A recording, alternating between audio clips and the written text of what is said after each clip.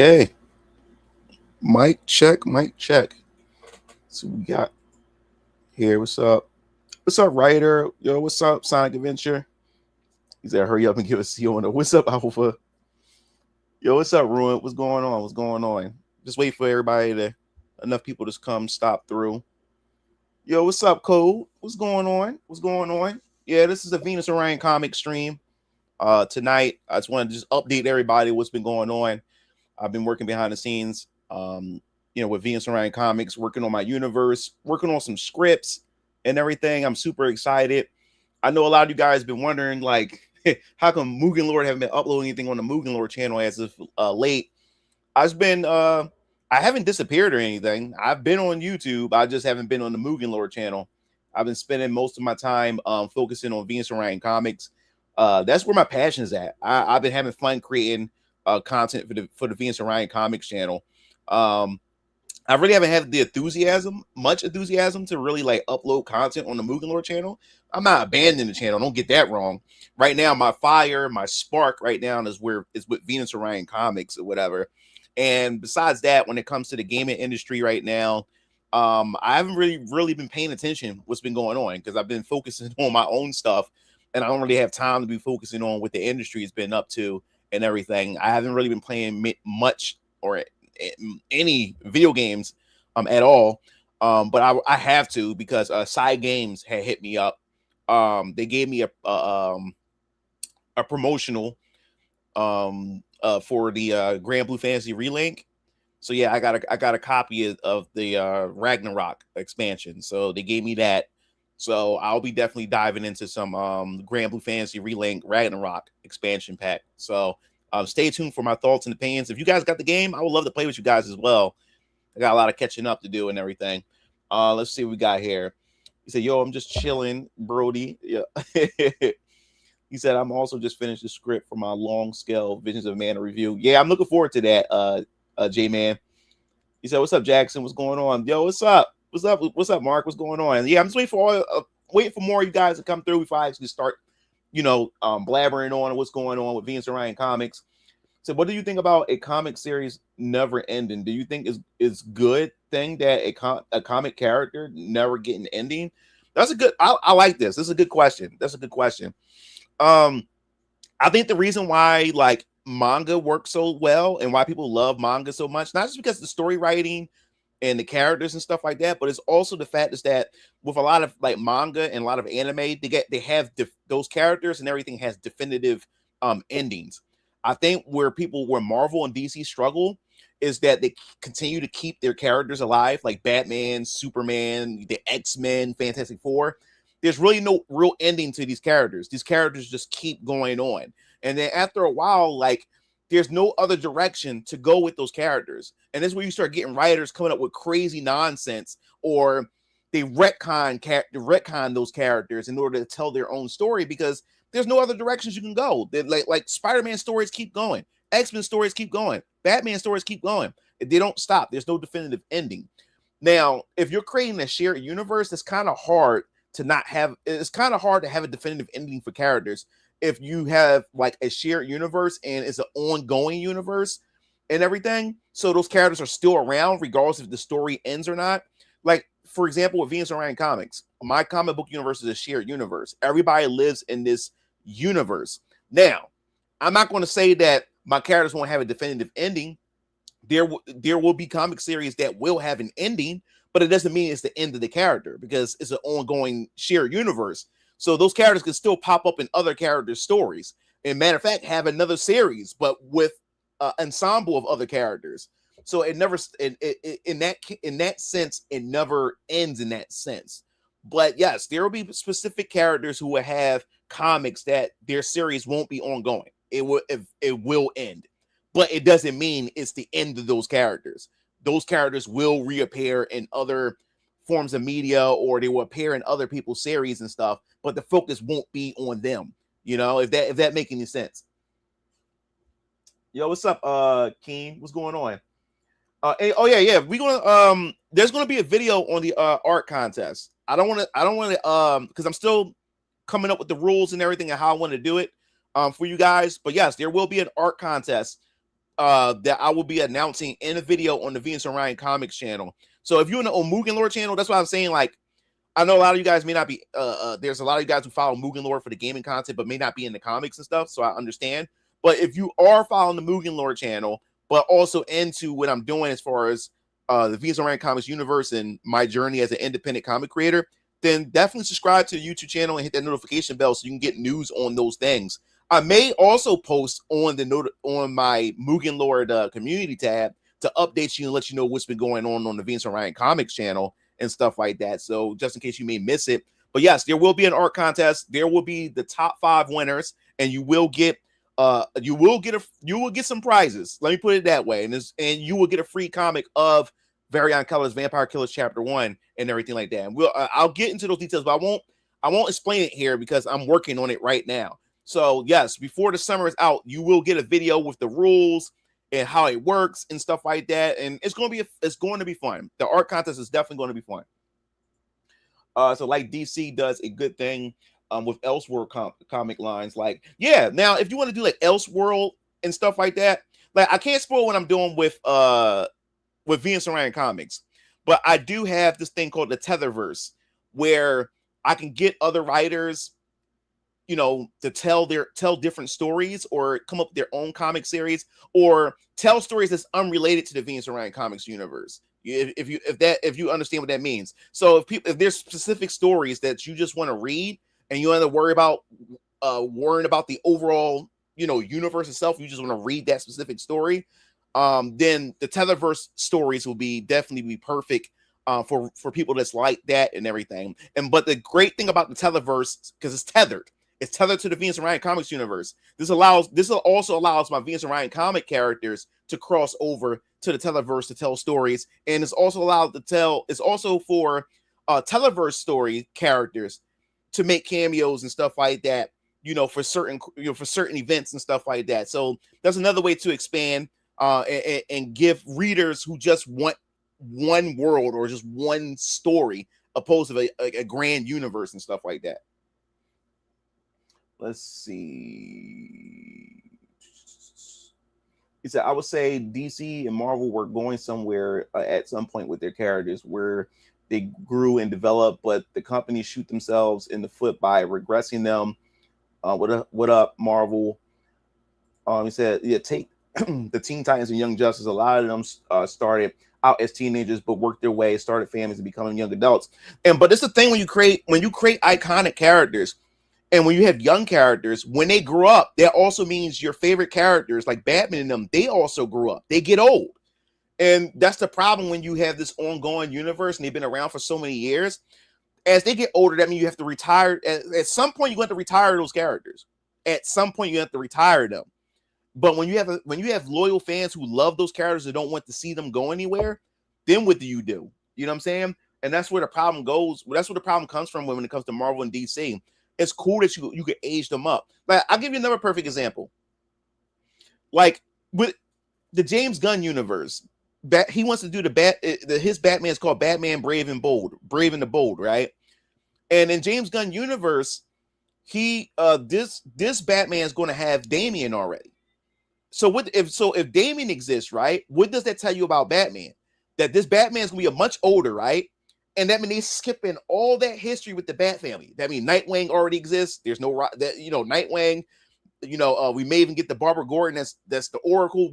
Jason Todd. The Jason Todd arc pretty much happened already. If he exists in the James Gunn universe and stuff, that means that's all that rich history that's being skipped because Damian Wayne is there, and that means this Batman that they have is going to be much older, much older than Superman.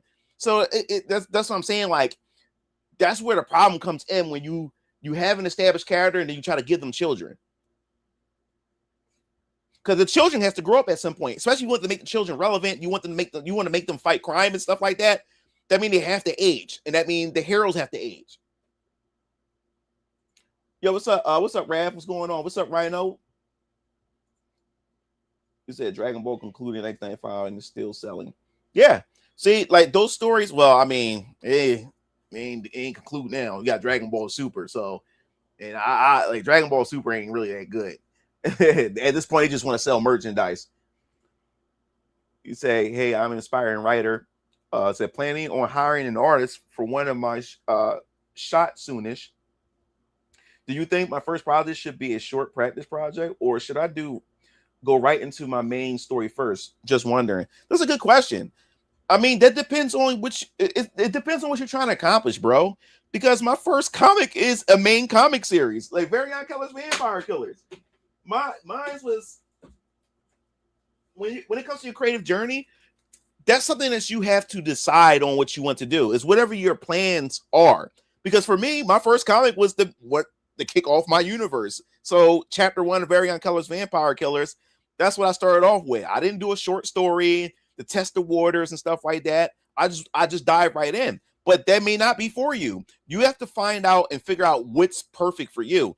Because what works for me doesn't necessarily mean it's going to work for you. And that's another thing I always try to preference on my videos on my channel. I always say that whatever I experience and whatever I share is not the golden rule. It's what I experience, and you can take that experience and see how you can apply it to what you're going through, if to help you navigate to what you're trying to figure out and do and stuff like that. But everybody's creative journey is different, and this worked for me. I just dived I just dived in. Like if you looked at my video that I talked about, let me go bring up go to my Venus and Orion Comics channel real quick. And I'm glad. This is a good question, man. I really appreciate this. This is why I like questions, man. I like questions. Ask me anything that's regarding the comics and my experiences. And if you're a creator and you just want to share your experiences and we can talk about your experiences too, that is also awesome.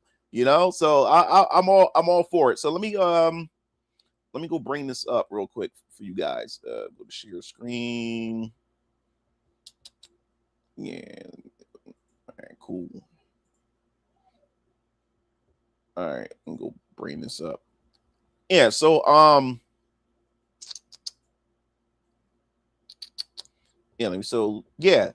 so like I said, with this video right here, I waited 4 years. So this video right here is where I told you guys, don't wait for the perfect moment, because there will never be a perfect moment. Whatever project you're working on, just release it, just put it out there.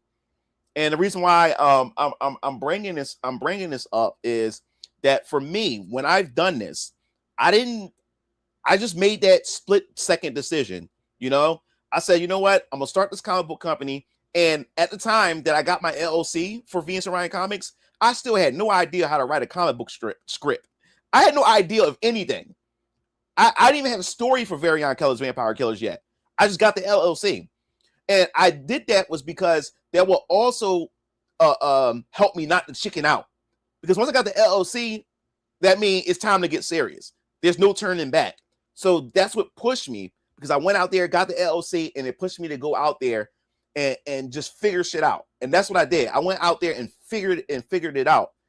So as I said before, this is what worked for me. I went out there and I said, you know what, Very Young Colors Vampire Killers is going to be the first comic series I'm going to do to launch the universe. And I'm going to go with it. I didn't think about any short stories, which I will. Let me put it this way without spoiling anything. I have some plans for some anthology series. Like, when I say anthology series, I mean that I will be introducing other characters that's outside of the main. Bring this up real quick. Outside of the main 8 comic series of phase 1, meaning that I'll be introducing new characters unrelated to these guys over here.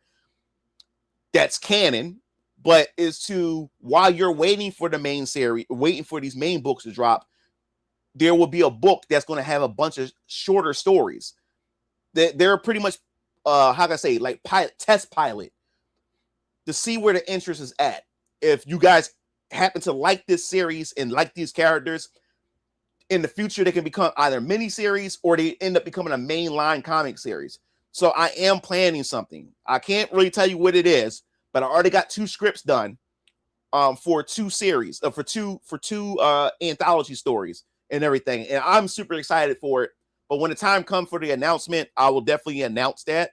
But since you guys on the stream, I want to give you that exclusive knowledge of what I have cooking when it comes to that. So while you're waiting for these 8 comic book series to drop, you'll be able to get other stories of other adventures from completely different characters, still in the same universe and everything, but and it still adds to the overall lore. It's still canon. It's just these are just test pilot stories and series to see where if you guys are interested in them, and then from there, because even if some of these characters or stories doesn't get the traction, those characters are still canon, and you will still see those characters, but they will just pop up in other people's series, opposed to them having their own series, if that makes sense to you or whatever. So that's the plan for that. But yes, you go at your own pace.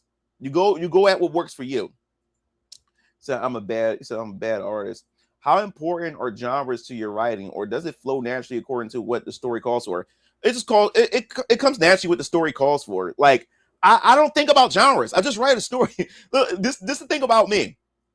I think because why things work for me is because I don't sit back and think about I don't sit back and think about laws, or I don't think about rules.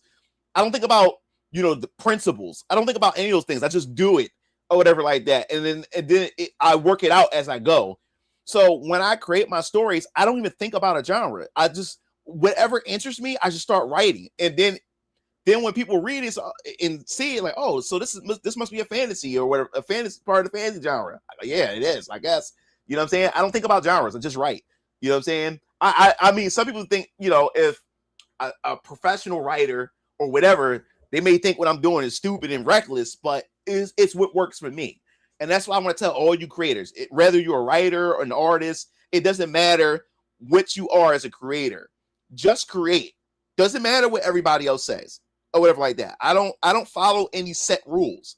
That's why when a lot of people, when I went to conventions, who I met other indie creators who make comics and they're writers, they say, yeah, man, like as they're sharing their story and I share mine, they're very interested in my story.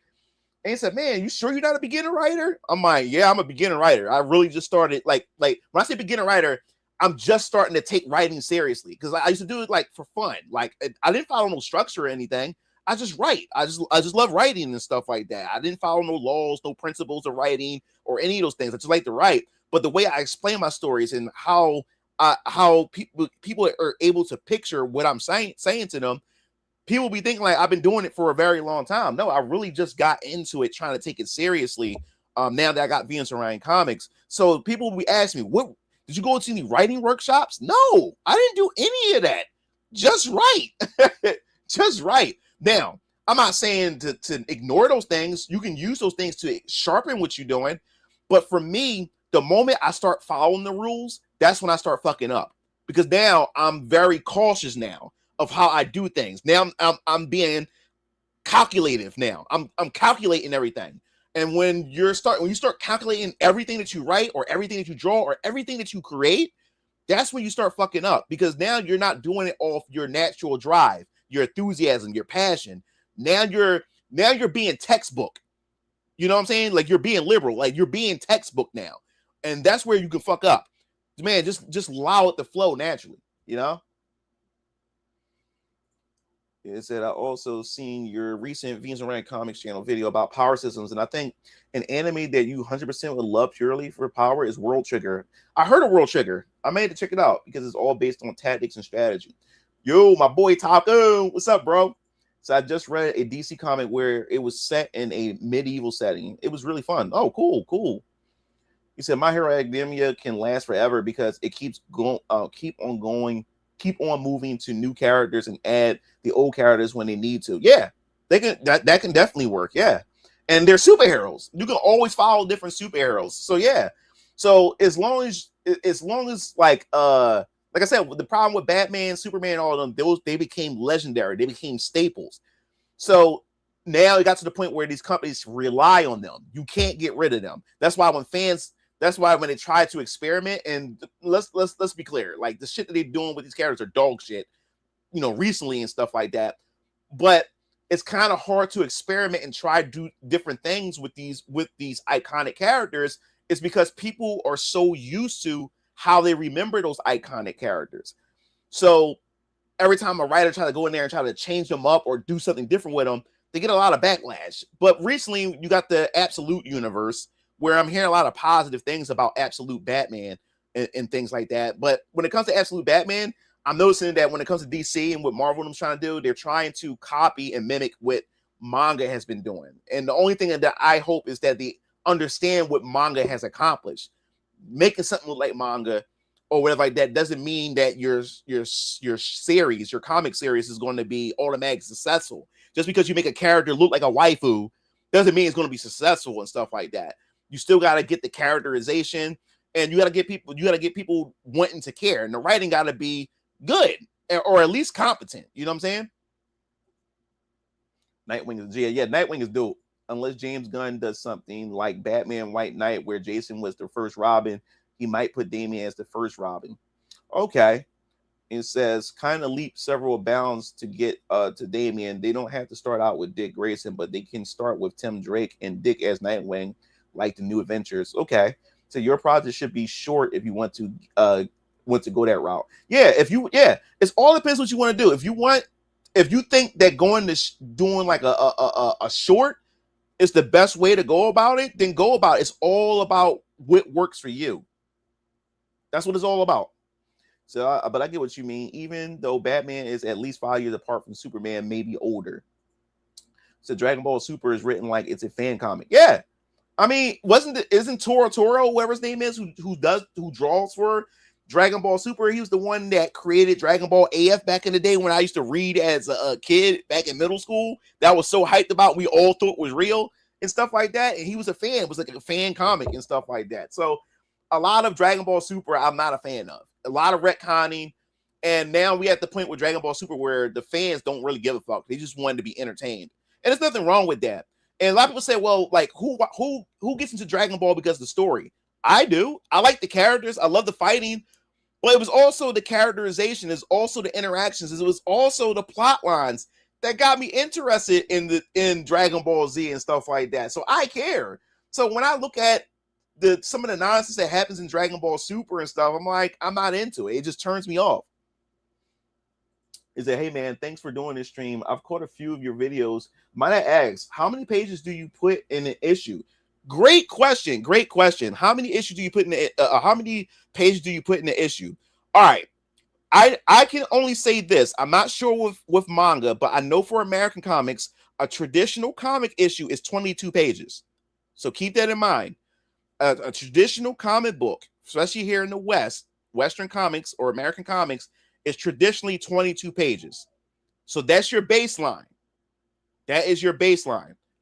Now, if you start going into graphic novel territory, once you pass, I think 40 or 50 pages.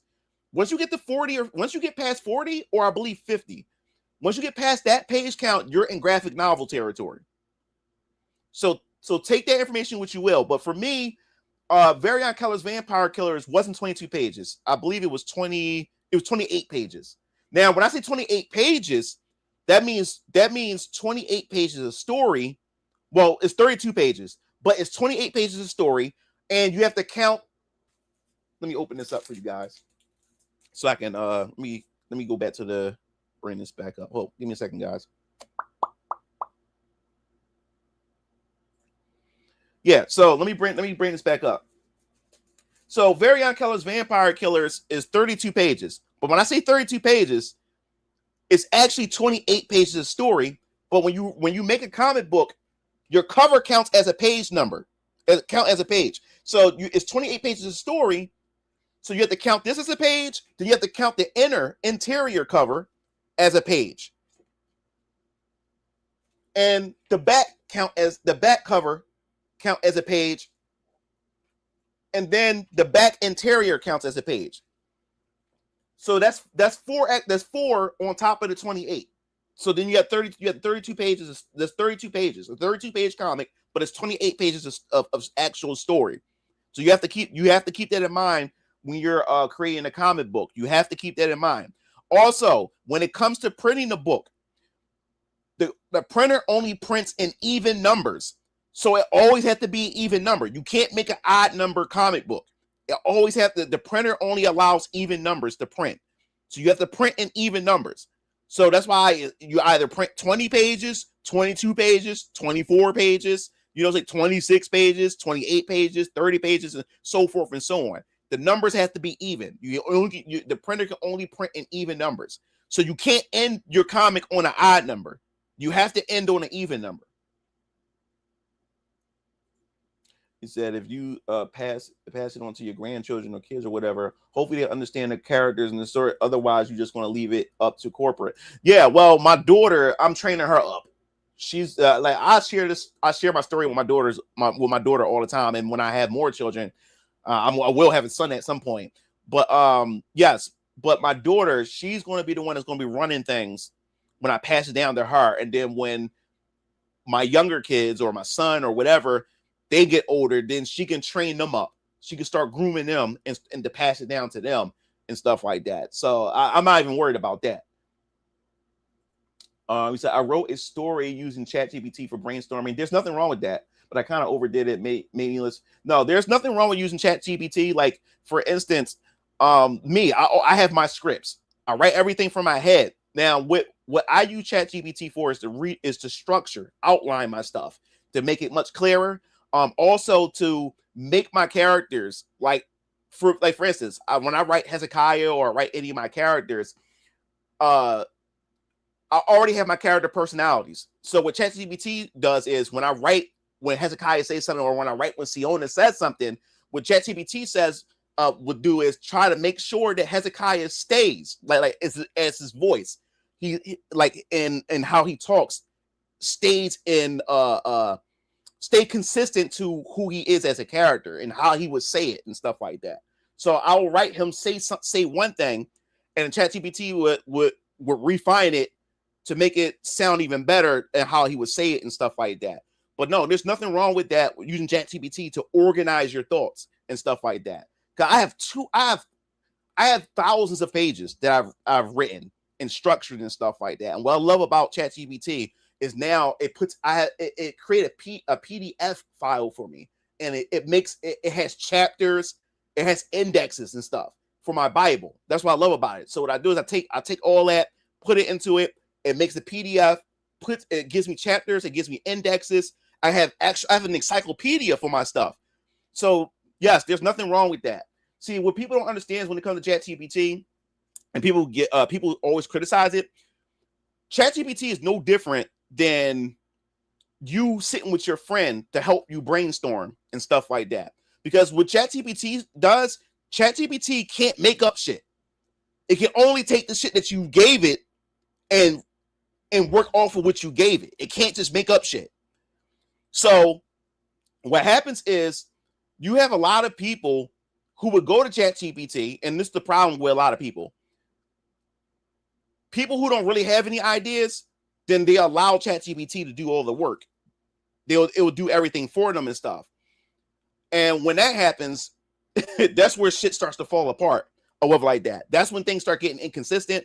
They don't go over. They don't check over ChatGPT. They don't do any of that because they don't have any ideas and stuff like that. But when you do have ideas, it's a good assistant tool or whatever like that.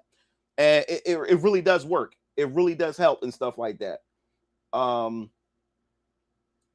He said, and made me lose motivation. I shot myself in the foot, didn't I? I wouldn't say you shot yourself in the foot.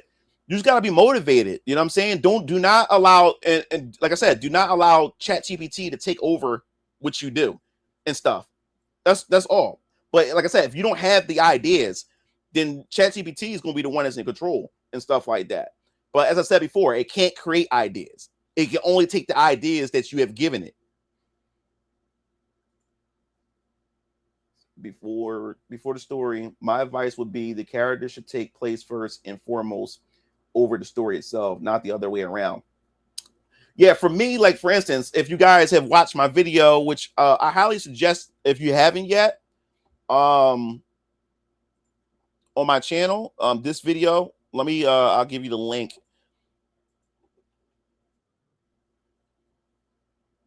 I'll give you the link real quick. I'll post it in the chat. Yeah, where it says why great characters aren't created, they are discovered, and that is definitely true. They are definitely discovered. They're not. Great characters aren't created, and in the video, I essentially talks about what comes first. Does the character come first, or the world come first? And this is where you found out what kind of writer you are.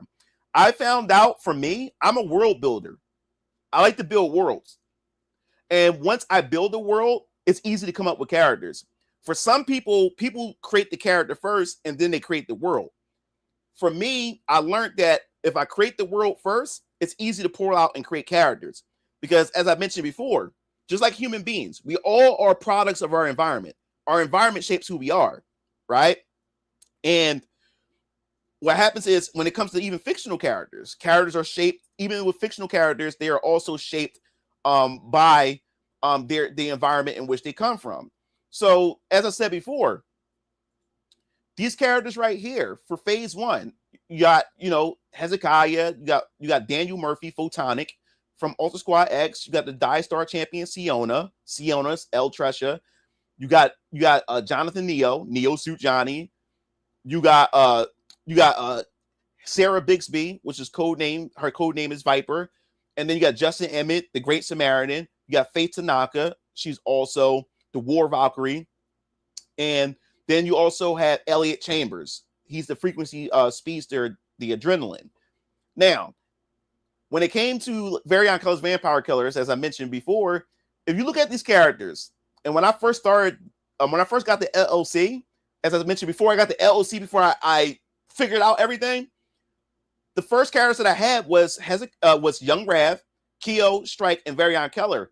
Those characters all they had was an alias. The only person who had a real name was Varian Keller. He didn't have an alias though, so I had to figure out an alias over time for Varian Keller, which is the Deadly Inhaler. But for Hezekiah and them, they didn't have Hezekiah as a name. Hezekiah was just called Young Rav. I didn't even figure those things out. All I did was pull these characters back out from my past. So what I'm getting at was these characters were just blank slates. They were blank canvases. They were just characters. They didn't have no backstory. They had nothing. And the problem was, my struggle as a writer was, I'm like, I don't even know where to begin with these characters because I don't know nothing about these characters. They just characters. So I couldn't just write a story. Where's there for me to pull from? So then I had to work a different way. I said, okay, I can't just come up with a story with just these characters alone. So this is what I want to do. I'm going to create the world first.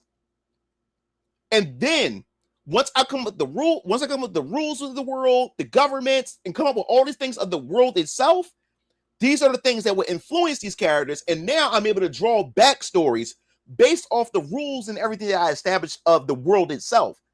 So now, once I established, bring this up. Once I established Neo-Delphia, and first it started out off as just regular Philadelphia at first. Because if you pay attention to my other video, and because like I said, I'm creating a series for you guys. So that's what I'm saying. It's important. It's important that you guys. I'll bring this back up in a second. It's important that you guys, if you're interested in my creative journey, if you're interested in wanting to be a creator yourself and create your own stories, your comics or video games, it doesn't matter what it is. It applies to all creators. And so it's not just for comics, but it's for all forms of creation. I suggest that you go to my page because I'm building a series. I'm gonna build a playlist so you can follow these. You can follow these tips or advice that and structures that work for me that you could possibly may apply for what you're doing, or at least give you a clear-cut idea of what you're going to do, which meaning that the advice I give you, you can take it and then twist it up and make your own unique process that can help you out, if you get what I'm saying. But right here, this video right here, how great stories are actually created. Watch this video and it will give you, I'll give you my thought process and how I come up with ideas and everything like that. But yes, my story ideas and the things that I went with life experience, living in Philadelphia. So then I was like, okay, that gave me a baseline of where I want to start, the city of Philadelphia. But then that's when COVID, and we was living during the time of COVID and lockdowns.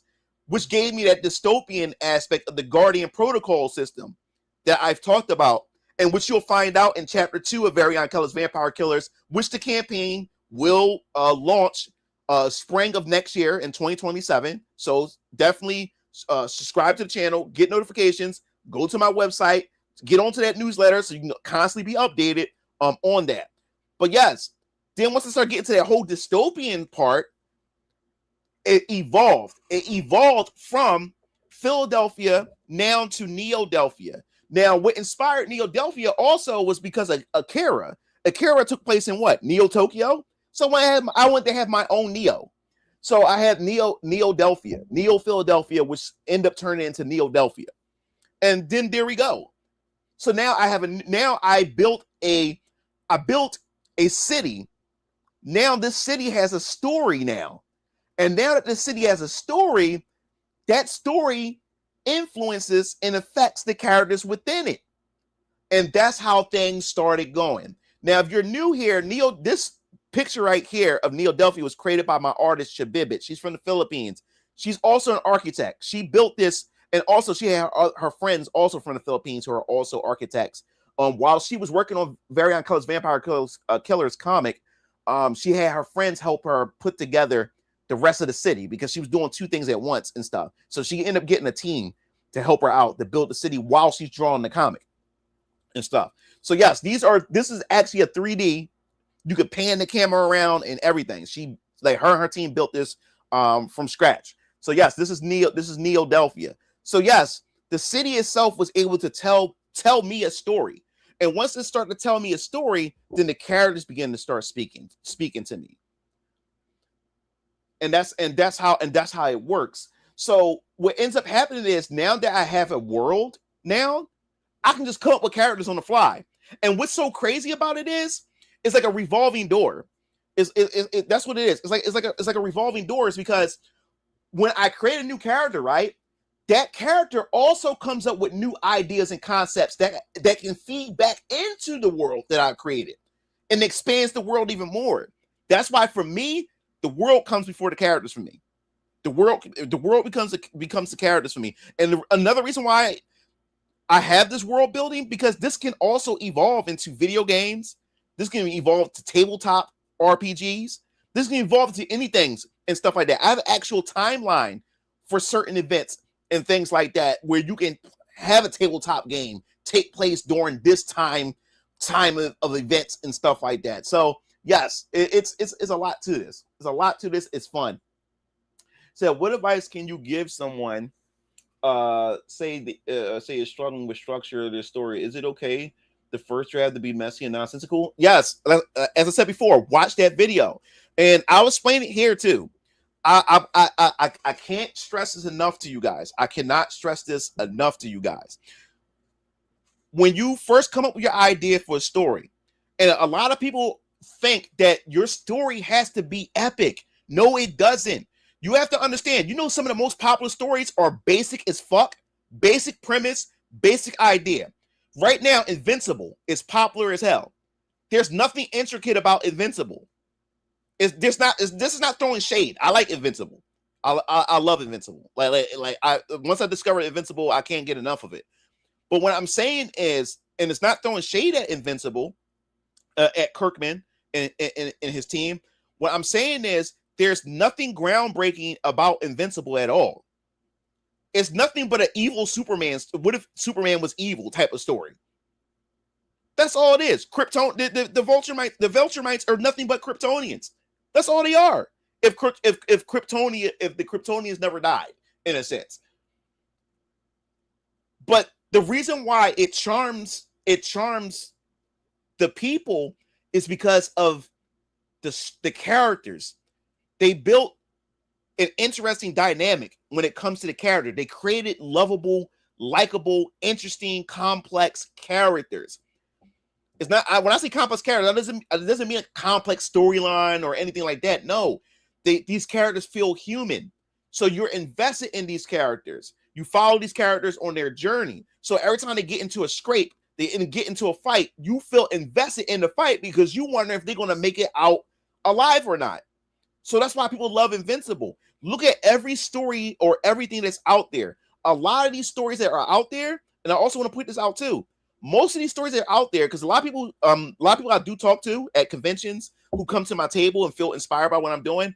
They said, like, bro, like I'm trying to come up with this story. I'm struggling with it. I'm trying to come up with these ideas. I'm trying to be original. Stop this trying to be original shit as well. Yes, there's nothing wrong with being original, but we live in a society, we live in a world where every idea has been discovered. At some point, other ideas are going to overlap over top of each other. So now, the most popular stories most of the time aren't original ideas. Most stories that are out there are stories that has been done already.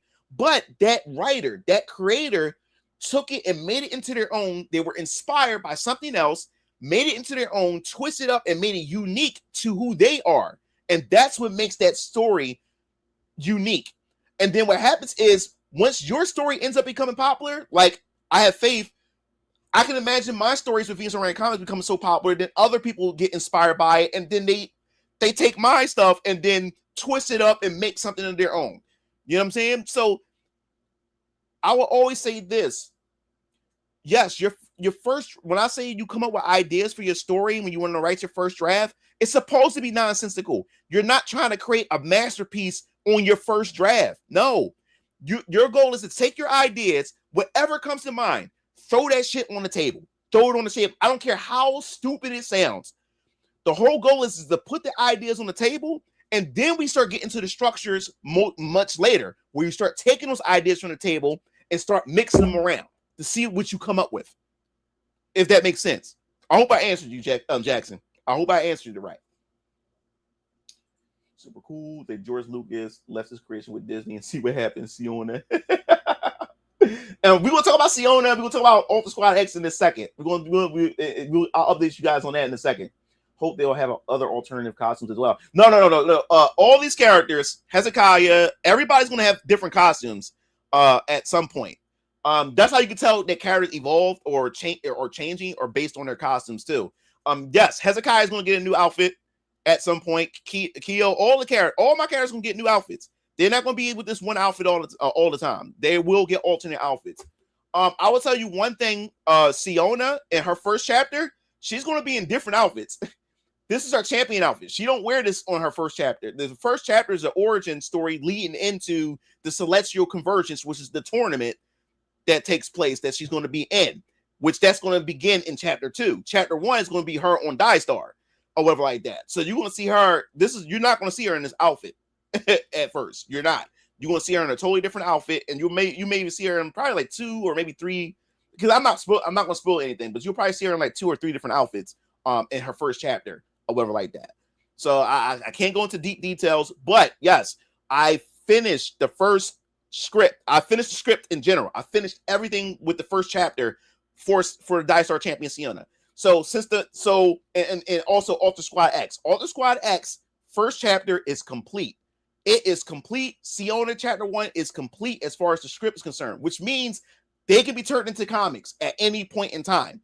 But as I said, this shit costs money. So as I said before, right now VK is the priority.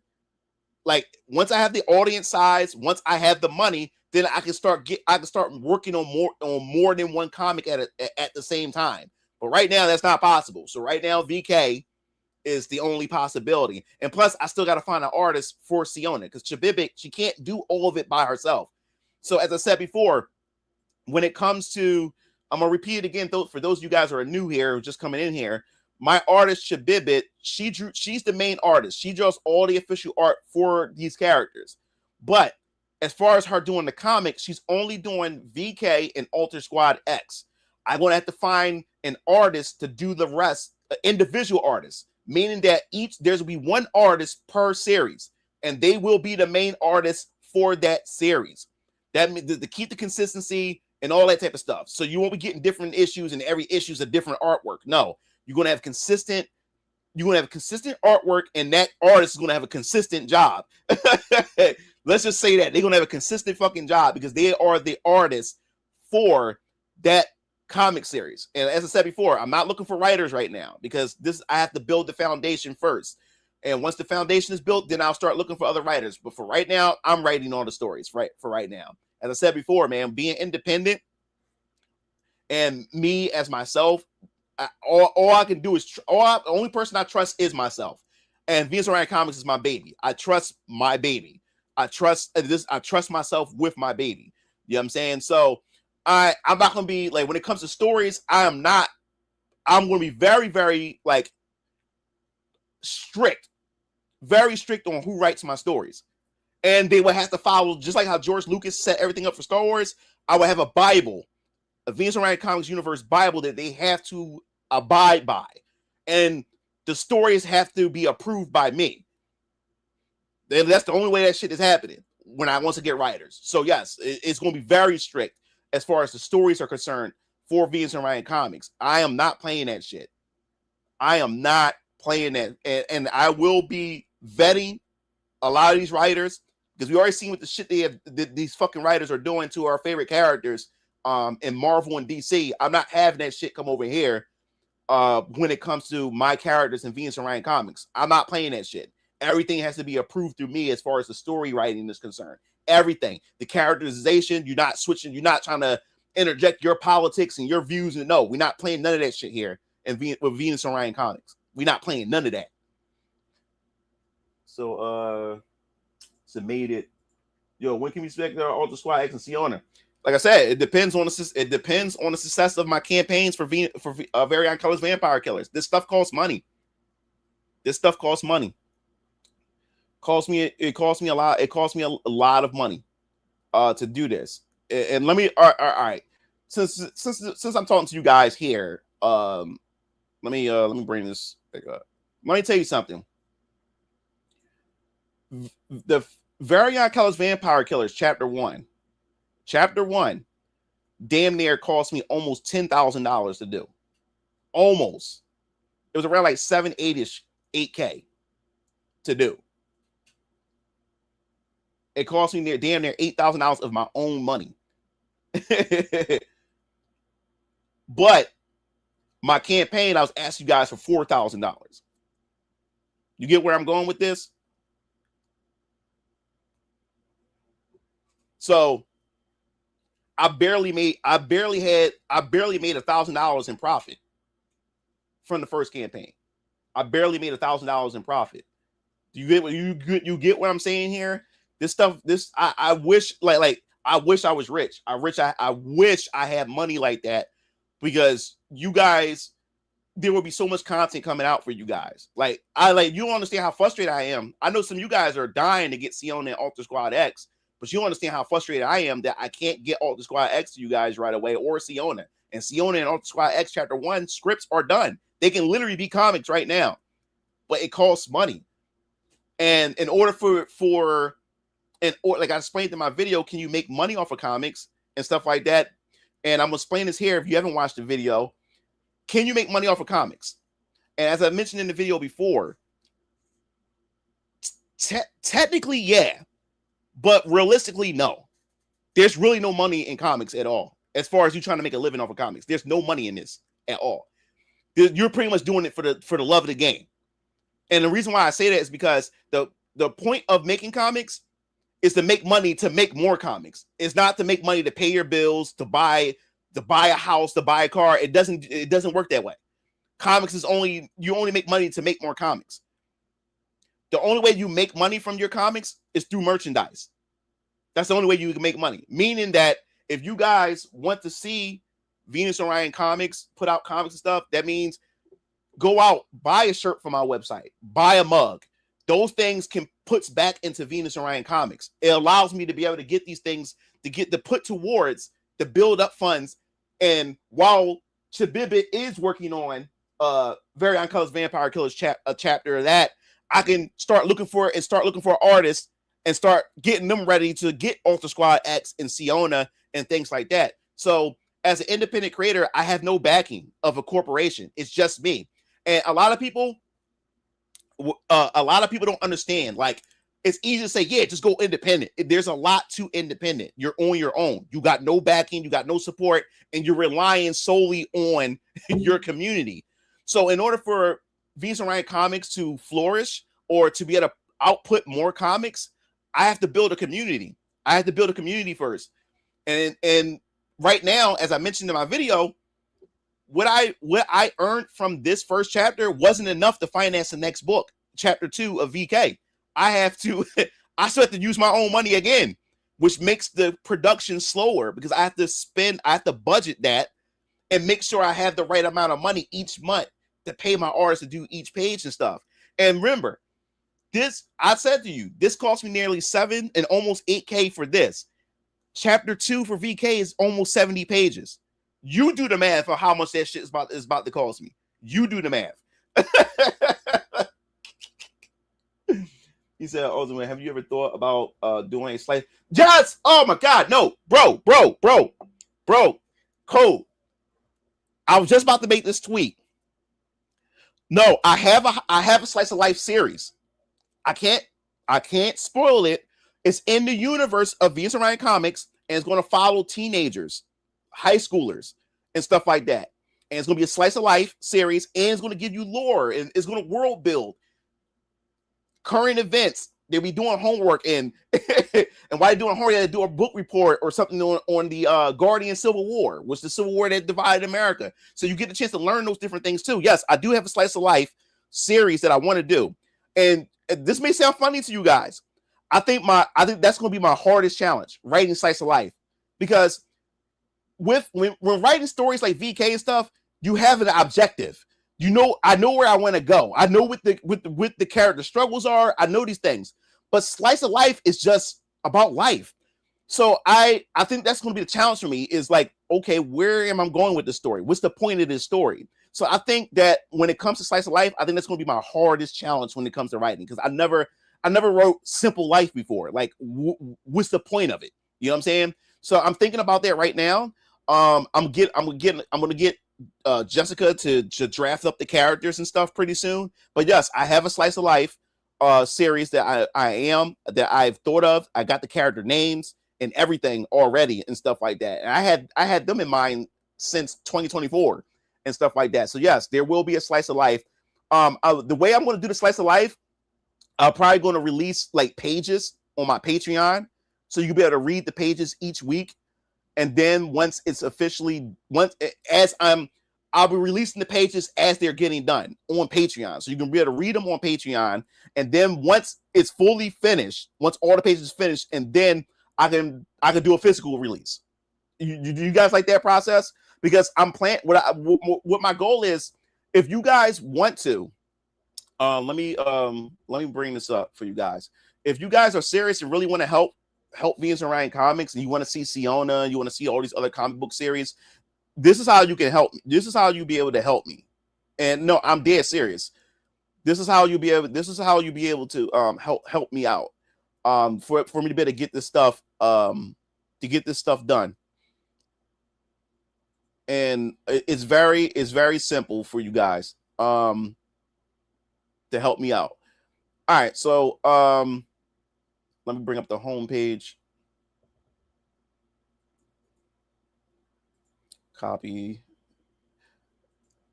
All right, I have a Patreon. I just haven't really advertised it or whatever like that. I'm gonna get to a lot of you guys' questions in a second. But yes, I post a link to the Patreon, but I'll bring it up for you guys right now. Where the hell is it? Did I just get rid of it? Yeah, I think I did. I gotta bring it back. Let me bring it. Let's remove this. Stop the screen. Bring this up. Share screen. Window.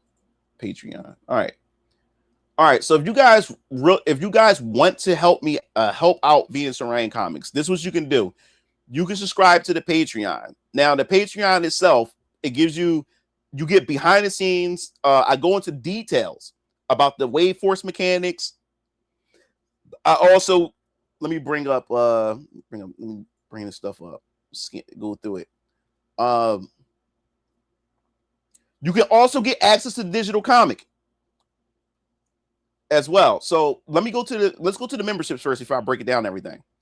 So yes, you got the $3 tier. The $3 tier, you get early previews of comic pages and panels, like work in progress. You get like the sketches and stuff like that. updates from current projects. You also get sneak peek from the Venus and Ryan Comics universe. The $5 tier, this is what you get. And remember, if you get the $5 tier, you also get everything that's included with the $3 tier. The higher the tier is, you get everything else below it as well.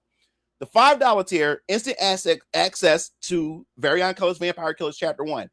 So every time I release a chapter digitally, you will be able to access it by becoming a patron as well. So if you don't go to the web, if you don't have to go to my website and get it from the website, you can just get it all. You can just get that. You get access to the digital chapters by just subscribing to the Patreon. So yes, you get instant access to VK Chapter 1, and you get full chapters before public releases, meaning that I have ideas that I want to do for potential other series.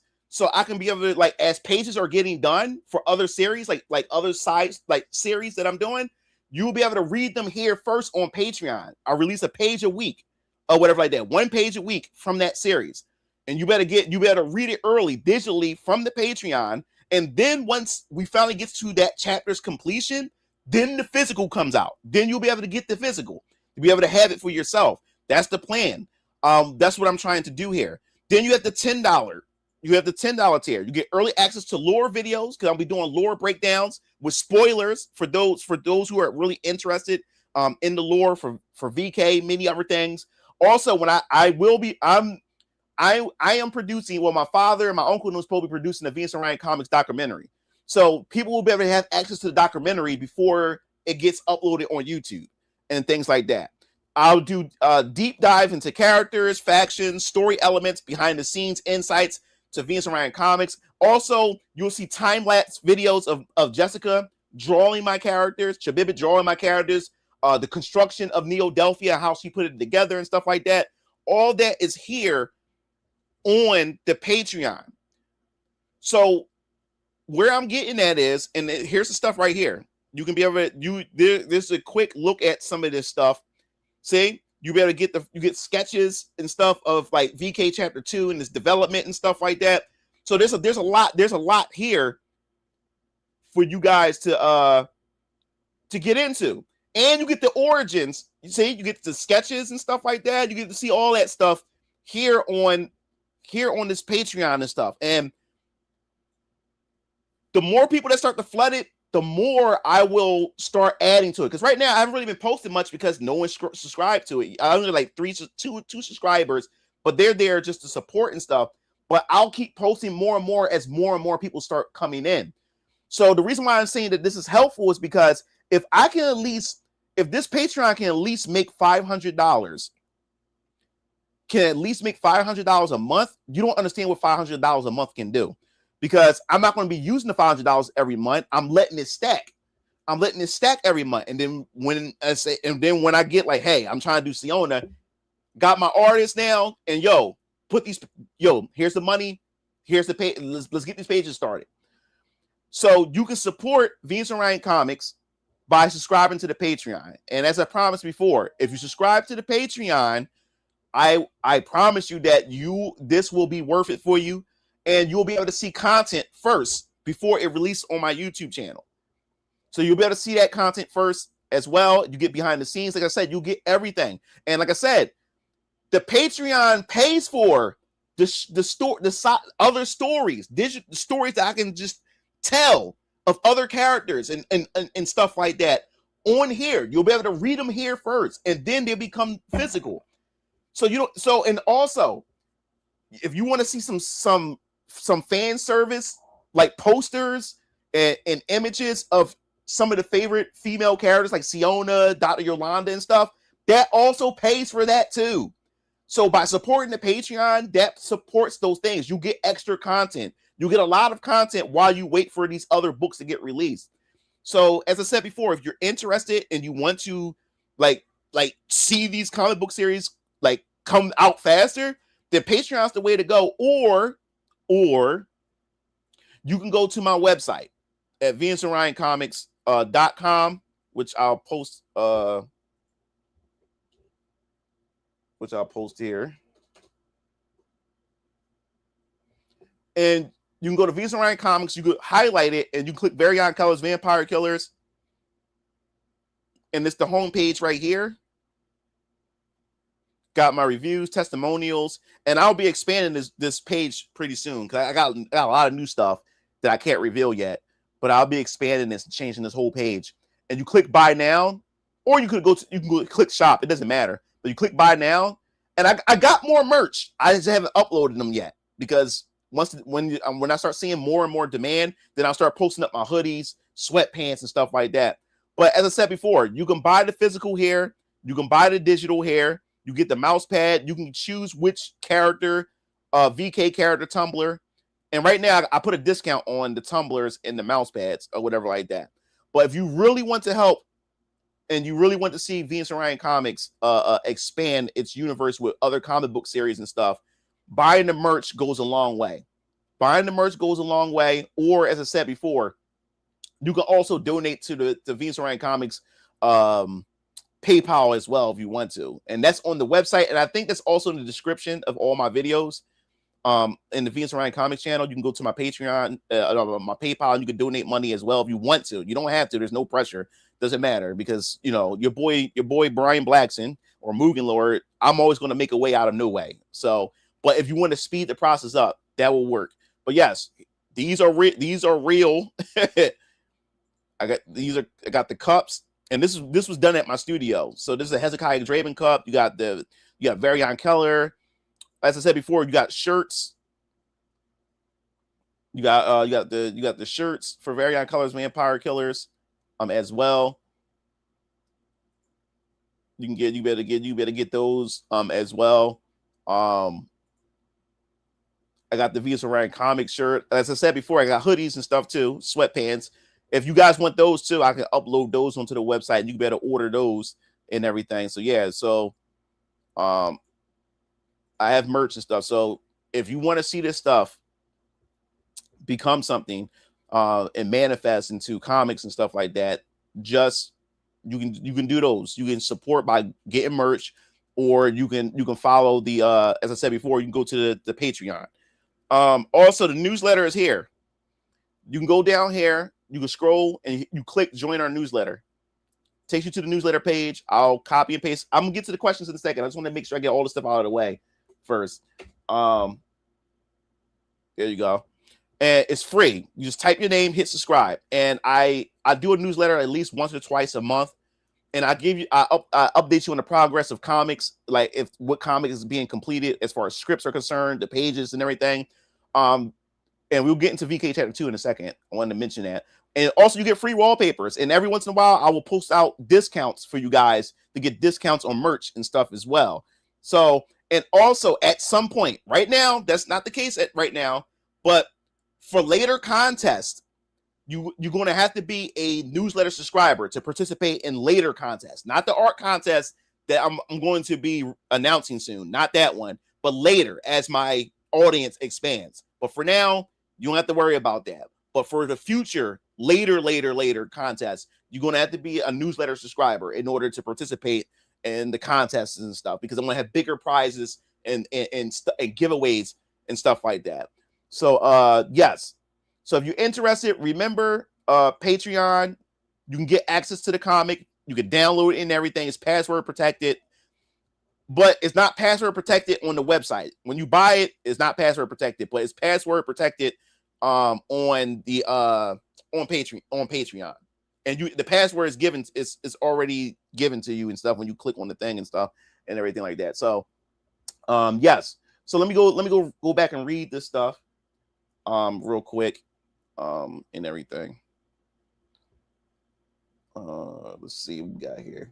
It's gonna be kind of hyped to see Hey Arnold and Neo-Delphia type of series. Yeah, I'll definitely have to do that. I already have that in mind. The DC Absolute series seemed like it's hype and shock value. Yeah, it's very over the top from what I've seen. So how do you make people care about your characters? How do you make people care? That's a good question. I want to answer that. Like, it depends on, you have to make them like your character. You have to make them feel real. And this is the thing. I'm still learning this myself. And this is why I love writing, because I'm learning more and more. Because what happens is when you're a beginner writer, you're scared that your audience won't understand the message or what you're trying to say as far as the story is concerned. So what happens is you end up using your characters as exposition dumps, meaning that your characters is constantly explaining things and they're not talking like real people. So as a writer, what I'm learning, and because guess what? I'm not trying to toot my own horn. I'm not, dude, I was literally in tears last night when I finished Siona because I watched where I came from when I first written the first chapter of Orion Keller's Vampire Killers, and how when I written Alter Squad X, I learned something new about myself as a writer. And Alter Squad X taught me more. It taught me how to write an ensemble cast, because Alter Squad X, of course, is an ensemble team, and these characters have to bounce. Their personalities have to bounce off of each other. And this writing this story, the first chapter to Alter Squad X, taught me how to create personalities even more, to flesh out personalities even more so they can bounce off of one another because of the dynamic and stuff like that. And I felt proud of myself after I finished writing the first script for Alter Squad X. I felt really good. I was like, yo, I never thought I had this in me as I started writing it. And I was afraid of going into Alter Squad X, to be honest with you, because this is a tough challenge here, because now I have to handle all these characters, and a lot of you guys are excited for Alter Squad X. So the pressure that I have as a writer is I don't want to disappoint you guys, because you guys, when it comes to recommendations and the hype, it's Alter Squad X and Siona, and now Faith Tanaka from the 8th Omni District, especially my Japanese audience. They can't wait to get the Omni Protocol series. Those are the 3 main series that your guys are really excited. I'm not saying that you're not excited for the other stuff, but these are the 3 that y'all are screaming about the most. Not VK, not the Great Samaritan, not Viper and Cobra or Neo Suit Johnny and stuff like that. The one that I'm really excited to write the most for is Neo Suit Johnny. Out of all the series, Neo Suit Johnny is the one I really can't wait to get my hands on. But as far as with the fans, what you guys want is Alter Squad X, Siona, and the 8th Omni District, the Omni Protocol. So I went in this with a lot of pressure, and I didn't. And I'm saying, how can I do this? I've never done this before. I've never written an ensemble that's pretty much like a family, you know. So when writing characters, to get people to care about them, you have to make them feel real.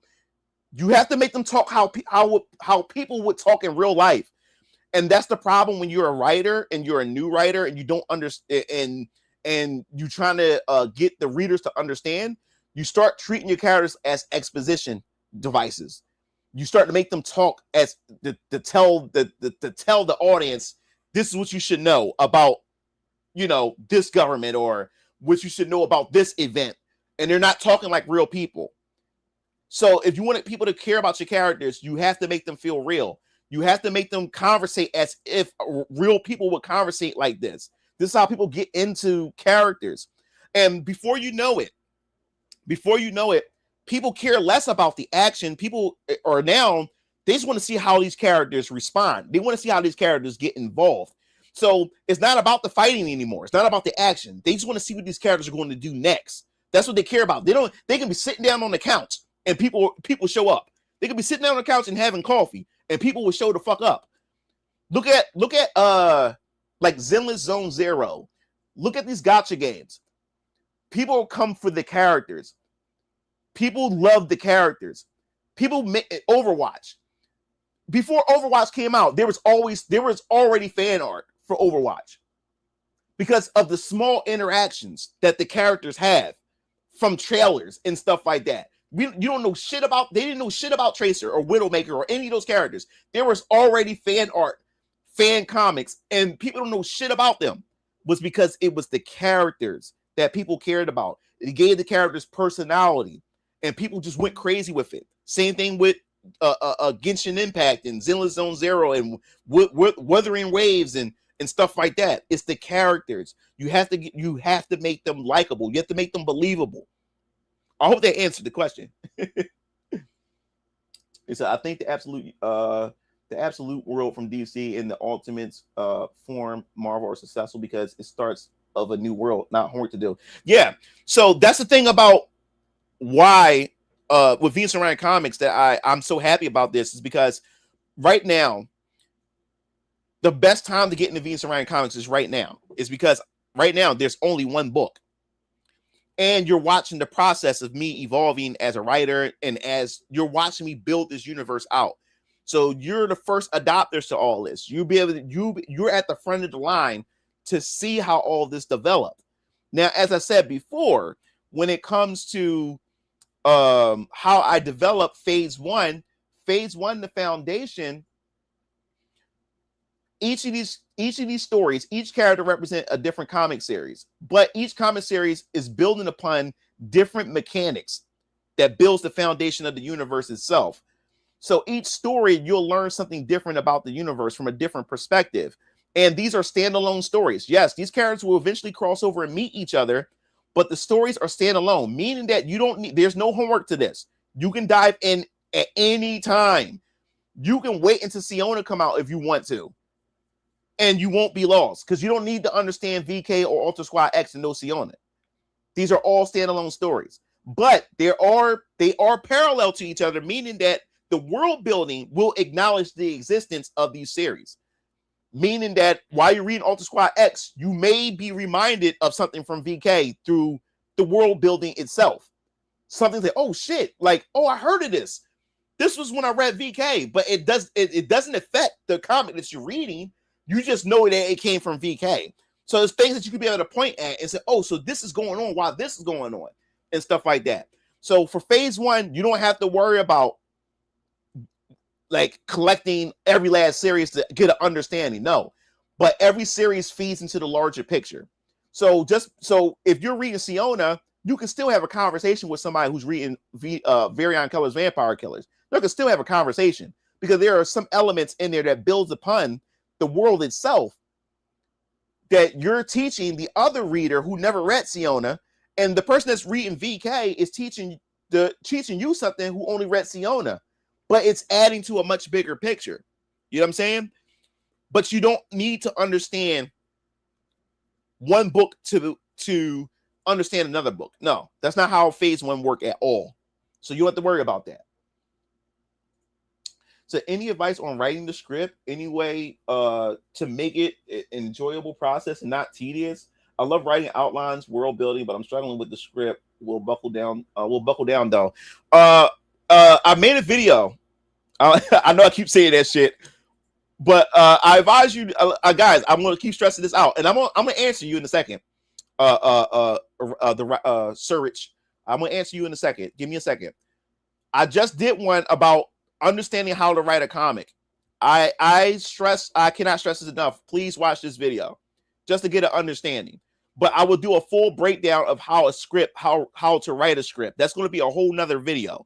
Like I said, my Patreon is going to have guides, PDF files, like PDF files that you can be able. I'm going to have those. I'm putting together a guide, piece by piece for you guys. That's why it should also become a patron. Because when you becoming a patron, I will have guides up there that you can always have with you, so you don't have to keep going to a video. You'll have the PDF of each part of the process itself. So I will have all that too prepared. I'm preparing all that stuff now. So this like I said, this is like a workshop here too. My channel and my Venus Orion Comics Patreon is a workshop for creatives.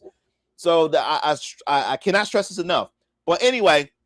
Yes, check that video out. But to answer your question, I'm gonna tell you something, bro. There's no way around it, dog. It's going to be tedious. Let me put it this way: as a writer, there's certain things that you love to do, right? There's some people who just want to get straight to the story, get straight to it. But before they get to the story, you have to outline shit, and some people may not like the outlining process. They just want to do the story. And sorry to break it to you, brother. Like, there's no way to get around this shit. There's no way. It's going to feel tedious. It depends on what part of the process is going to be tedious. That's what it depends on. It depends on what part of the process. But when it comes to writing the script and what I've learned, because the world building is fun. I love the world building. I love the world building. But I wouldn't, for me, I wouldn't, like, the process for me isn't tedious. Is because I'm so invested in the world that I've built. I want to make sure I have this shit right. I want to make sure I have this shit right so you guys can be able to enjoy it as well. You know what I'm saying? So every part of the process doesn't feel tedious to me because it all is it's a system that has to work and rely on one another in order to, as a like a cog for the machine to be able to work and stuff like that. So as far as this is advice I will also give you when you write in the script, and you have to take this under consideration. You have to think about this, and I can't stress this enough when it comes to writing the script. Now, writing a script, I learned writing a script for a comic is completely different than writing a script for an anime and writing a script for a movie or even writing a novel. They're completely different things. And I learned the hard way. And it was quite frustrating at first because I was writing the first chapter of Orion Colors Vampire Killers as if I was writing a pilot of an episode of season 1 of Orion Colors Vampire Killers. And what do I mean by that? Now, for to give you an understanding of what I mean is the fact is that when I wrote the script, I wrote it as if I was writing, like I said, a pilot episode of an anime of VK. So what happened was the first page, right? When the script that I written, I gave it to Jessica, my artist. I said, okay, here's my script, and here's the first page for the book itself. The first page. The first page that you see here. Now, to break down, what I'm about to break down to you guys is that when I gave her the script, right? She was like, bro, like, this is not one page. He said, everything you've written here, this is about 5 to 6 pages. And I was like, holy shit. And remember, I'm talking about this is supposed to be a 28-page of story. And one page is now equaling 5 pages. Now, like I told you before, if you're only a writer, you have to pay an artist, and your artist charge you by the page per page. So every page costs money, and since every page costs money, you can't fuck around like that. So the script that I had was written like an anime episode, and that one page, what I thought was supposed to that I've written that I thought would fit onto one page doesn't fit on the one page. It actually spread it over into 5 to 6 pages. Which means that's more fucking money, and that's only for the first page of story. So this is what comic scripting does. It teaches you how to be effective with your writing and what information is important and what information is not important. So what does this mean? That in VK, right, chapter 1, there's so much shit that was cut out from this. So much shit that was cut out from this. Which is a good thing, because just because there's a lot of things that you have written doesn't mean it's good for the pacing of a comic. You have to understand, comics aren't the same as movies or an anime or a cartoon. They're not the same. Pacing is different because it's about the flow. It's about the flow of the page turn. It's about the execution of the panels itself to prepare you for the next page. So you have to keep that in mind. So just because you've written all this shit doesn't mean that, oh, it's going to be good and it's going to translate well into a comic. So all the shit that I have written that end up being like 5 to 6 pages was actually bloat. Now, if I was to take it and put it into an anime of VK, that would actually work for an anime. That's actually good information. That's actually good detail to know. But for a comic, that's actually filler. So what happened was it taught me how to sharpen what's important to put in the book and what's not important. And also when it comes to writing the script, and this is the thing, I'm not an artist, I'm a writer. And this is where writers for comics, if you're a beginner, tend to forget as well. You're looking at the perspective of how your audience is going to respond as a writer. You have to understand the comics are a visual media. You're not writing a novel. Most of it is picture based. So writing and pictures and images go hand in hand.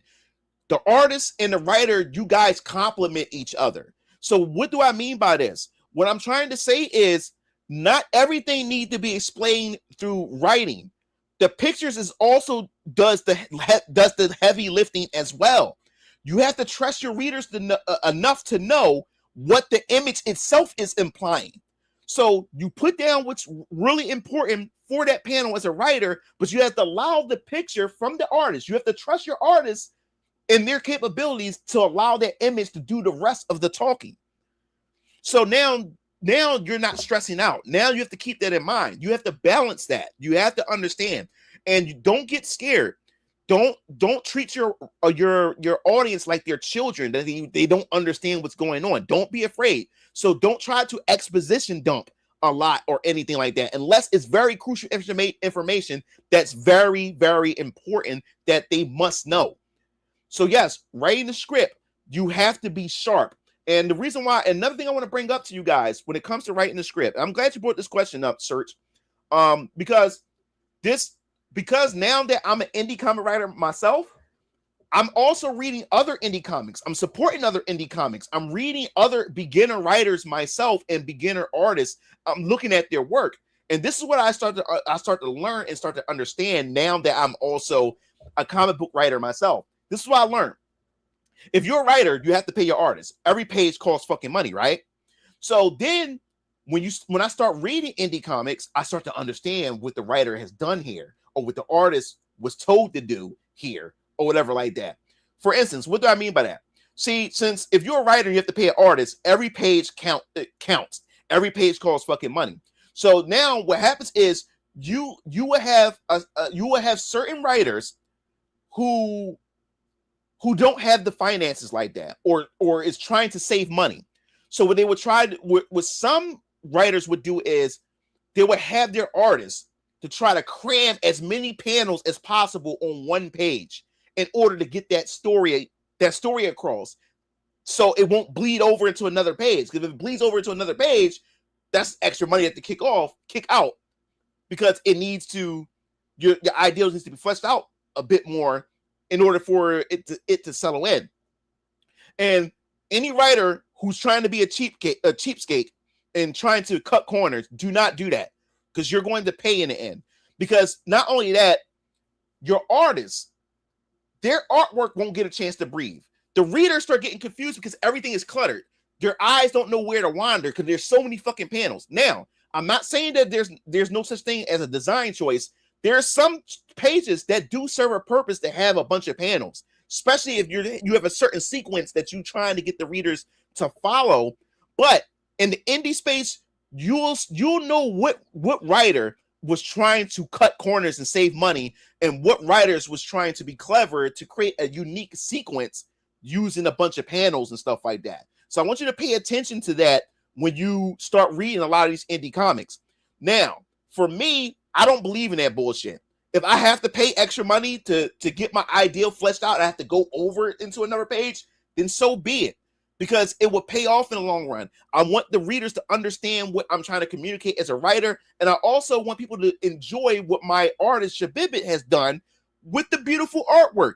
I want the artwork to breathe. I want it to settle. I want it to simmer. You know what I'm saying? I want these panels to be memorable for you guys as the readers, especially if people go on there and start reviewing, start talking about their favorite page and stuff like that. I want to hear stuff like that. I want to see stuff like that.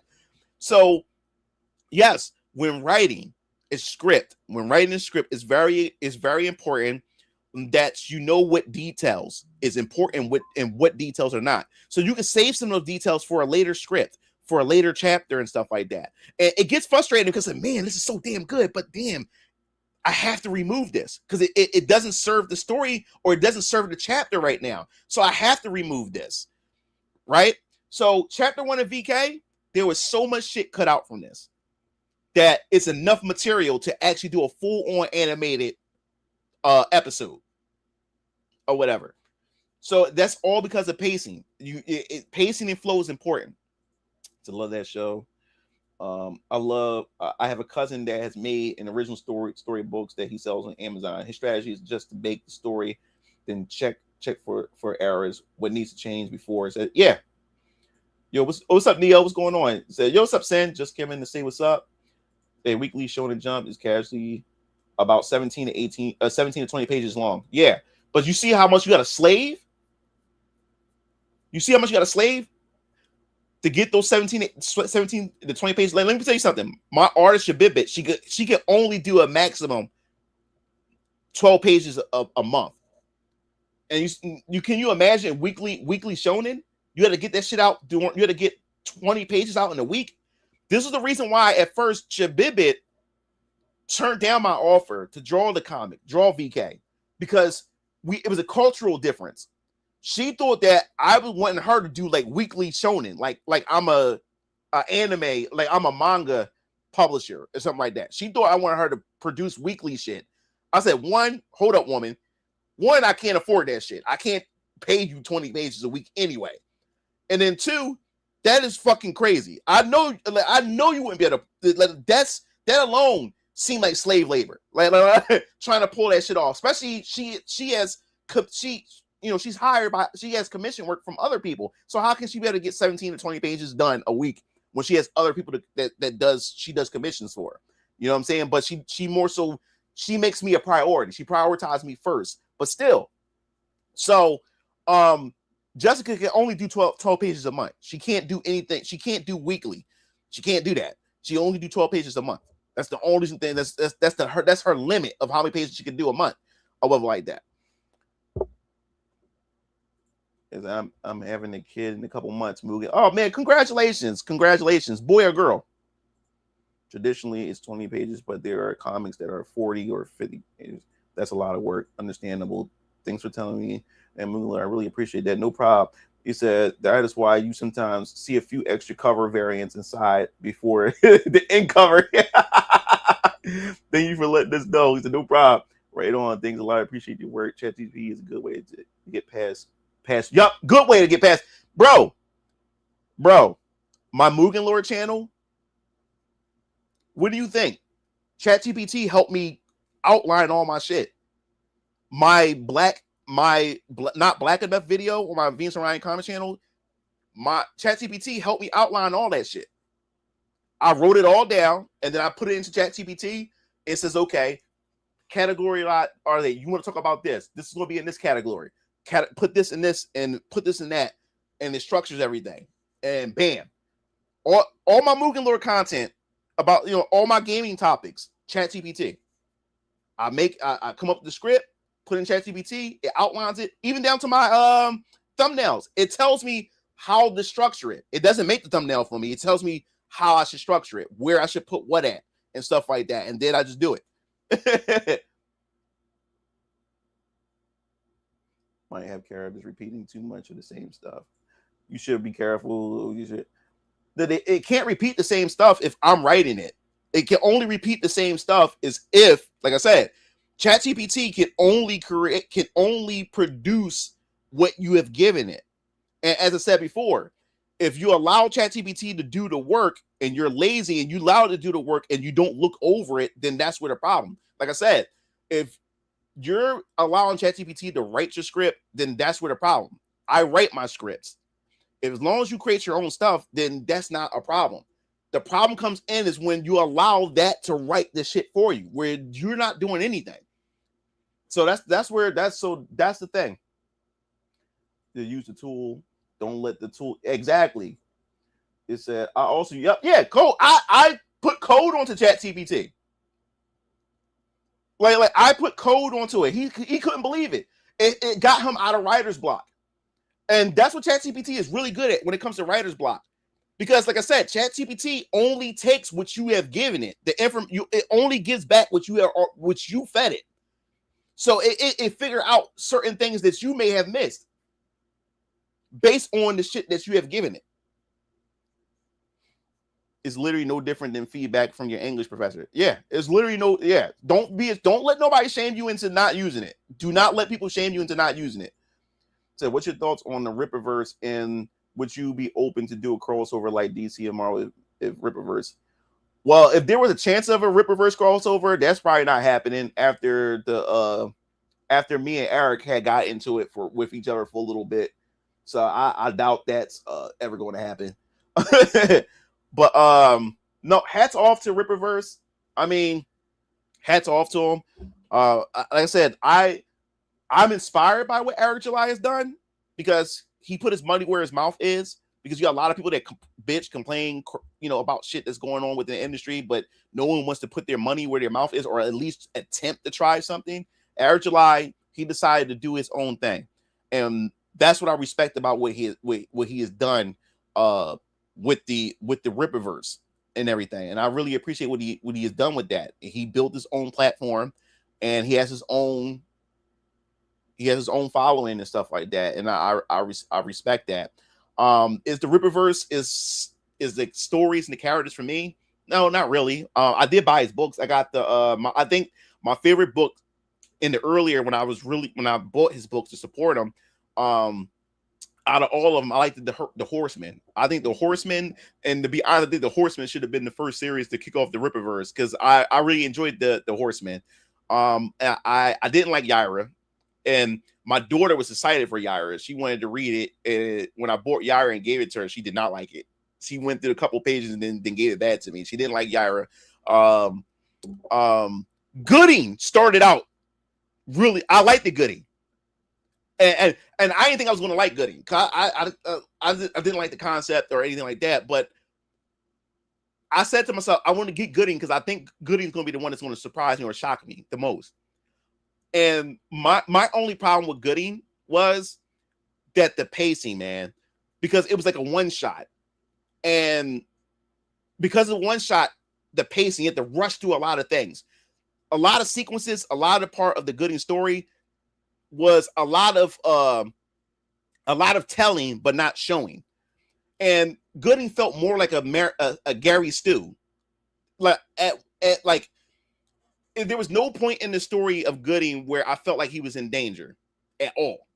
Like he had a solution for everything. So that kind of got rid of the tension that was going on during the story of Gooding. And also it was constant time skips of different parts of his life all the way up until he became an adult or whatever like that. And we really didn't get to see like the Gooding services that he will provide to Florist Spark. We didn't really see any of those things or whatever like that, especially that cover. I think the cover I got is he has that cool ass robot, nowhere to be found, or at least like in use, I would say, in that book at all. We just know that he provided service and stuff like that. So we didn't get a chance to really see any of that stuff in action, which is kind of disappointing. But like I said, it was a one shot. So you had to the writer had to get all that shit done and wrap that up in one book or whatever like that. My daughter, she somewhat liked the Gooding. She said she wished that Gooding should have just been a boy genius. She said she thought Gooding would have been. She said Eric July should have did that. Like that would have been really daring to do. Made Gooding, instead of having him like an adult man, have him a boy genius that invent stuff and everything. That's what my daughter thought that Gooding was going to be, because when it opened up, it started with Gooding was younger, was a boy. She thought that's what his character was going to be all the way through, or whatever like that. So she got kind of disappointed when she started reading through it and stuff like that. She didn't like the pacing of it and everything. I didn't even Isom I had no interest in Isom at all. So that wasn't the first book that I jumped in. It was Yaira. I jumped in with Yaira. Then I got Gooding, and then I got Horseman. And out of those three, Horseman was the one I liked the most. But if he ever wanted to do a crossover, I wouldn't mind. Like, I wouldn't mind doing a crossover with which just came in, Vaughn Coleman's issue of Phenomenova. I got the first issue, just came in. I just got that. I wouldn't even mind doing a crossover with him. I also got my boy Jada Concepts first ever book. He's a writer and artist. Got his book, Larry, the last night. I got this as well. Let me see what else I got here. 1 second, guys. And I also got Corey Kenshin's Monsters We Make. I finished this as well, Volume 1. And guess what? You know Corey Kenshin got money. he didn't do he didn't do what I did. Come out with just one with an issue or whatever like that. This dude he came out with a fucking volume, and a volume is a bunch of issues and that make up a volume. VK will get all my books will get volumes once the first arc is done. VK is looking to be about probably like maybe 5 or 10 chapters. I'm not sure yet because there's the way I'm writing everything down for VK. It may wrap the first arc may wrap faster than I thought. The first arc, and when I say arc, it's like season 1. So yeah, season 1 of VK, the first arc may end up being 5 or 6 chapters. The way I'm writing this stuff right now, I'm like, damn, it may not be 10 chapters. The way my writing got, the way I'm able to sharpen my writing and start reducing a lot of this stuff, it may end up being 5 or 6 chapters for the first arc of Variant Colors Vampire Killers. And once that happens, there will be a volume of VK where you get it into one book for those hardback or soft cover in the near future when that happens. So every book's going to have a volume at some point. But yeah, so yeah, if you ever want to do a crossover, I wouldn't mind. I wouldn't mind doing a crossover with anybody's comic universe and stuff like that. I think that would be pretty cool. So plus ChatGPT also saved me so many times from writer's block. Anytime I'm unsure how to continue certain sentences, I ask ChatGPT a question and it helps gear the brain and spin again. Yup. It says, Brian, about page counts you were talking about earlier. He said my CS is for my comics is 45 pages. Oh, okay, cool. So I'm guilty of that. He said, I have seen characters with a world that I don't quite understand. Siona, Yo June, yup. Said my first anime was Akira. My first anime was Princess Mononoke. Akira was the one. My first anime was my first actual like introduction to anime was a Ninja Scroll when I was 8 years old. My dad got me into it. So I dreamed my own world building stories through a fever and seizure 72-hour dream. Damn. So how many issues do you think you should have fully written out before you start paneling and drawing? That's up to you. I would say it's up to you. It's what you have in you, because what took me 4 years, like I said, I got the LLC back in I started Venus and Ryan Comics, meaning that I started really getting things together in 2020, but I didn't get the LLC into 2021, right? I didn't release VK into 2025 because I spent from 2020 all the way to 2024 world building and coming up with all this stuff. And that's what, like, as far as VK is concerned, I know how the saga, the Draven saga, is. I know how it's going to end. I know how it's going to end. I know where these characters are going to be by the end of the Draven saga of Variant Colors Vampire Killers. But I don't know how to get there. I'm filling in the middle part to get to the end. I know how it's going to end. It's just me filling in the blanks to get there, if that makes sense to you. So when I first started all of this, I already had an outline for the first arc, which I said the first arc is supposed to be 10 chapters, but it may be reduced down because so many things has changed. My writing got better. My world building, everything got more refined. Everything has even more structure. So now, because that's the case of like that, it may not be 10 chapters for the first arc or whatever like that. But I already had a clear picture of what I want to do. Why do you think I have this? Why do you think I have this? I have this because I planned this ahead of time before I even released Variant Colors Vampire Killers. I had this ahead of time. I was already building this already. And like as I said before, Variant Colors Vampire Killers was supposed to be the only comic book series because like I said, I wanted to be a game developer. So I figure if I start with comics, I build off of comics, and then I get into video. Then I can slowly progress into video games, my own independent game studio, Venus and Ryan Games. But then I got so deep into the writing, all my ideas back in my childhood up into my adulthood, it just started leaking out, and I just started coming up as I built Neo-Delphia, started coming up with and I started coming up with characters, and before you know, I got a whole fucking universe. And this was all planned out. Now, some people advise me in the indie space, like people who who are popular, like who are successful in the indie space, was discouraging me not to reveal all these characters and just reveal Variant Colors Vampire Killers first. They do, and in fact, they was discouraging me not to do a universe at all, because it said, like, don't do a universe because if your first series doesn't succeed, then what's the point of all this? You know what I'm saying? And no disrespect to a lot of those people that was discouraging the hell out of me to not do a universe first, or even reveal any of these characters and just focus on Variant Colors Vampire Killers. Like I told you guys earlier in this stream, what works for you may not work for everybody else. And just like Miles Morales said in the Spider-Verse animated movie, I'm gonna do my own thing. And that's what I wanted to do. I wanted to do my own thing. I appreciate and respect the advice from my colleagues, because they have proven success with their books. And I won't say who they are, because they, that's my colleagues, and I'm not going to throw them under the bus or make it like I'm throwing shade at them and stuff like that.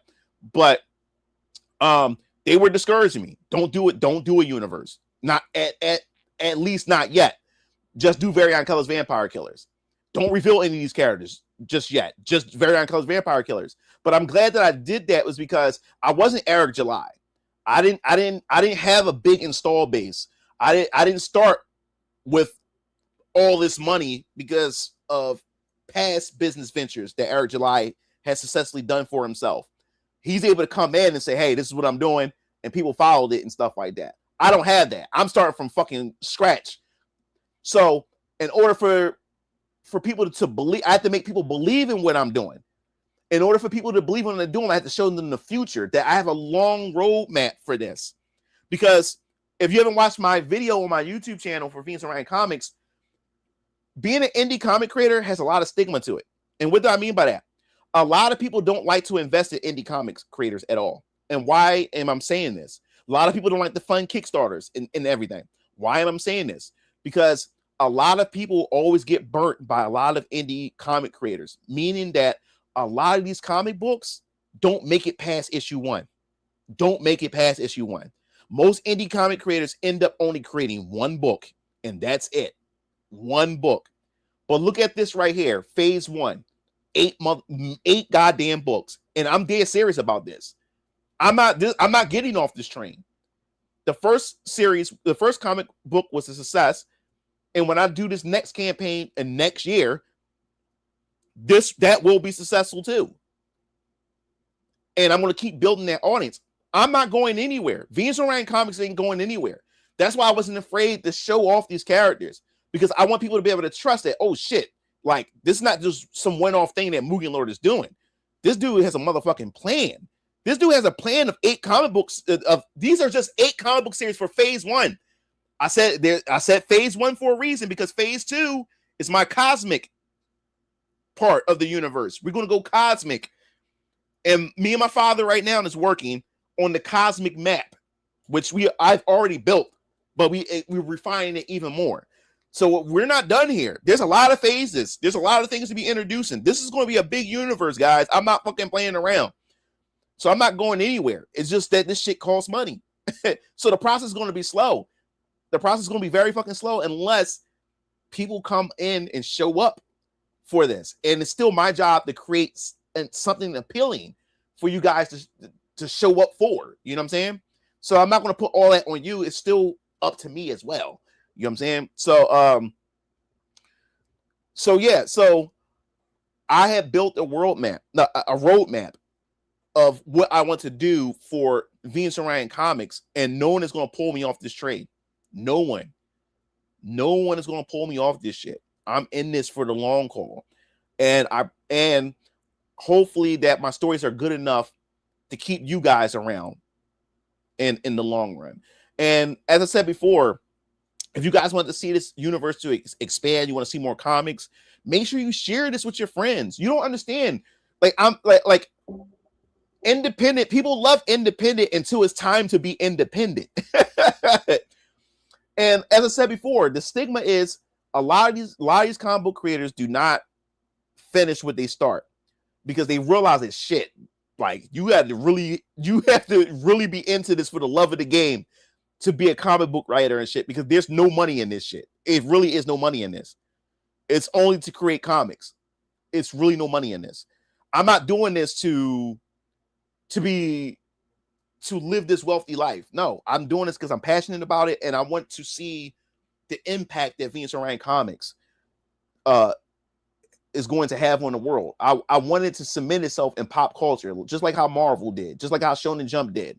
I wanted to do that, and whatever happens, with my life, outside of comics, I'll worry about that myself and stuff like that. I'm not worrying about driving the most expensive, making money so I have this most expensive car, house. No, I want my Venus and Ryan Comics universe to cement itself in pop culture history. I wanted to be recognized. I wanted to be known. I wanted to be everywhere. I want to leave my mark on this world. Because we all want to die someday. You know what I'm saying? And I want to be able to leave that mark. I want to be able to leave something behind for the next generation, my family, my bloodline. I'm going to leave that stuff. I want to leave that stuff behind. When I leave, that even when I'm going, I'm still here through Venus and Ryan Comics and stuff like that. So that's how serious I am about it. But for most comic book creators and independent creators, a lot of them don't make it past issue 1. And another thing too is a lot of people don't trust Kickstarters is because there's a lot of creators out there who aren't consistent. They scam. Sometimes they scam a lot of these backers, where you have some comics that people gave money to, but they still haven't released yet. It's been 5 years and people still haven't got a goddamn book, got a goddamn book yet. It like when is it coming? No updates on the book or anything like that. So a lot of people feel burned by this. So I'm also affected by it as a person who's proven that, hey, I can release a book, but there's a lot of people that won't take a chance because they get tired of getting burnt by so many creators and stuff like that. And you have to also understand too, what happens when you are also a creator. See, most creators are broke, right? Hear me out for a second.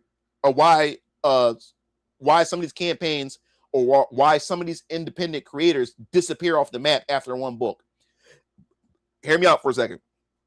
What happens is a lot of these creators are dirt poor, or broke, or just dirt poor. Like they struggling financially, and a lot of them are looking for a way out or looking for comics to pay their bills, which, like I said before, only the 1% will have their dream come true where comics actually pay their bills. Only the 1% can ever achieve that or whatever like that. But if you, like in my case, I have so many other pillars that allows me to finance Venus and Ryan Comics and stuff. But it's not enough to speed this shit up. It's only enough to be able to jumpstart it, and I have to do the rest. But yes, to continue my point. So you have a lot of them that's struggling, right? And bills need to be paid and everything. So what happens, right? What happens when an indie comic creator, right? They have a campaign, right? Say, for instance, their goal is $4,000, right? But they end up making $7,000. Now, think of a person who's starving. Think of a creator who is starving financially. They had an idea that, I can't wait to release this comic. I'm building this comic universe. But suddenly $7,000 is in their bank account. You get where I'm going with this? Now, $7,000 are in their bank account. Are they going to release the book, or are they going to use that $7,000 for something else? Now, I'm only saving $7,000. Now, imagine if somebody does a campaign and their campaign actually reached $20,000, $30,000, $40,000, $50,000. Now they got $50,000 in their bank account. Now they have to now they're in a moral dilemma. Should I follow through on my promise to these backers? Or should I take that money and spend it on something else? And that's why a lot of these books end up never getting past issue 1, because they end up taking the money and going with it. Or they release one book and you never hear from them again. Or they mismanaged the money and they realize that, damn, I don't have enough for printing the book, or I don't have enough to finish paying the artist, or I don't have enough for shipping and stuff like that. And they mismanaged the money. So that stigma is placed on me. Even though I got nothing to do with that, but that stigma is also placed on me as an independent comic creator. And that makes you a creator. That's it's a question. Is being a fan fiction of an IP to life mostly good thing, bad thing? I don't like fan fiction. And there's no, let me put it this way. There's no shade that I'm throwing at anybody who loves to create fan fiction. I don't like fan fictions for the simple fact is that especially if the fan fiction is really good, that is better than the actual main prop IP itself. What that let me know is, why the fuck is you wasting your time on somebody else's shit when you could be creating your own? That's why I don't like fan fiction, especially when fan fiction is that damn good. I'm like, and it's not canon. It's not canon. It would never go anywhere. So why am I wasting my time? Because the main IP is not producing at this level. So why would I waste my time on shit that's not real? It's a waste of time for me. I don't do fan fiction. And I recently been getting a lot of fan fiction people who come to me and said, like, I have an idea for this fan fiction and stuff. And I said, that's cool and all, but it's fan fiction. It's not yours. It's not your idea. You're just building off of somebody else's shit. And if you're a creative writer, why are you wasting your talent on somebody else's shit? Take that shit, take your skill, take your talent, and create your own shit. So I don't waste my time with fan fiction. The story has to be epic to you first before anyone else. So thank you, Mugen Lord. Yo, what's up, LJ? Characters are gorgeous. I appreciated it. More outfits, more chances for merch, and more costumes for the game. Finding an artist hard, man. I got one I work with for character design, but has his own one-shot project. So I'm back on an artist hunt for my one-shot. Yeah. Artists are hard to come by because Jessica, man, that woman is incredible. And we both said to each other that we've been a blessing to each other. Like, I changed her life, she changed my life. And what I'm afraid of is like the relationship that me and Jessica have with each other. Even though despite her living only in the Philippines and stuff, we've been so close to each other. We almost like really, really close, man. We share personal things with each other and stuff. And we stay up all night sometimes just talking all day. And that also helps with the creation process as well. When it comes to when it comes to working on Variant Colors Vampire Killers and the universe of Venus and Orion comics in general. And what I'm afraid of now is when I have to get the other series done, will I be able to build that same relationship with other artists? Like I've built that with Jessica, if that makes sense to you and stuff. Because me and hers, we almost think on the same wavelength. She understands my work. She understands my characters and stuff. As I said before, I'll give you a perfect example of her understanding my characters. You see this panel right here? Oops, let me grab this. He says, well, am I right, vampires? That was not in the script. This panel was not in the fucking script. Jessica put that there. She added that there, and that was there to flesh out Hezekiah's character even more. She wanted him to say something snarky like that fits Hezekiah or whatever. And she only was able to pull it off, and I trust her. She surprised me with that panel because that was not in the script. But I trust her enough as an artist, and she understood my character. She understood Hezekiah and what he would say. He would say some shit like that, right? So that felt good. That communication, you cannot buy that anywhere. You cannot get that anywhere between a writer and an artist. You can't find that anywhere. That's very rare. She understood my character. She understood my characters. Like another example of a panel that was not in the comic, in the script, the Chibi. She put that there. She understood the assignment. She understood Jasmine and Andrew. She understood it. She understood it. She understood the assignment. And that's because I share my story. She reads over the scripts with me. She even proofread it too, despite ChatGPT looking over it and stuff like that and everything. She's Asian too, so I know it's a stereotype, but she's very hard when it comes to grammar. Like she reminds me of my Asian teacher, Miss Lou, that I always brag about back in high school. So, man, I get so scared when I get her my script because she's like, when I say she tears me apart with my first draft, she tears me the fuck apart or whatever like that. But she's not harsh, but like it reminded me I'm back in school again with my teacher or whatever like that. And she'll go in and then she point out something and stuff like that. And I need that.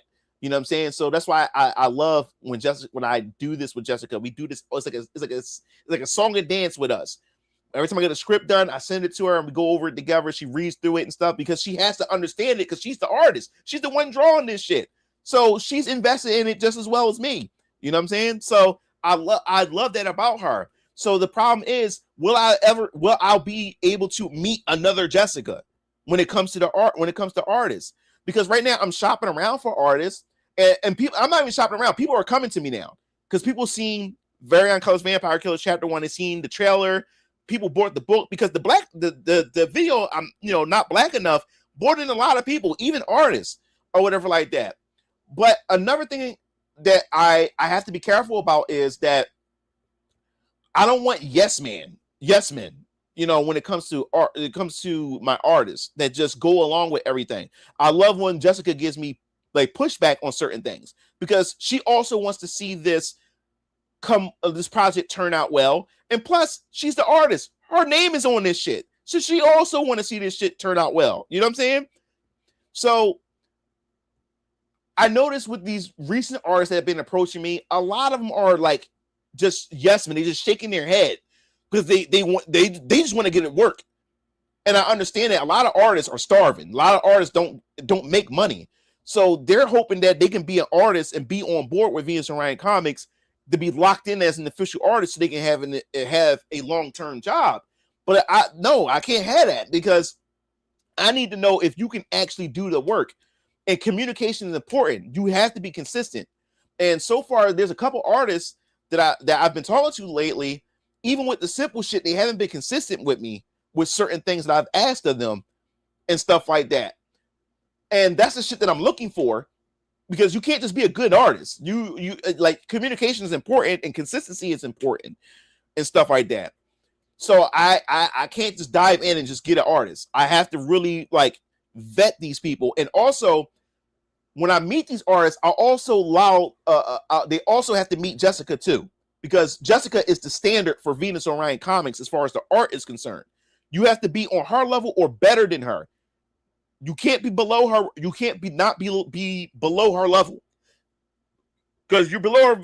If you below her level, you can just don't apply or whatever like that. Don't apply. But you have to be on her level or above. So that's where I'm going. That's what I'm going for. So if you make a game of these characters with the story, into the comics, will the games be a companion piece, or will it just cover that's already exists? Oh, Talcum, I appreciate this comment because this is shit that I'll be talking about. This is shit that I love. This is shit I've been thinking about. All right, this is a good question. I won't spoil anything, but there is a particular character in VK that I would love to, instead of giving a comic, this character will have a video game, and that video game that character's video game will be before the events of the VK story, and it's canon. It's canon, so you'll be able to play that game and say, damn, it's adding more lore to this character and also to the Venus Orion Comics, to the VK lore as well. And you get to know more about the character and his canon, all of like that. Also, if I do video games as well of a comic series, yes, that video game of that comic series will have extra lore or extra things that the book didn't have, because the video game you're allowed to do more things. Because like I said, comics is just pages, but with the actual game, there's more things that can be added into it. It doesn't retcon anything, it doesn't break anything, it just adds, it expands on what's already there, if that makes sense to you. So, man, when I think about a great comic book artist, Jason Fabok always comes to mind. Heard, I know, right? As long as the art is consistent, I hate one The artwork for series completely changes. That's actually why I drop a lot of webtoons. Yeah. I don't want to do that.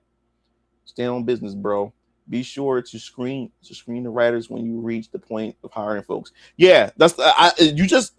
I'm not sure what you hear. I just mentioned that earlier in the stream that right now I'm just the only writer. Like I'm that protective of my baby, and if I when I eventually do hire writers, as I said before, they have to abide by my Venus and Ryan Comics Bible. Everything in the Bible that I have for the universe, and when they write these stories, they still have to be greenlit by me. I still have to approve on those stories. I have to overview those stories before I just sign off on it and stuff like that. And as I said, I don't play around with my fucking characters in my universe. As I said before, if you trying to project your politics or project your whatever ideology or whatever bullshit that you got going on in your head and trying to project them into my characters, I'm not going for that shit. You will get the axe right away.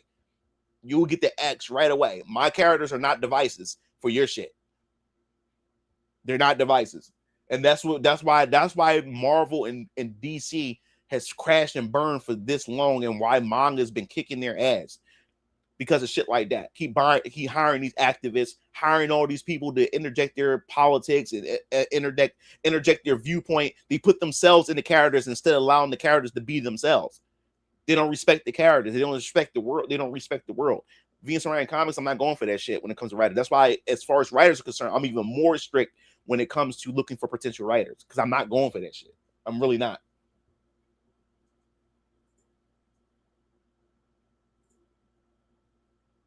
I had a comic I like called Succubus Girlfriend, but by the time they made season 2, they had completely new artists and the art style that was completely different. I just dropped it. Yeah, I heard that loud and clear. What do you think of characters breaking the fourth wall? Do you think it's a good thing to always? I don't care for fourth like fourth wall breakers. Like I people find them interesting. People, you like people who like troll characters, who like the troll and shit like that. I don't really care for them. They can be funny. They can be. It depends on the series. I probably I would never say never. Let me put that out there. I would never say never. But as of right now, I don't ever see Venus and Ryan Comics having a fourth wall breaking character. And if I do have a fourth wall breaking character, it's not tied to the universe. It's probably his own comic series, in the Tetherverse or something like that. If I would ever do a fourth wall breaking character. But other than that, no, hell no. One of the biggest inspirations on the net can feel the early 90s, 2000s passions. Nice. Passion projects. Yeah, especially for physical products. Same with cartoons. I bought my dad a 3D printer. My goal is believe it or not, if you guys didn't know, when I did the first campaign, like I said, the first campaign cost me a lot of money. It really did. Not just the book. I was doing merch because a lot of you guys got shirts during the first campaign. Some of you guys got sweatpants and hoodies. Some of you guys and stuff like that. Some of you guys got a nylon tote bag and stuff like that. And one of you guys, I think it was cool. He got a poster. He has a big VK poster, and I appreciate it. He was the only one who got a poster. I appreciate that. But that shit costs a lot of shit costs money. But as far as the answer your question about the 3D printer thing, one of the things I wanted to do was I wanted to have a 3D print figure of Hezekiah. I wanted to have at least like two or maybe three of them in a special tier. And I just didn't have the time, like the deadline to try to get all that shit. I was supposed to have trading cards too. That didn't work out either because the deadline of the campaign was in January of 2025. I was already in December and still didn't have the trailer finished yet. So it was no way I was able to finish any of that. And it was going to cost me more money. And my dad said, son, you spent enough money. Like, son, just have faith. Because I was so nervous, man. I was so scared. This was my first thing I've ever done. Yes, I was scared. I was scared that this was going to fail. I was scared that no one was going to show up for this shit. And I spent all this fucking money. You know what I'm saying? And as I said before, like, I was still going, even if it failed, I was still going to do this shit anyway, because I still wanted to have a comic of my own just to have, you know what I'm saying? I did the posters for myself. I did it all for myself. So even if it didn't work out, I was still going to continue to create this stuff, but do it at my own leisure, only for myself. But now this is the first time I'm taking a chance on my own passion. and you don't understand how much stress I was going through over this stuff. And my dad said, son, like, enough. You spent too much money. I can't disclose how much money I spent on this first campaign. I spent so much damn money. Yeah, man. And I literally almost cried when I saw that people showed up. I reached my goal in 2 days. 2 days I reached the goal. And I really appreciate that. And I'm looking forward to see what the results are going to be, because this is different this time. I actually have a built-in audience this time. Because the first time, a lot of people from the Hypnocast, a lot of you guys from the Hypnocast showed some love, and y'all got me to the finish line. I didn't have an audience size enough from my own base to get me to the finish line. I still had to rely on outside sources. So this time around, this is much different. I actually have an audience now. So my goal is to see if my audience can carry me to the goal, and then the outside can then boost me even higher. You know what I'm saying? So we'll see how this all turns out. Spring of 2027, when the campaign for Variant Colors Vampire Killers Chapter 2 happens. But yes, my dad has a 3D printer. He has one. He haven't used. We bought it for him for Christmas two years ago, and he haven't even tried it yet because he's been so busy and stuff. But he's definitely gonna try it sometime this year. Said a lot of these popular animes and animated series got their money back from video games, toys, and yeah, that's the only way you can make money. Animation, you cannot make money off of animation unless it's through merchandise. And the reason why I'm saying this, said in my video, the reason why Young Justice only had one season at first, because despite how good Young Justice was, no one was buying fucking merchandise. No one was buying merchandise. The reason why certain animes, certain cartoons get discontinued is not because the animation, not because the series was bad or anything like that. Most of the time it's because no one is buying the merch. Because you can't monetize animation. You can't. Do you remember this? Let me bring this up real quick. I'm gonna bring this up to you guys real quick. Was this oh, while we're at it, I might as well let me add this real quick. All right, let me video.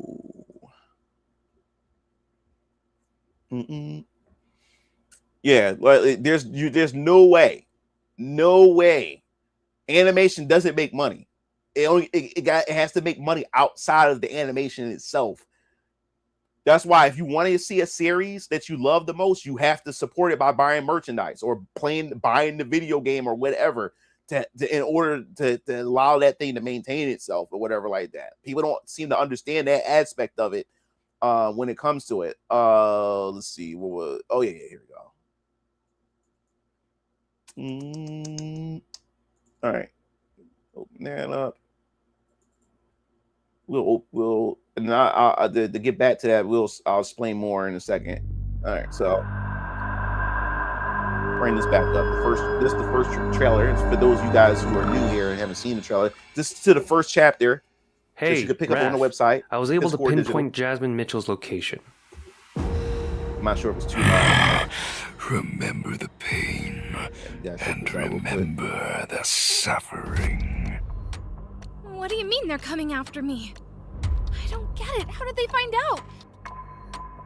Everyone around you will pay the ultimate price. I think someone just walked into my apartment.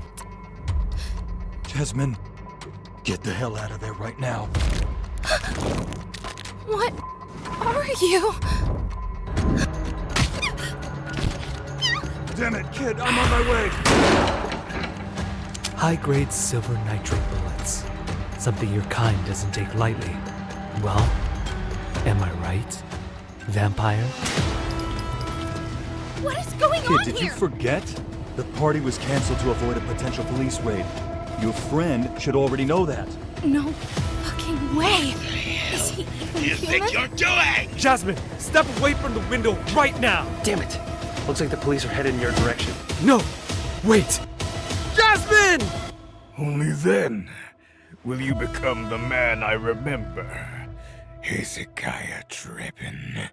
All right, so just take this back for a second. You see this right here. Man, let me take it. Hold The up. police are headed in your Here we direction. go. We'll take it back right here. Wait! Jasmine!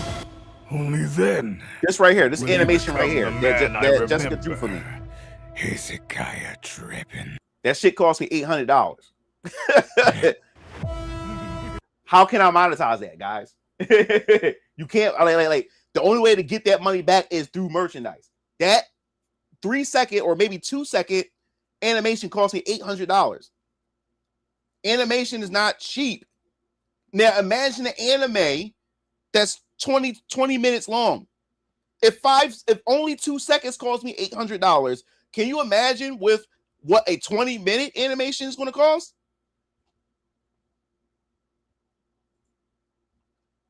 It costs money. In order for you to make money from animation is through merchandise, video games, paraphernalia, all kinds of stuff outside of the animation itself. He said, "Damn, Bradley, how the heck do you even eat, brother?"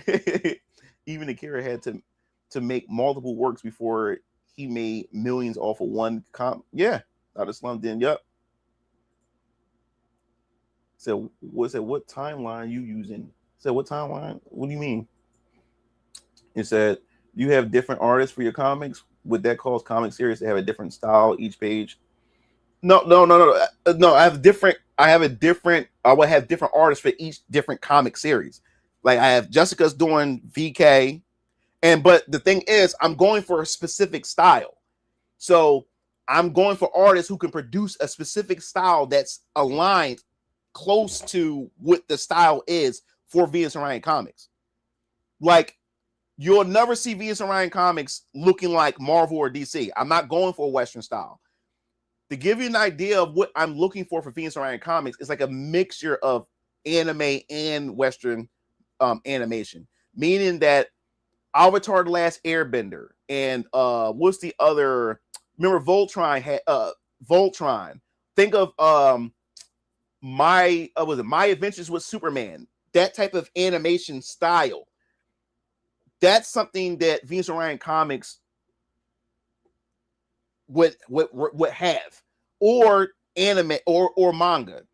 But I'm not doing Western comic style like Marvel and DC. That's not what Venus and Ryan Comics does. Look at all my artwork. All my artwork, none of the characters look that way. Look like Marvel Comics and stuff. That's not what I'm going for. So I don't know why every artist that always I get a lot of artists who come to me and show me their portfolio. They show me Western comic style like Marvel and DC. Like, don't you see my comic? Like, don't you see how it looks? Like I'm not looking for this.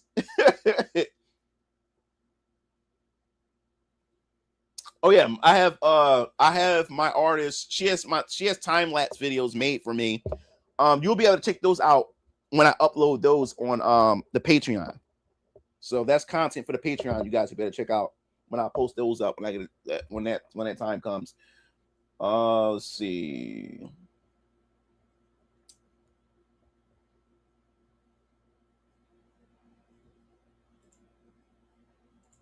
Will there be a multiverse in the? I'm trying to stay away from multiverse. You'll see what I'm going to do. I can't spoil anything. You asking that's trying to get me into spoilers, but you'll see as you start reading the comics. You'll see what's going on. Will you ever be putting any of your work on Amazon? I might. I'm not sure because Amazon takes a cut of your money, and it's not worth it at times. It's not worth it posting on Amazon. They take a huge cut. And then when I do go to Amazon, that means I have to spend money on barcodes for the book. I can't. You notice that these don't have barcodes because I'm shipping these myself from my studio, so it's coming from me. You have to have a barcode when you start releasing or having like other places, like other markets. and stuff like that, when they start like taking your books and you're selling it from other markets, you have to have you have to have a barcode. And you know how much barcodes cost? That shit adds up. You only get like a package, because what happens is, like, say for instance, I learned those of you guys are trying to publish a book, this is some stuff you got to learn. All right, so what happens is with barcodes, and since I haven't done a barcode yet, but this is what I remember when I was considering going to Amazon and shit like that. All right, so what happens is you have to buy this package that comes with a set number of barcodes, right? And that shit costs up to $400 fucking to get these sets. Now, what I mean by these sets is that each cover, like, say for instance, I got variant covers. Cover A, all cover A's have this one particular barcode that's for the inventory for cover A. But then, say for instance, cover B, then I would have to use another barcode for all cover B's. And then cover C, I have the new barcode for this one. And then my manga cover D, has to have its own barcode for all cover D's. And then my trigger cover. Now, I told you about the package. You get 4 serial numbers, barcode serial numbers per package, and it costs $400 a piece. So I already burnt through 4 of them already. So that means if I want to barcode these motherfuckers, I gotta get a whole new package of $400 again. That's $800 I just spent. And then what you do is you just print them off. You just print the barcodes off and mass produce them and put them on each of the types. And then if I got a hardback cover, then that needs a different barcode.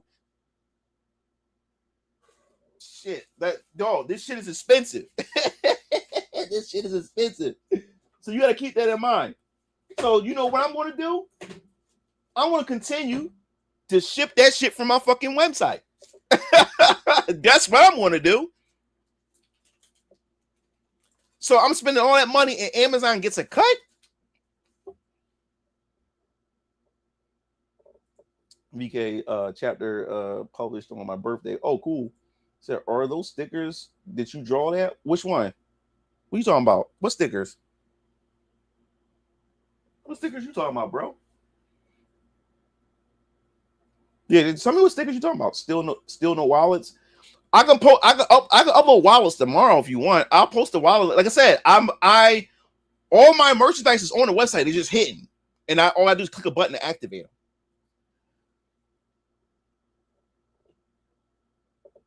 He said, "Can't find the sign up button." Oh, I'm slow on this. I'm like, you guys been right this time. Made them feel like actual characters. People how to make them. So you can't find it. Long Live Venus Orion comics. How do you explain characters wearing spandex, but it's considered a protective suit? To what extent is considered fiction? You don't need to explain that stuff. Why would you explain? Unless it's part of the lore, you don't need to explain spandex unless you have a person that creates the costume in your universe and they want to explain what the fabric is made of. That's useless information unless it actually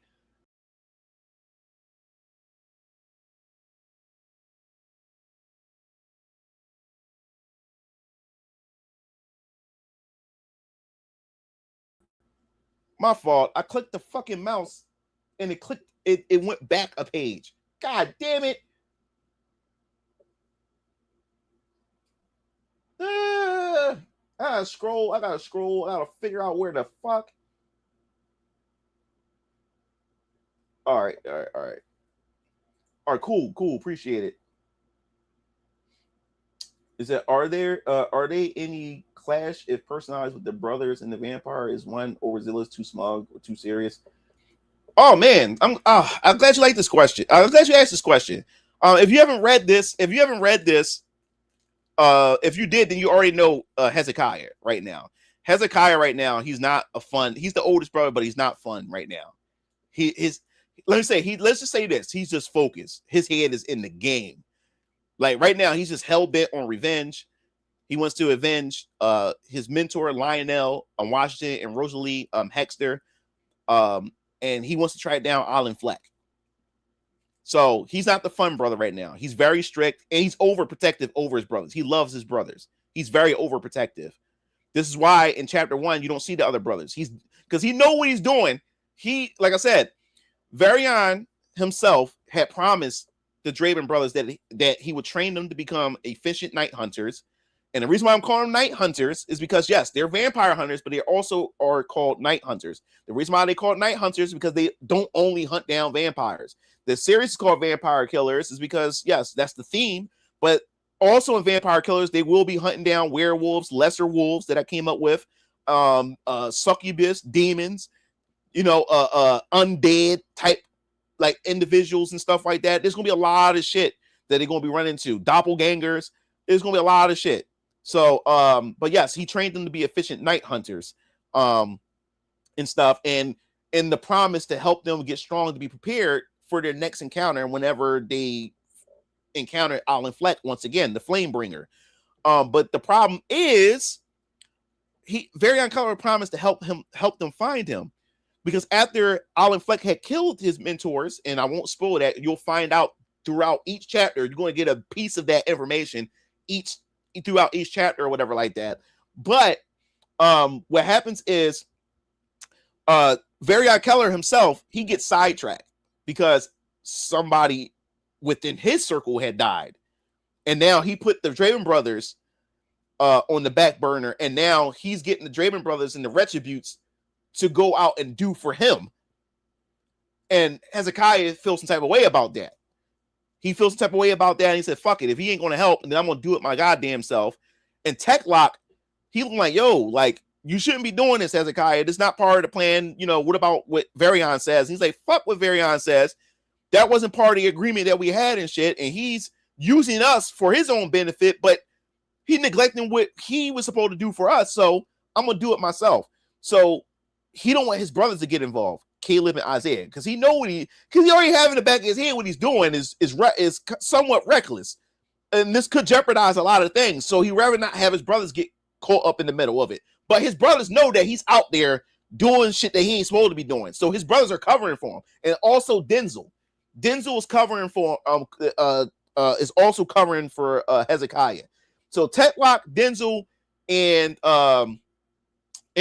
Caleb and Isaiah, they're the only ones that knows what Hezekiah is doing. Yolanda Briggs and Kyung Soon and Varian ain't stupid, but as far as they know right now, those three has no idea what Hezekiah is doing.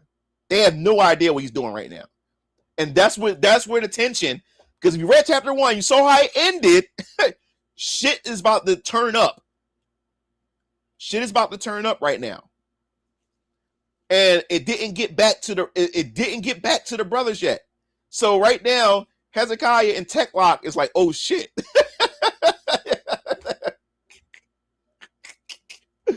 Yeah, so but the brother, I would say that Isaiah Keo, he's the funny one, he's the funny brother, he's the middle brother, and then the baby brother is Strike. He's the more reserved one. And he hangs more so around his brother. He more so has a relationship built with Keo than he has with his older brother Hezekiah. Those two is always around with each other a lot, while the older brother's constantly to himself or whatever like that. So you'll see the bickering between Isaiah and Caleb going back and forth, which is going to be funny. You will see plenty of that funny, wisecrack, smug, and stuff like that type of banter back and forth between the brothers in chapter 2. So chapter 2, you will see a lot of colorful personality from everybody. So it's going to be fun. But my world's on my baby. How long did it take for you to come up with the lore settings for one of your comics like VK? Good question. How can I say it? I wouldn't say it took me long, but in a sense, it was long for the fact that I kept adding to the universe, to the lore. I just kept adding and kept adding. As I said before, I was working on VKs. I was working on VK since 2020. Well, the characters and stuff like that. I didn't get into the lore until 2021, and I didn't release the comic until 2025. Because between that time, I was not only working on VK, I was working on the universe and other characters. So VK got kind of sidetracked. I put VK to the side because Siona was like, man, this is great. And then Alter Squad X, oh shit, this is crazy. Then the 8th Omni District Omni Protocol, oh crap. Like I started coming up with all this stuff. So VK got sidetracked. So that it actually put VK off to the side for quite a bit. And I didn't get back to VK until 2023 or whatever like that. And then I stuck with it all the way up into the release and everything. So it took me some time. Because I had a concept for of a character, and when I wrote it, the character turned into Injustice Superman with Batman intelligence in a different costume. It made me revise the whole thing. God damn. God damn. Shit. When it comes to writing characters, man, like I said, since I did the world first, it was able to help me flesh out characters more. That's why when starting with characters first, you end up with shit like that at times, like where you end up creating another Batman and all this other type of stuff because you're drawing from that experience of those characters that you experienced. But when you build the world, that world shapes your character, which gives you more ideas to do something else to change to shake up the game a bit. You know? So that's what ended up happening with me when it came to Venus Orion Comics and just coming up with characters and stuff like that. Took some time, but I had fun. All the way through coming up with these characters. And also, let me bring this up since there we go. So far we revealed 3 character trailers so far for Very Odd Colors Vampire Killers. As I said before, we got Yolanda Briggs, we got Denzel Fenton, and then we got Detective Rick Danvers. These are the 3 characters revealed so far. Next month, we got the next character for next month. So look forward to that. And I can't wait to see what the other characters are. There's a lot of characters. Even characters you already know will get trailers. Like Hezekiah will get a trailer.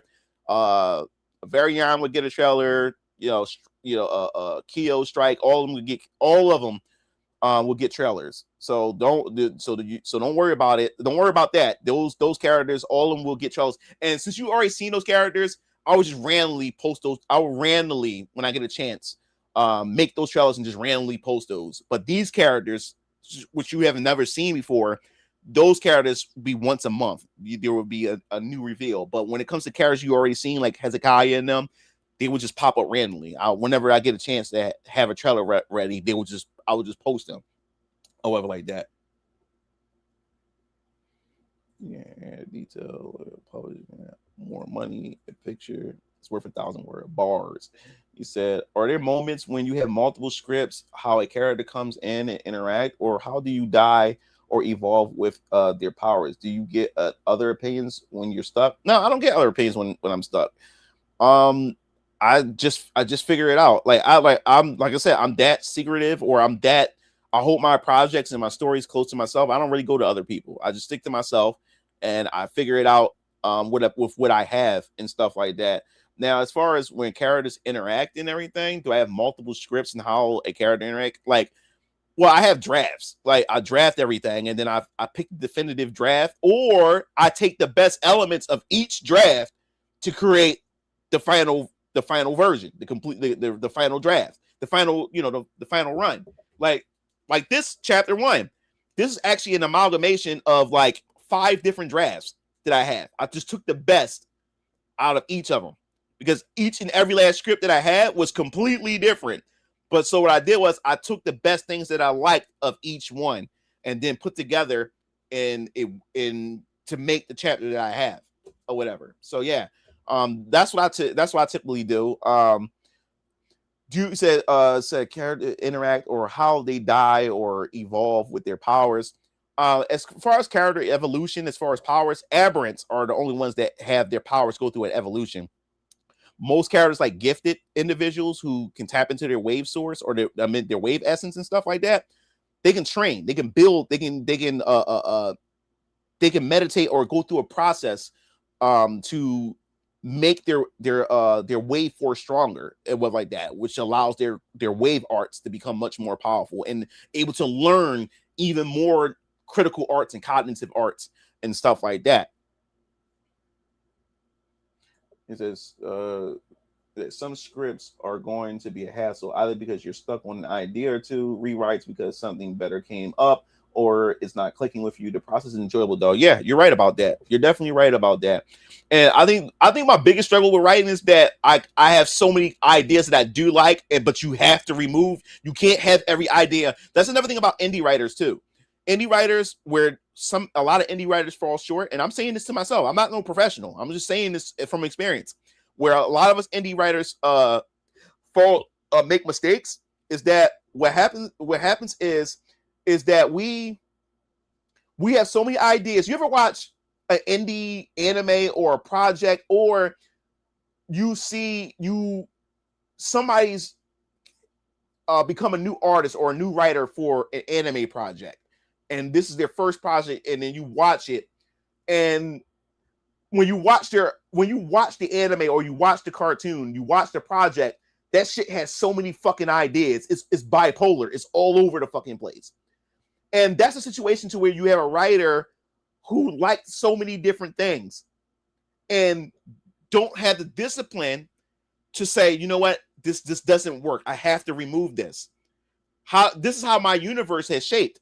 Because when I came up with Neo Suit Johnny was an idea that I came up with, but it wasn't related to VK. But I said, damn, I love Neo Suit Johnny. I love this idea. I just came up with this idea, but it has nothing to do with VK.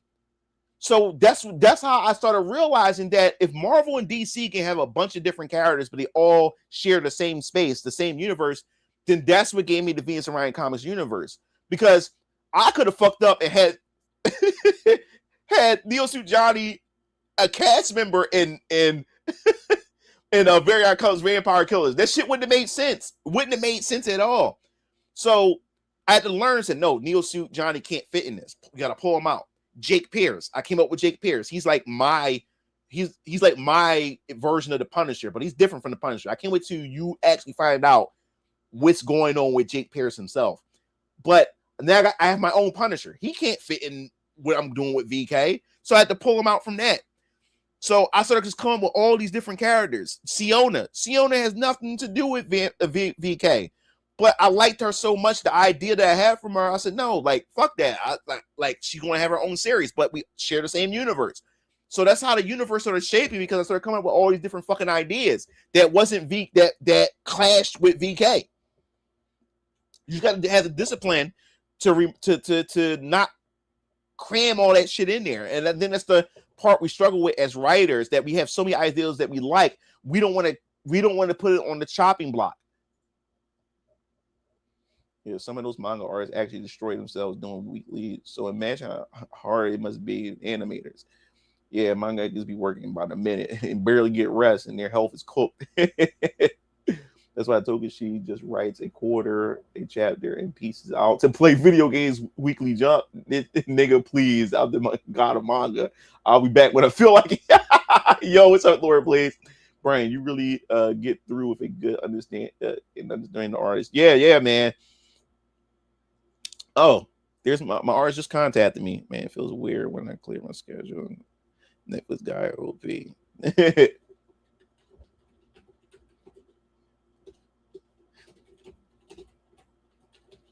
One second, guys. Talking to my artist just hit me up.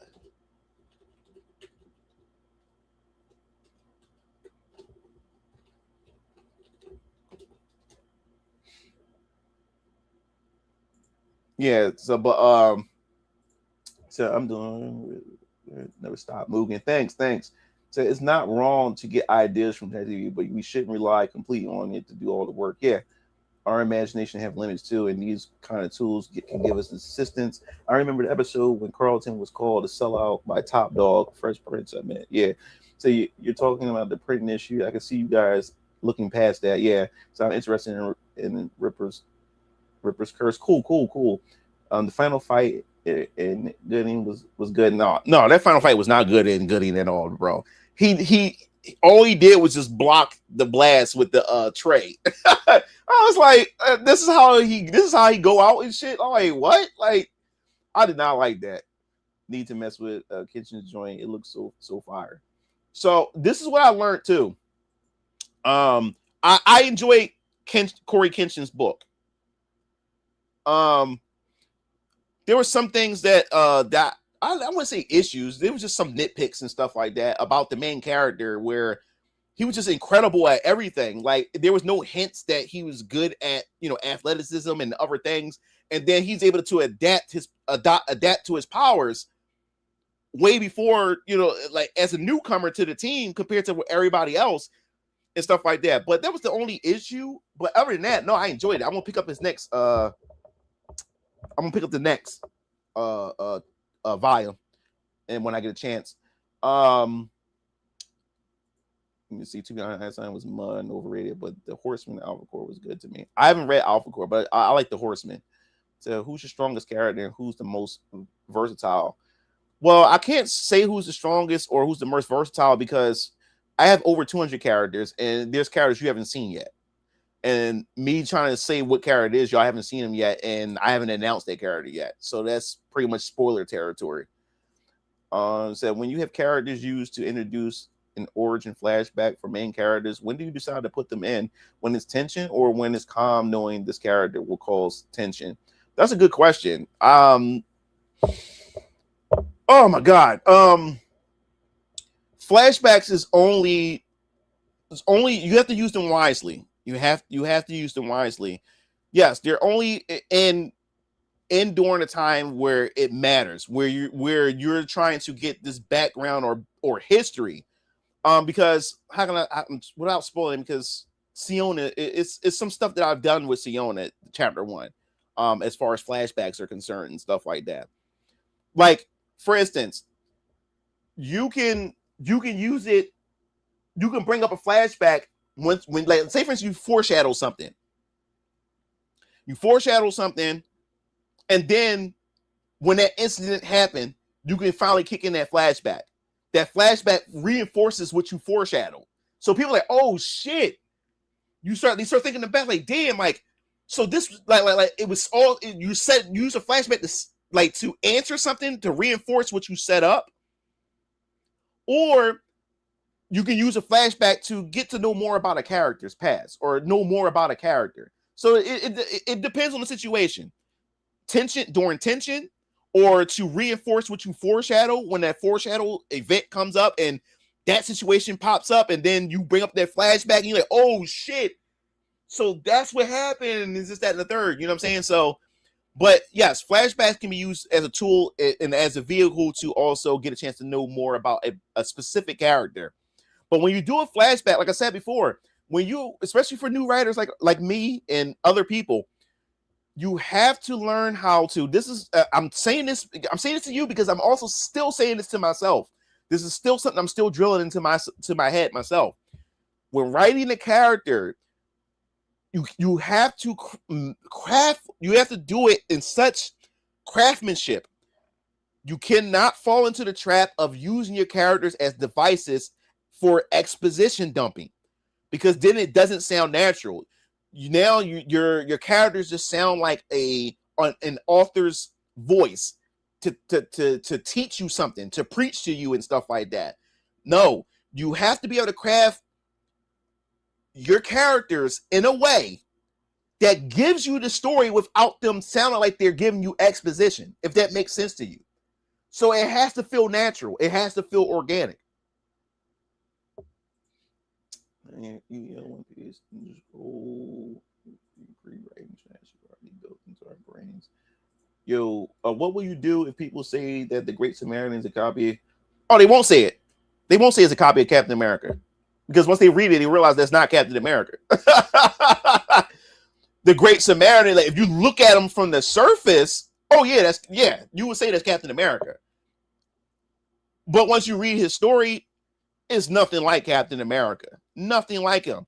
People say that young Rav reminds me of Blade, but he's not Blade. He's not Blade. You know what I'm saying? When you look at Alter Squad X, oh, that's X-Men. But once you start reading Alter Squad X, that's not X-Men. So I understand that, or whatever like that. So yeah, I can see people say, "Oh, Great Samaritan, that's Captain America," but once you read it, that's not Captain America. Not Captain America at all. And he's known as an avatar, a nation's avatar. Pretty much, the Great Samaritan pretty much asks the question: what happens when each nation's when you have national heroes that represents a nation's ideology? They're just the physical embodiment of a nation's ideology, but they're superpowered. And what happens when you allow that power of a nation to, and where people rely on that power of a nation, and that power falls in the hands of one person? So it start asking you all these questions. It's a very political book, and I can't wait, because there's a lot to it. It's a lot to it. I'm doing my own thing. Nothing new under the sun, bro. That's why it's called style. We all, yep. Keen, yeah, man. Keen is sharp, man. Keen is sharp, man. Canon event Spider-Verse film was a stupid thing to write in the script. It's stupid when it's not a thing in the comic. He ain't lying. Yeah, I get that. I'm not saying that the Great Samaritan's a copy of Captain America. I'm seeing it as an inspiration to Cap. Yeah. But others may not. Yeah. No, I get what you're saying, Zay. No, bro. I get what you're saying. So true, Brian. I've seen people have been burnt by felt. I'm sorry, guys. I know I'm late on these. I'm trying to catch up on this. People have to respect a roadmap. My own family didn't want to work with me because they don't want me to see but steal my ideas. Yeah, that's crazy, man. That's fucking crazy. The Prism said that's trash. Sorry that happened to you. So I created some unknown and they mad. I changed it. Sum up each of the characters' motivations. He said, I took my power back. My number 9 really fucked over early repetition of Kickstarter. Yeah. You help me, I help you.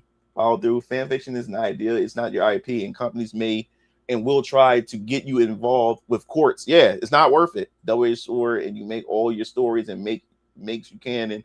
And where's your money for your ideas? As I would say, when it comes to comics and fiction, it helps that. I'm trying to catch up, guys. What's up, Brad? What's going on? Jessica be like, boy, why isn't this capitalized? Yeah. Yo, she be cooking me. Like Jessica, my artists be cooking me with my grammar. They'll come around and be like, but Brian, don't you want Hezekiah to be strong and independent woman for the Netflix? Yeah. We talked about that earlier with Netflix. I was like, I said the only way I'll allow Netflix to adapt VK is if I have creative control. If they put me on board the team and I have creative control over it. Other than that, you're not getting shit from me, because they'll have Hezekiah identify as trans, knowing that if you leave it to Netflix, you know what I'm saying? that's what they would do. They will make Detective Bertelli a girl boss lesbian. They would do stuff like that. They would change Varian Kellers from a stoic black male lead into a completely different character because my toxic masculinity and stuff like that. They'll take Commissioner Campbell that was at the end of chapter 1. They'll turn that white male into a black female commissioner. They'll take Rick Danvers, this cool ass detective, and they'll make him a goof. They'll make him an idiot. So I'm like, no, I would never. And your fans to be devices intention to Eastern media. I still to today can understand why an executive say yes to hiring a writer to create a comic about Holy dog. That shit, dog. Because you have these fucking weirdos, dog, with them weird fetishes, dog, and they put that shit in these characters. Phil Gore, I'm there. Made me drop Dragon Age. I don't know why you bought that shit. So I think if you get to do live action, it should be different from the source material as well as budget friendly. Well, live action has to be like that's what anything when you do a live adaptation, you can't do it all the way like the comic. As long as it has the spirit of the characters and the spirit of stories that you're adapting, then yeah, the live action, yeah, it would have to be different than the comics. You can never do a one-to-one of the comics because what works in the comics won't work in live action. It just don't. You see what they do with anime. Anime is like only grounded anime can work in real life. You know what I'm saying? Only grounded. But when you have that goofy shit, you know, that shit that's goofy, but it's cute, it's funny, and stuff like that. When you try to put that shit in live action, that shit is cringy. If I may ask, will Rick Danvers be in a relationship? He's engaged. He's already engaged. Elena, his fiance's name Elena. I'll just leave it at that with that. He's engaged already. So remember that they can take time for a brand to catch on. New readers will find out about your comics. Yeah, this is what I said before. When it comes to indie comics, I did learn from successful creators is that, bro, sometimes and most of the time, you won't see an audience or see success until you have a catalog of books, which means I have to have more books. Right now, I only have one book. And even with VK Chapter 2, that's still not enough because most people want to binge your content. People want to dive in because people want to know if you're consistent. When you have a catalog, people know that you're here for the long run. Yeah, people know I have a roadmap, but people also want to know what's out right now. And right now, I only have one book. So not a lot of people's going to jump in off of one book. Most people's going to wait and see until that catalog build. That's why it's going to take some time. Now, I will say this. It depends on how you guys feel. As I said before, a lot of professionals and successful indie comic creators said, bro, just work on VK for now. Build up VK, build up its presence first before you decide to do Siona and all the squad acts. So I was already saying to myself, okay, I guess Siona and then it won't come out until I get to at least chapter 5 or 6 of VK. But as I said before, I'm not everybody else. And what works for them doesn't mean it will work for me. And it also it doesn't mean, and also I have a different audience from everybody. So it will be also would fall onto my audience. Would my audience care if I, despite me only being on chapter 2 of VK, would they not care if I, even though I'm still working on VK, would they not mind me releasing the next book instead of chapter 3 of VK? Would they mind if I do Alter Squad X chapter 1 instead, or Siona chapter 1 instead? So that's up to you guys. Would you be up for that? Because chapter 3 of VK is already done. Chapter 3 of VK is done. I can literally, after we finish the variant covers of chapter 2, Jessica can start chapter 3 right after that. Start drawing it up right after that. So right after the campaign, I can already start getting ready for the next campaign for chapter 3. So that just depends on my audience and what you guys think. So have you been in any creative? Nope, never been in any creative writing classes at all, bro. Not at all. Let me see. Drink some water. No politics, no opinions. His story, not yours. Green Lantern cartoon show got canceled because the movie couldn't sell merchandise. Yeah, that man. That cartoon taught me a lot about the lanterns. That CGI Green Lantern series, that was fucking awesome. Because Beware the Batman was good, fucking good, and that was canceled. And then the Green Lantern, because they was trying to build a CGI animated DC universe, and those two failed. They canceled them. They couldn't sell merchandise and other things to get that shit rolling. But my God, man, Beware the Batman. First, I like, what the fuck is this? Like, I didn't like the anime, how it looked at first, and then the villains. I didn't know any of the villains, but they was pulling from the old school Batman rogue gallery. And then by the time we got to the end, that's when they started hinting at Joker and Two-Face and Penguin. And then it got canceled. I said no. And then the Green Lantern taught me so much. The Green Lantern CG series taught me so much about the lanterns I didn't know. I didn't know how sophisticated and how dope the different lantern cores were. Like I didn't know the different colors until that show, and then that got canceled. How did you fund all? How did I fund all of this? Say yogurt. Thanks. How did I fund it? Kickstarter? Kickstarter funded my comic. No. I wouldn't say it was funded to print the comic. How did I pay for my comic? I'll explain that right now. You see all this in back of me. My success came from off the YouTube platform. My 3D hentai, also the custom t-shirt business I have with my brother, and other business ventures that I'm a part of, allowed me to get the finances. But my 3D hentai did all the heavy lifting. I'm a 3D hentai animator named Zalis from Zalis Studio, 3D Hentai Beauties. Some of you guys may know who I am. But that helped me. I was able to take that money and invest and start being surrounding comics and use that money to pay my artists to fund this, the fund chapter 1 and all this different type of stuff. That's how I was able to do it. You can't put all your eggs in one basket. So I have different sources of revenue to finance this business venture that I'm on. She's racked and be lost on animation so easy. In 3D animation, cheaper animation. I tried. But let me bring this back. Image.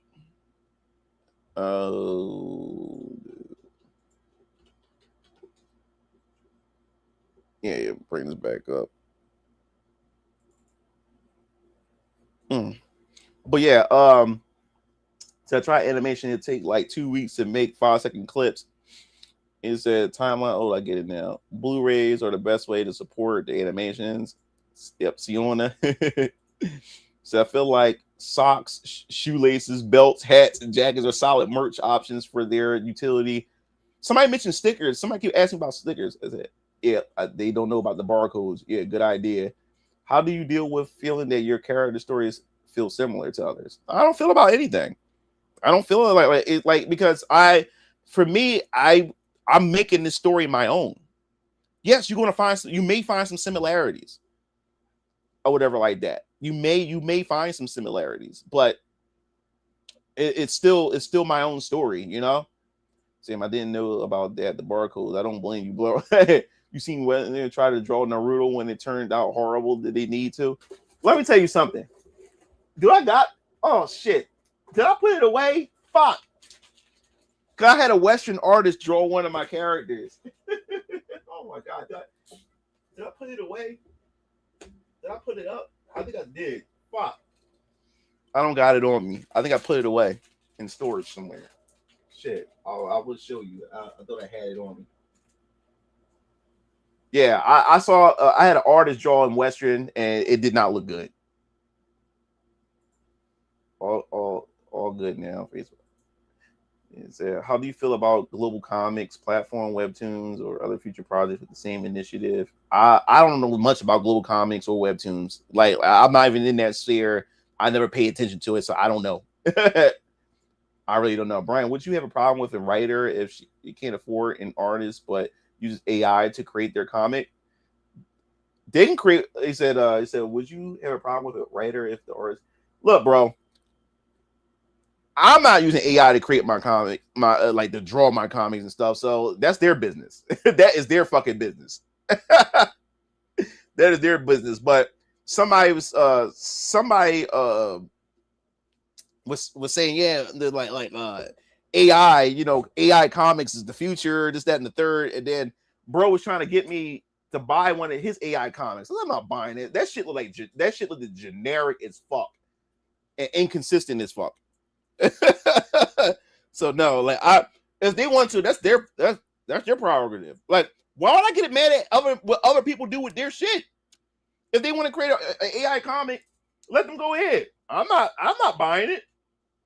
But if they want to do it, go ahead. I'm not going to sit there and say, oh shit. You're like, people go into this rage mode when the moment AI is mentioned.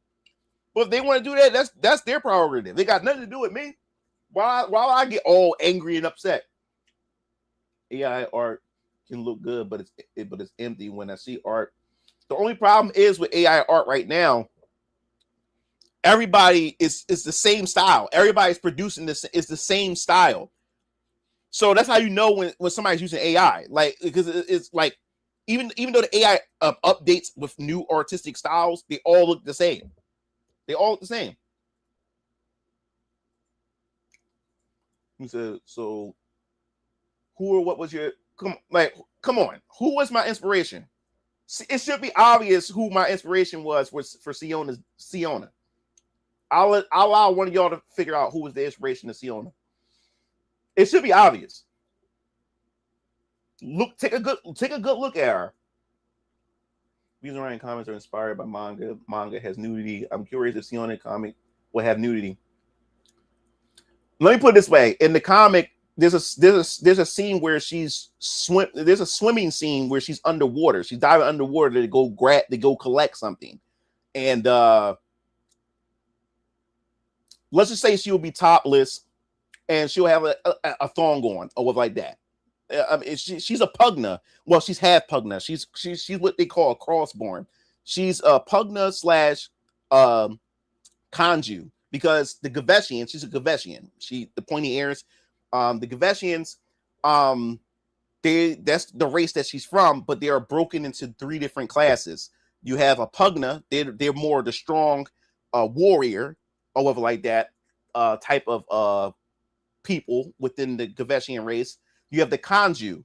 They're more of conjurers. They're more proficient in Fey arts, because Fey arts is more of the mad. That's their form. Like, remember I was explaining about wave arts, where you have critical arts, cognitive arts. Well, in my universe, there's different forms of arts that you're going to discover.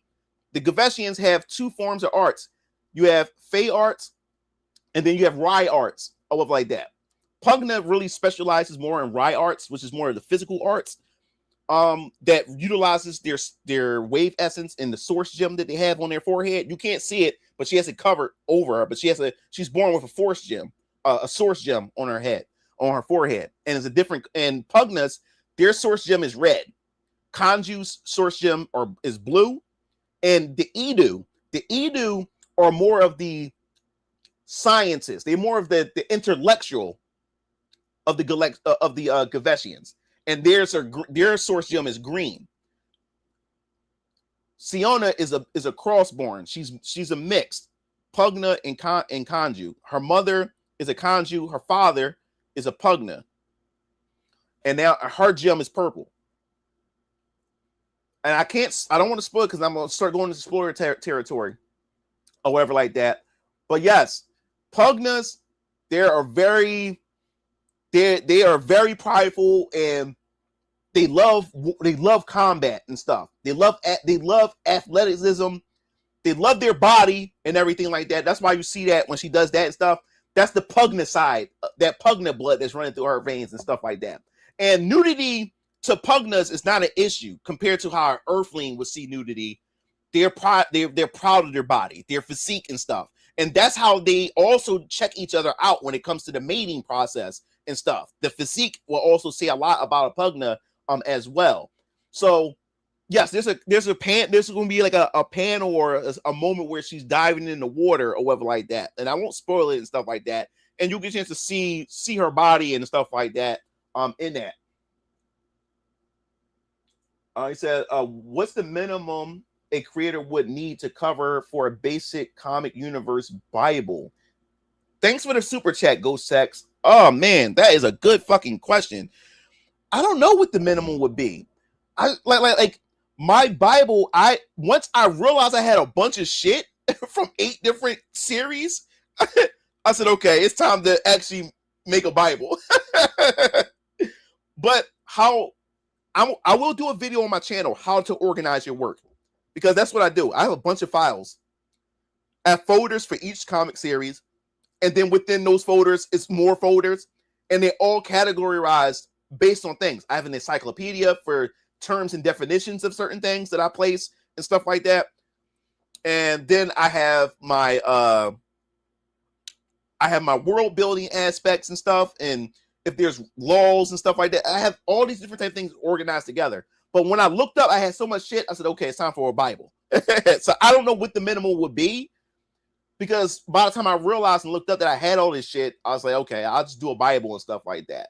So that's up to you whether if you think you know it's the right time to do a Bible. You know what I'm saying? But I have so many series that cover so many different aspects of my universe. I have to have a Bible like ASAP.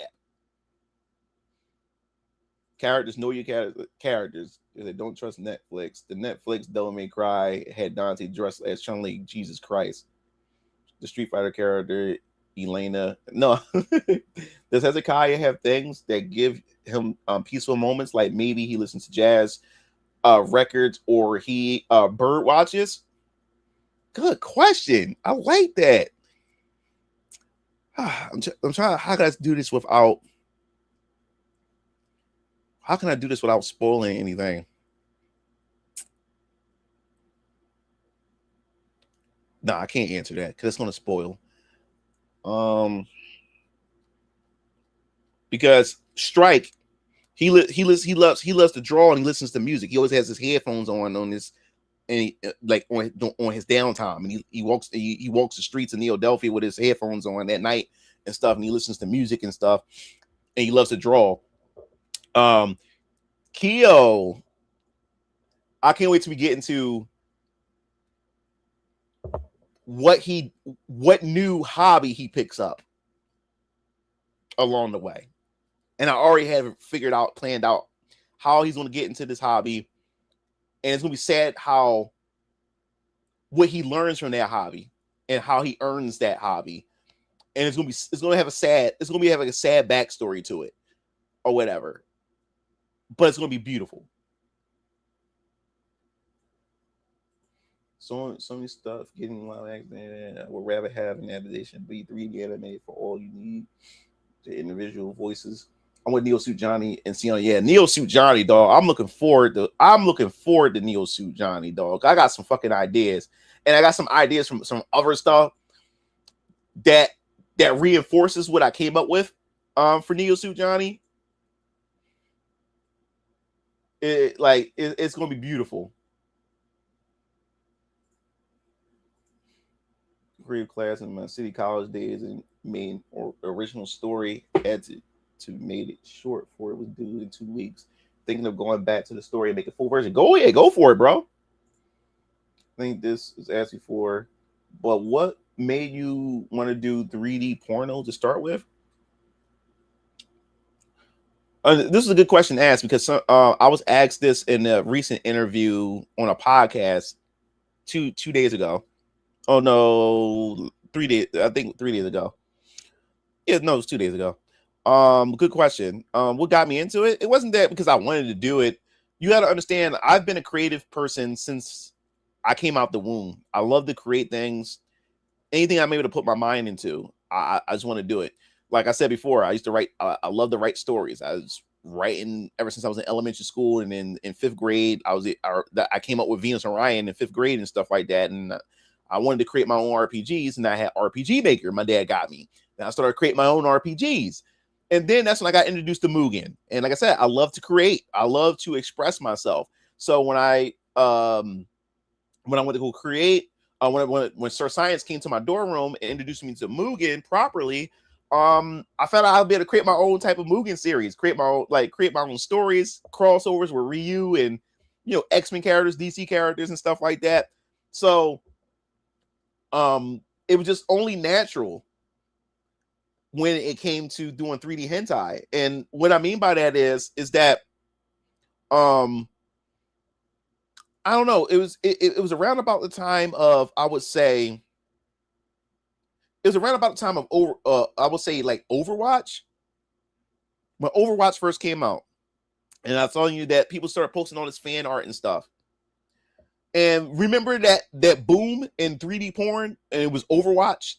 I don't know, for some reason it popped up, like when I was like looking for I started getting hooked to Overwatch.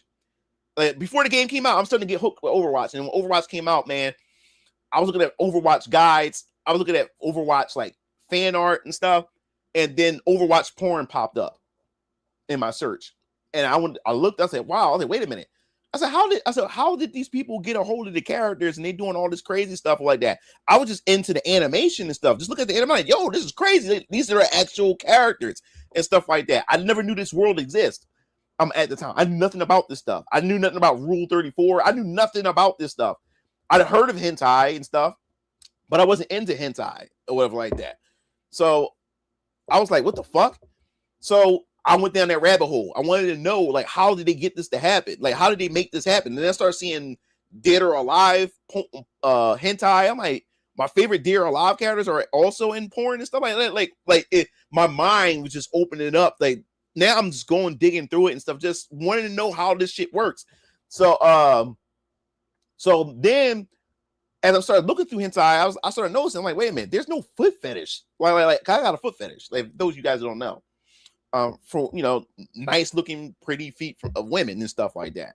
So I was like, do they have any foot job stuff from my favorite female characters and stuff like that? So I was like, there was really nothing. It was just only images. They didn't really have videos, and then the videos they had, they was just shitty or whatever like that. So what pushed me to do it was that there was a hentai artist that I was a fan of that draws 2D animation.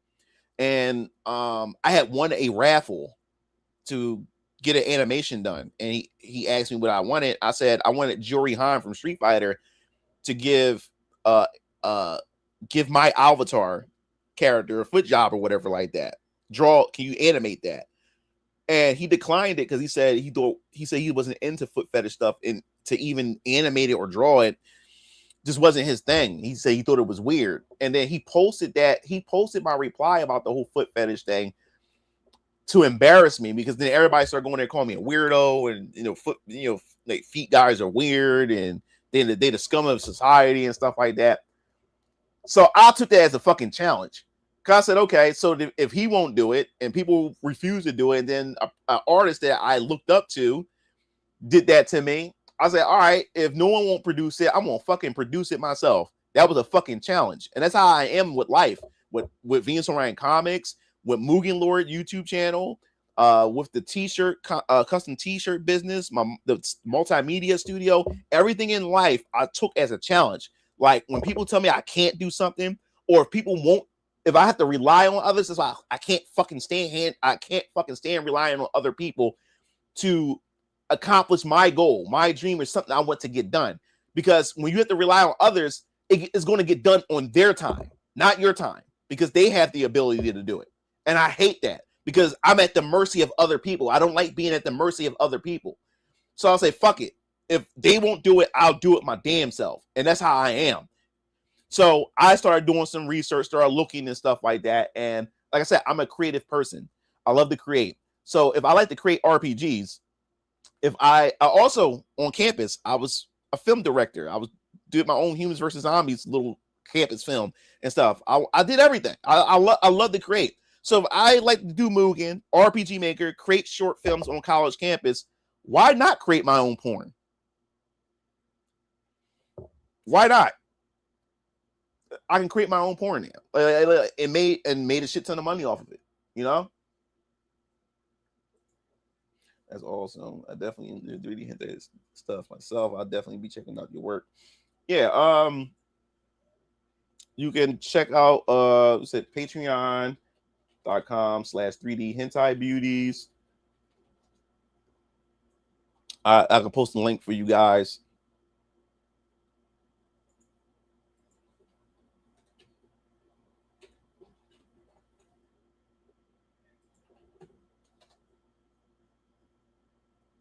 Dude, I'm taking pictures, turning into artwork, and selling for $5 a DeviantArt.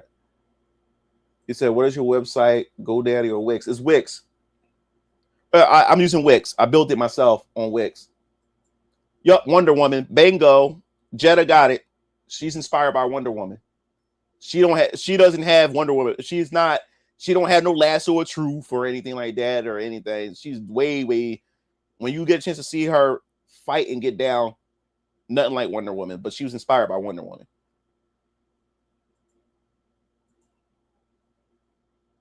Yep. I remember the pink-haired character was based on Rogue. I wouldn't say she doesn't steal power. She doesn't steal people's powers. You're talking about Adaptima. Hold on 1 second.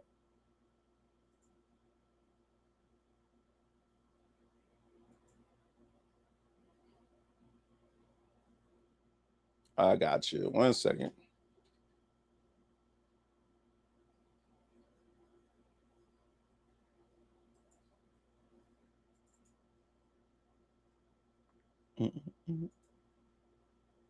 Yeah, adapt them. Yeah, she adapts.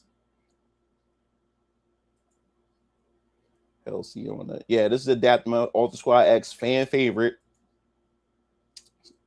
That Bible is a good question. Let me know when you make that Bible. I have my universe Bible. I'm building it. I got my codex. I got my chapters. It's a PDF. As a PDF. I got it in the PDF. But in the future there will be a physical Bible that you could buy. There's going to be volumes. So as more books release, there will be an actual Bible you can buy that breaks down things from different series characters, and then each series will have its own Bible that you can buy at some point. So Siona, the Dice Star champion, will have a Bible. VK will have a Bible. You'll be able to buy those things. It will have some cool artwork. It will also have some things in there that the books doesn't even explain. After looking at it, I can only think of Twilight Princess Zelda, man. She might have favorite design besides Mighty Girl. It said, any plans? Everybody keep asking about audiobooks. I never thought about that. I mean, if the demand is there, then why not? People ask if I would ever do a motion comic of my comics. I would love to do that too if people want to see that. It all depends if the demand is there. If the demand is there, I'll do it. It happens with creators who gravitate towards nice at times. Black, blue, gold. Get out of here. Ugh. Fine, I'll do it myself. Brian Thanos Jr. Shut up. But it's always seemed common in my opinion, not my interest, but I think a fair amount of people are into it. It's not like you said anything. Like scare. Yeah. Wait, you're telling me the hentai artist tempted to make fun of you? What the fuck? Yeah. It sounds stupid, don't it? I think it better if her headband was gold. I may look into that, but yeah, I remember drawing her from the previous contest. Yeah, well, this next contest is going to be the official contest because back then I was all over the place. I didn't have nothing organized when it came to that. Got it. Thank you, bro. Soon my stickers will be funding my 3D hentai adventures. Then I'll dive headfirst into 3D print niche. Nice. Yo, was learning 3D animation rough for you in the beginning? How do you learn? I had learned the trial and error. I found a few tutorials using the TK17 program, and the people that I was going to for help, they wouldn't help me because some people was like selfish, like it's like giving away their secrets and stuff. So since I wasn't really getting help, and then what happened was after a while when I finally did get help, one of the animators like, dude, you mastered the hardest thing to master, and that's legs and feet. Because I was more so focusing on foot fetish, like doing foot job animations and stuff with the feet, the toes, the shoes, the socks, the stockings, and stuff like that. And they said the hardest things is the feet and the legs, like animating that stuff. It said, dude, you got that shit down pat. So any other type of animation you do after that should be a lot easier for you to grasp because you learned the hardest thing first, and I didn't know that. I used to get in trouble drawing girls in my class the hentai way. Yeah, I bet. I bet. And then let me grab this.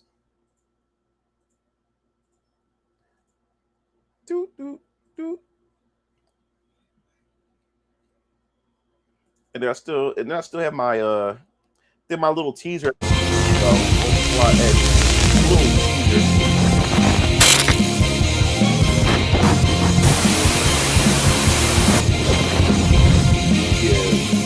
That was like a little teaser I did. I did this like 2023 or 2024. Yeah, so they're gonna get a proper trailer. They're gonna get a proper everything. And I'm gonna start looking for voice actors at some point too for the characters. I gotta look for a Siona voice actress. I gotta look for all that stuff.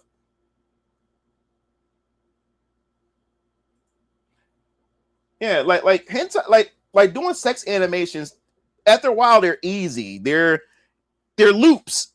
Once you create the base and you create the beginning and the end and you animate it, it's just re-looping itself. That's all it's doing. So sex animation is not hard once you get the fundamentals, and then all it's doing is re-looping itself. The real challenge of animation is actually simulating real motion. Like, it may sound silly. Walking is hard as fuck to create walking, to make it look real and natural. Simple shit like walking, simple shit like talking and hand gestures when they're talking. That shit is hard to make because it's not a loop. You actually have to make it natural and shit like that. It doesn't loop itself. It's a motion. That stuff is hard. Making them talk, like make them animation them talking on the phone. That stuff has to be refined. Trying to make them dance, that shit is hard. But creating a sex animation, not hard. Once you create the base and you just have it loop itself, it just loops into that. Yup. Yeah, that shit is hard because you have to make sure you get the spine. You have to make sure every part that's rigged together, and you got to make sure everything is moving according to each other and stuff. Then you have to actually get the fundamentals of anatomy and stuff like that. But TK17, the program I'm using, is a little bit more simpler. Which one of your character series you favor the most? Be 100% honest. I don't know yet because I haven't finished the script ones for the rest of them yet.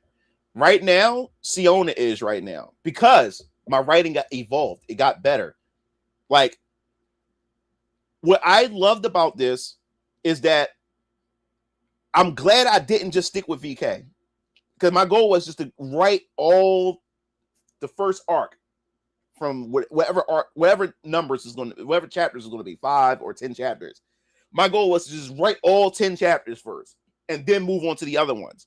But I'm glad I didn't because it made me, if I would have stayed with VK, it would have made me short-sighted. I wouldn't be able to learn or pick up new tools and new methods of my writing as far as characters, world building, and things like that. If I didn't move on to Alter Squad X, if I didn't move on to Siona, I wouldn't have learned those things with VK. It would have been just the same process. But because I learned so much from Alter Squad X,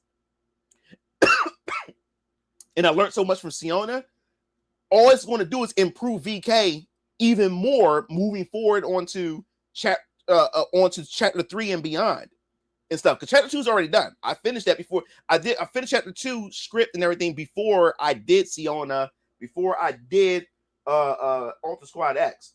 So all the new things that I've learned now will be applied to VK chapter 3. And even though I'm done chapter 3, it's not I haven't like solidified that it's like this is what I'm going to go with. I may go back in and just refine it, change things up, may change the dialogue and stuff like that. But the basis for chapter 3 is good to go. But as far as like the scripting itself, I may go back in and just retool everything again with the new knowledge that I've learned, the new techniques, the new things that I've learned. I'm going to go back in because chapter 3 is going to be a Varian Keller chapter. Like now you're going to see the man himself. The Varian is in chapter 2, but chapter 3 is a Varian chapter. It picks up after chapter 2, but there's a reason why I'm doing this. You'll find out by the time you get to the end of chapter 2, you'll find out why I'm doing this. But chapter 3 is going to be just like how I had Hezekiah. Chapter 3 is going to be a Varian focus, and it's a very important and essential to set up some other stuff.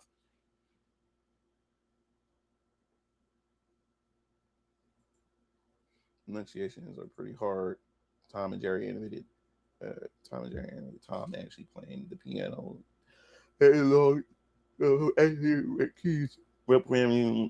called TK17. It's obsolete. The program doesn't exist no more. It's obsolete. It's just the community took it and modded it the fucking death. They took a dead program and it's still alive to this day. So it's called TK17.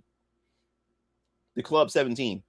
But yeah, so yeah, man. So that's the approach. That's so far.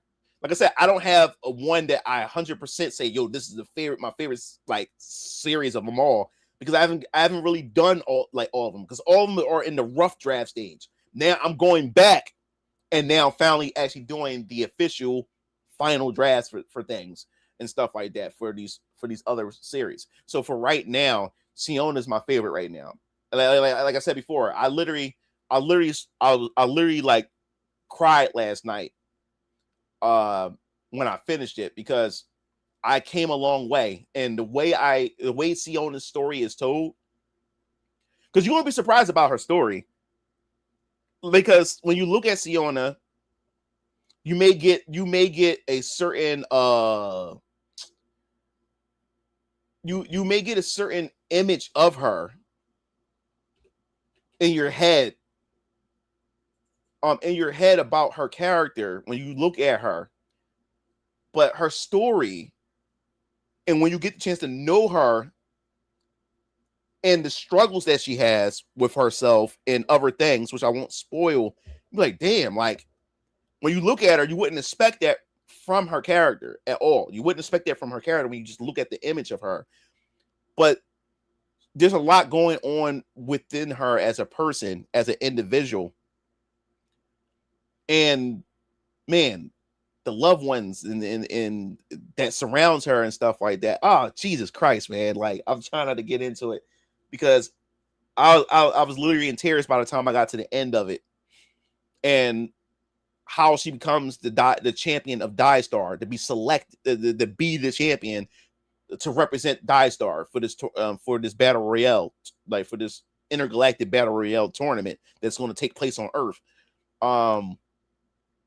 By the time I got to the end and I wrote the end, oh man, I was literally in tears or whatever like that, because she felt real to me. Die-Star itself felt real to me. The people in Die-Star, because just to let you know, on Die-Star, this story, especially where the first chapter takes place on Die-Star, is a fantasy world. She's not the only race on this planet. You want to run into, without spoiling, you want to run into all these different races. The Lafari, which they are like bunny type, humanoid type bunny type race. You have this humanoid fox race called the Renashi. You have the Volgar. They have these beastmen, like they come in both genders, like both all these races come in both male and female. You have the Daninians, which they're more like the humans of Die-Star. You have there's 7 nations, and each nation has a different different race. And Veldaria is where she's from. Her nation, the nation of Veldaria, that's where the Gaveshians are from. But I'm not going to spoil it. You want to meet all the different races and their designs and stuff like that. It's just magical, man. And the story, her struggles and stuff like that, and the things that she's going through, her life and stuff like that. It's just, oh Jesus, man. You'll see.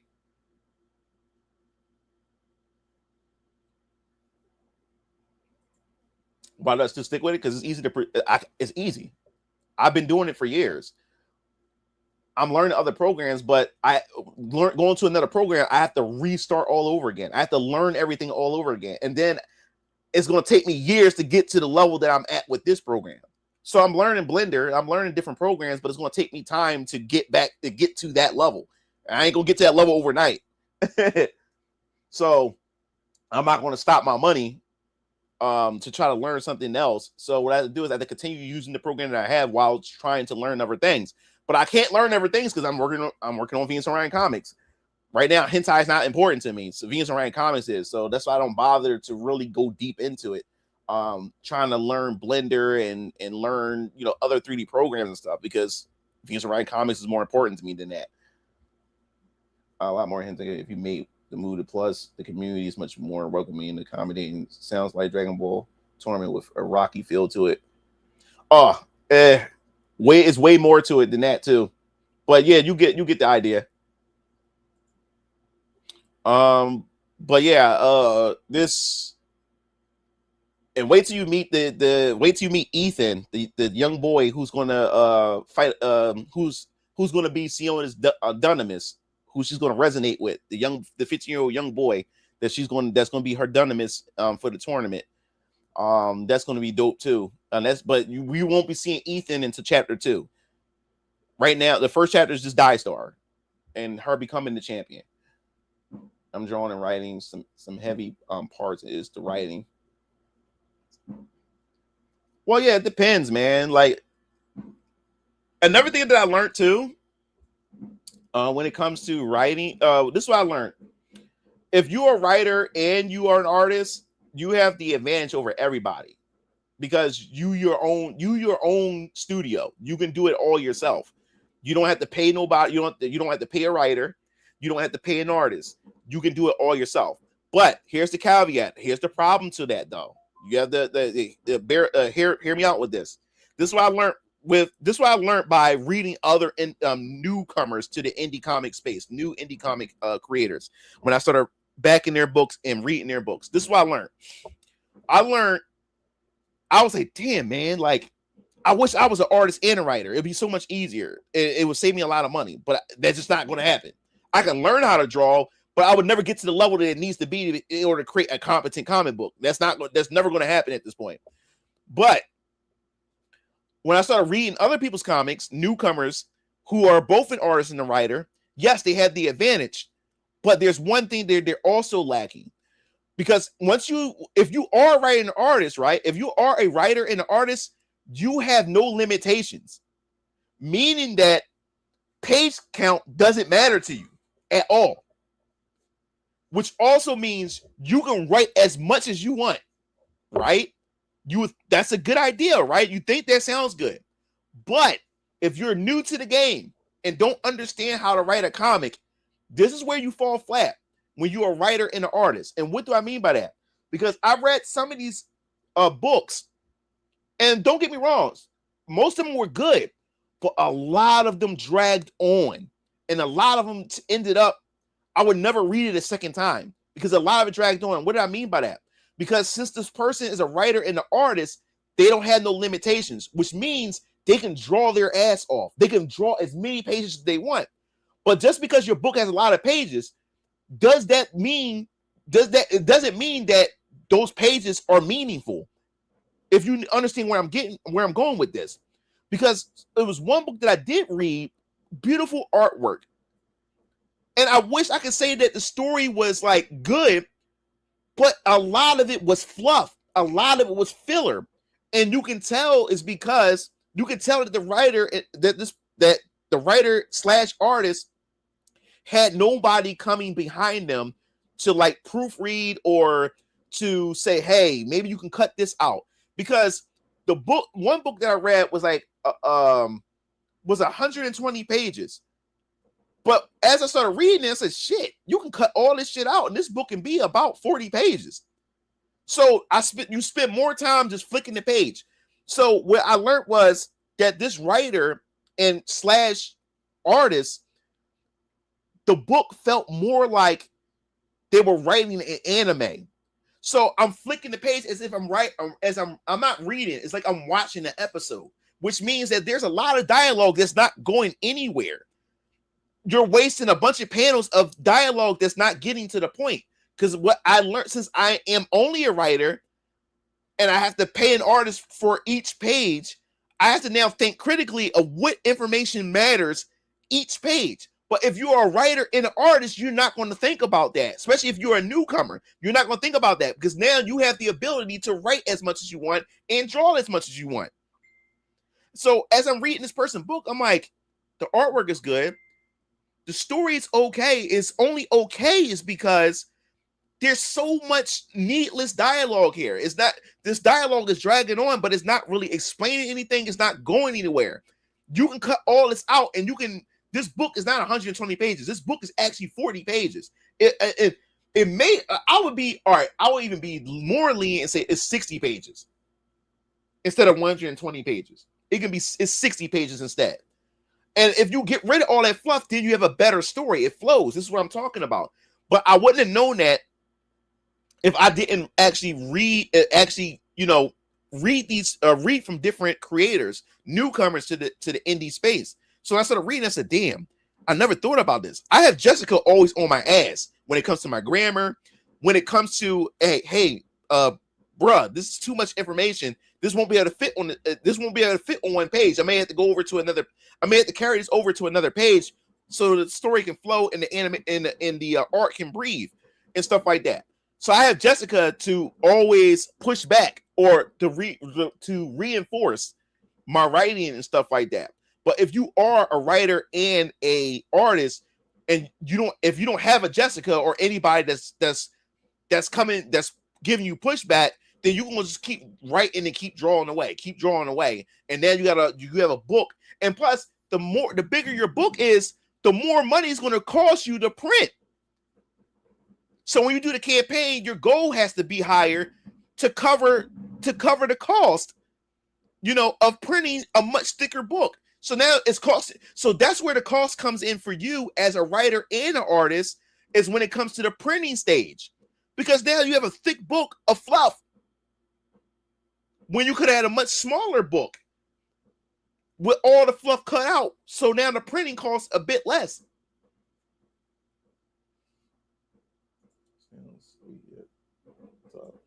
Love your character's movie. Coming from an artist, you can learn how to become a professional if you know the tricks and confidence. Writing's addictive, especially when add more characters. You heard my voice crack? Oh shit. Yeah, cause I'm being too loud. I'm pretty much too loud. I'm yelling into the mic too much. Right, feeling a bit better. You keep up the good work. All right, bro, man, take it easy. Yeah, so damn. Yeah, I'm kind of too loud. Try to bring it back a little bit more. All right, so is that better? Is that better?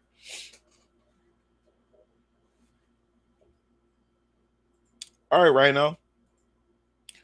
But yeah, so I learned that. I learned a lot. I truly did. I learned a lot by doing this. And yeah, man. It's I love writing.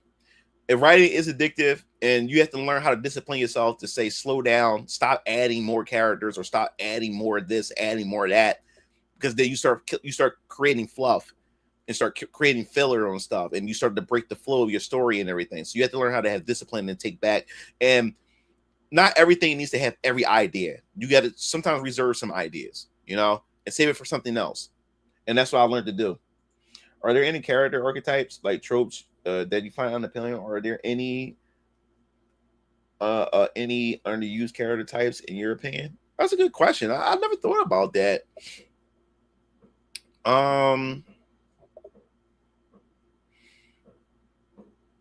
Let me see.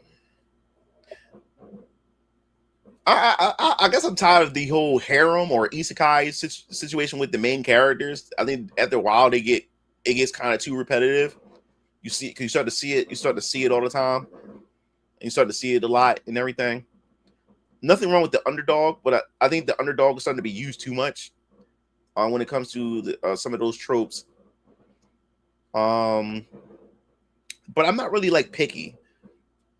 I'm not really picky at all. I would say as long as it's entertaining. And maybe that's because I don't consume anime too much. Compared to everybody else. So people who constantly consume it, they have more gripes or they nitpick more. Me, I don't. I just entertain me and stuff. I don't really watch most of it, a lot of it, because I'm doing Venus and Orion comics. Like I spend more time doing this than I actually sit down. Like I said, I hardly even play video games. So let alone you want me to sit down and watch an anime. I could be sitting that whole time watching anime. I could be on this computer working on some more Venus and Orion comic stuff. That's how I see it. Any time to sit down and do other things other than Venus and Orion comics, I just see it as a waste of time at this point in my life and stuff. I enjoy this too much. That's why I haven't touched a video game in a while or watched much of anime. I think the only recent anime I am enjoying, because I've been using anytime I'm taking the time to take a break and eat, I will pop on anime. And the anime that I'm watching right now that I found and stumbled upon is Blue Lock. This soccer anime. Man, it's amazing. And also while I'm watching it, I'm learning. I'm taking notes from character, how storytelling and creating and having an ensemble of characters, how to write an ensemble of characters, and how the plot moves forward with the main character and how they manage other characters.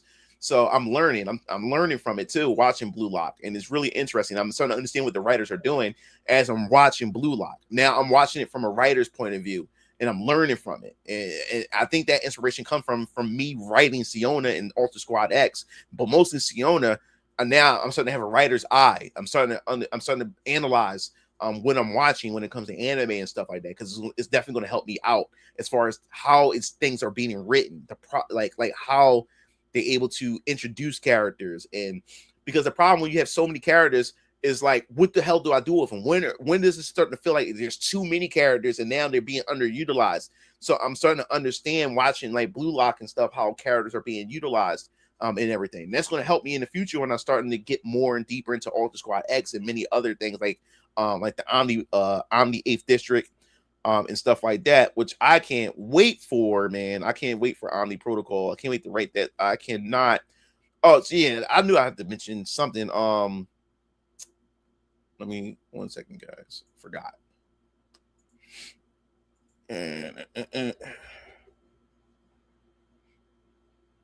Yeah, I can't wait. I can't wait to do this series, bro. I really can't. That was crazy. Oh, yeah. All over there. Is there any general settings you don't think will be relevant to your current characters, like office, school, space, void, underwater? And oh no, I have a school. I definitely have a school. You just haven't. It's just not in the series that y'all know yet. Like, space. I said we doing cosmic. I'm doing cosmic. I got my cosmic characters and everything. So yes, we'll be doing space. But yeah, I do have a school. I do have school. I do have space. A void. I think if it may be equivalent to another series that I have in the works. If void is what I'm thinking it is. But yeah, I can't wait for the 8th Omni District, the Omni Protocol, man. This is a series that I'm looking forward to now that I know I have a Japanese audience that's dying to see this too. I'm definitely going to get on this. So as far as what I'm doing right now, as far as the script writing, as I told you before, I'm learning more and more as a writer. And what I love is as I'm building the universe is improving everything else. That's why I said what works for others may not work for you. And that's what I'm learning. People they're telling me do not do this whole universe thing. I have to, because as I'm doing the universe and I'm working on these other series, it's also improving my writing, it's also going to improve my other series as I continue to release them and stuff like that. So that's why I'm going to continue to do what I'm doing. And, I'll take some advice, but I'm not going to just take it full on, because what works for them doesn't necessarily mean it's going to work for me. You know what I'm saying? So yeah. So what's going on is that I already finished the script for Alter Squad X Chapter 1. I already finished the script for Die Star Champion Siona. Now, the thing is, you would think Neo Sujani would be next, but I decided against Neo Sujani. It's not going to be the next chapter or series that I'm working on, to build for that chapter. I decided to skip over to the Great Samaritan. The reason why I'm skipping over to the Great Samaritan, because as I said before, every time I build on a character in this concept, it also adds onto the overall greater world building, and it also is going to prove my previous books that I'm already writing for, which is VK and stuff like that. The reason why I have to do the Great Samaritan first is because I have to nail the geography of America. I told you that America is broken into 2 nations, the Guardian States and the Freedom States of America. I have to get that geography. I have to get that map, because like I said, the Freedom States runs itself differently than the Guardian States. I have the Guardian States. I have an idea of the Guardian States, but I don't fully have the idea of the Guardian States. I have to get that, nail that right. Because like I said, Neo-Delphia in VK takes place in the Guardian States. It's a Guardian State run city. I know how it functions. I know how Neo-Delphia itself functions, but the overall Guardian States of America itself is still not fully grounded, solidified yet. But in order for that to happen, I have to do the nation's avatar, the Great Samaritan, because because this is where you get the backstory of the Guardian Civil War that took place 100 years ago that caused the divide in America to cause that split. So I have to get the background fully fleshed out before I even can get up to the Great Samaritan himself. So I have to do all that. So I have to get the geography. So before you know it, I'm gonna get Jessica to draw the actual map, and you'll be able to see the map. I'm gonna have the map prepared for you guys to be able to check the map out and everything of what America looks like. And then I'm gonna have the actual world map at some point, because everything is different in my universe. My Earth is different than real life Earth. The terrain is different, technology is different, and Neo Suit Johnny is going to answer that technology aspect. That's why Neo Suit Johnny is important, but I have to nail and get down all the politics and all of the geography and groundwork in the history of America with the nation's avatar. Because once I nail that, it's also going to improve even more for VK and other world building aspects within that as well. So yes, the nation's avatar, I have to get that. So I have to skip Neo Suit Johnny and go straight to the nation avatar. I just started Nation Avatar this morning or whatever like that. I actually got a timeline now of events, actual events of my world, history, whether it's war, politics, and all this type of stuff that leads up, because my universe starts in year 2025. My stories, VK starts in 2025. All the stories in phase 1 starts in year 2025. So I have to create a story. I have to create backstory of 200 years before 2025. So I have to get an outline. I have to build all that. So we'll have all that history. And then can you imagine spin-off comics and things that can visit those time periods and stuff like that? So that's what I'm building right now. So before I even get to Justin Emmett, the Great Samaritan story, I have to build all that first. So let's see. This character is the foundation. I guess you could say that. And plus, like, if you ever look at my website, he's also in the front. He's the leader of my Avengers team called the Valiant Ascenders. At some point, I would have my own Avengers team, like characters and stuff. So yeah, he's the leader of that team. So yes, I have to get the Great Samaritan down correct. And then once I get the Great Samaritan, then I won't go to Neo Suit Johnny. I would have to move on to Omni Protocol, the 8th Omni District, because the Great Samaritan focuses on the Freedom States, but the 8th Omni District focuses on the Guardian States because they're part of the 8th Omni District. They're the boots on the ground. They reinforce the Guardian Protocol system itself and stuff like that. So then we're going to dive into her book next and her team and stuff like that of Omni soldiers.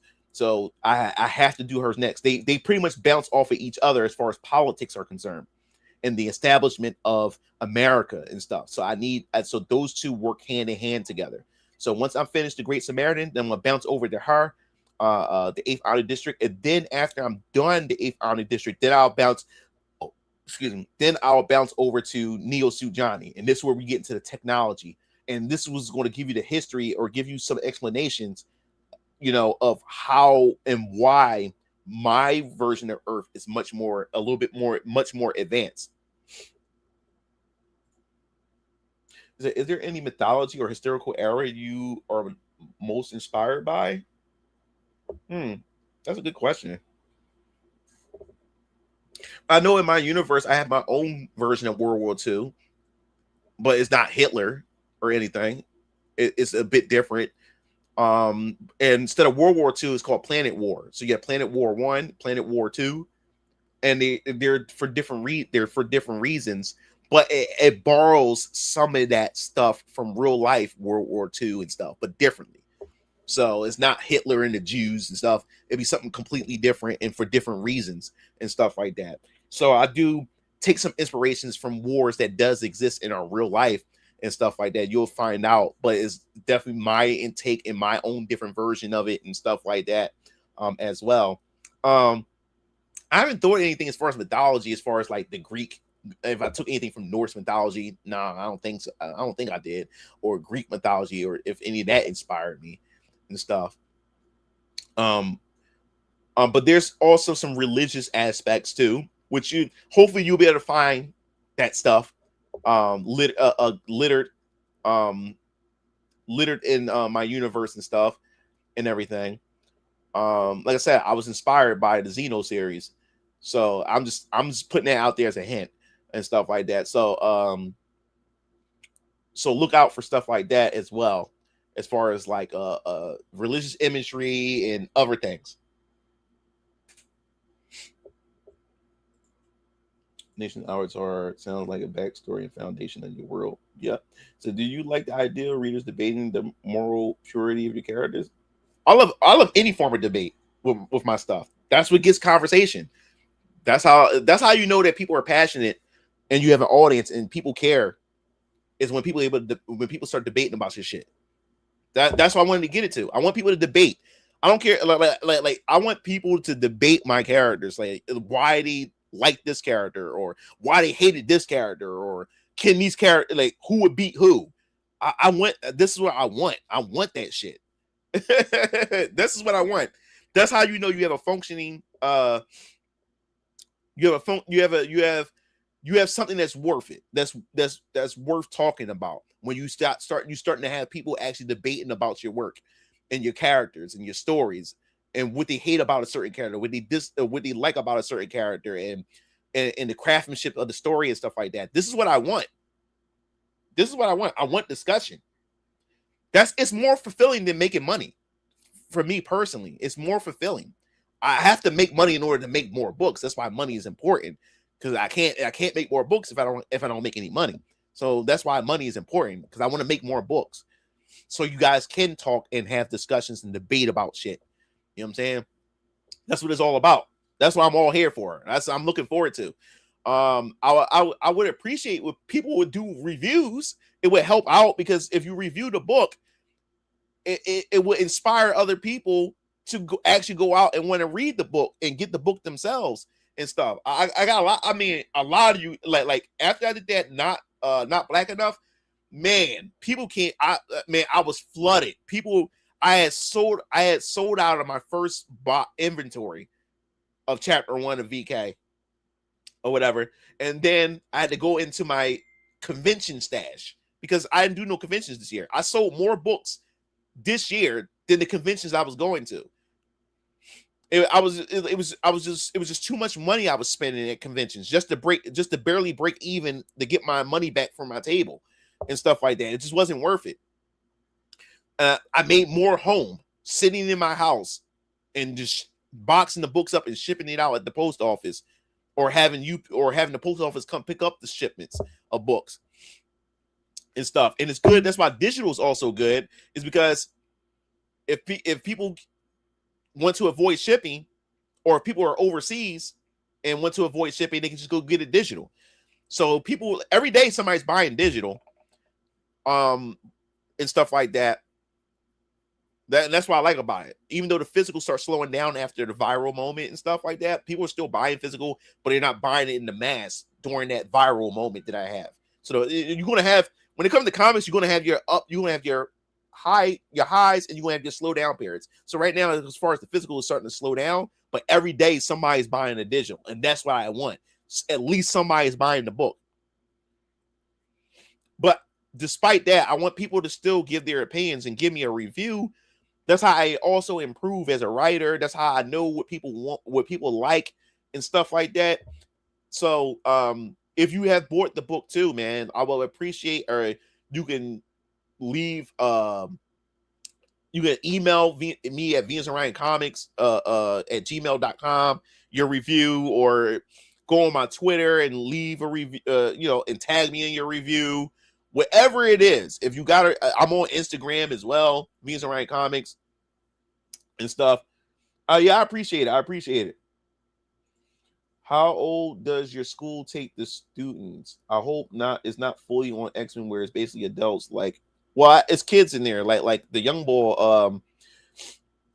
How can I put it? There's different academies. It's not just one academy. It's academies all over the place, and you get the aberrants get accreditations to filter into society. You have some aberrants who goes into, because once they become an aberrant, they pretty much lose their citizenship in a sense. They can't function in society anymore. They're not considered human in a sense. So they have to re-earn that and stuff like that. So in order to avoid the aberrant registration system, they can go into these academies, and these academies have these different accreditations, and depending on what field or they get accreditations for, a lot of them go into specific fields in order to function in society. So yes, there are adults and there are also young aberrants and teenagers and stuff on these different campuses. But once they get their accreditation and stuff, they can live their life or whatever like that. But when it comes to the cast of Alter Squad X, Daniel Murphy and all of them, what you call them? Oh no, that's a spoiler. I can't talk about that. No, that's a spoiler. But they live on the campus or whatever like that. They already, like, Daniel Murphy, he graduated already. He graduated, he got his accreditation and stuff like that. But as I said before, Daniel Murphy was trained to be the leader, or not the leader, but trained to be part of the Alter Squad X initiative. But Dr. Crawford, he canceled the initiative. He canceled the whole thing. He canceled the whole thing because there was a team before him, before Alter Squad X.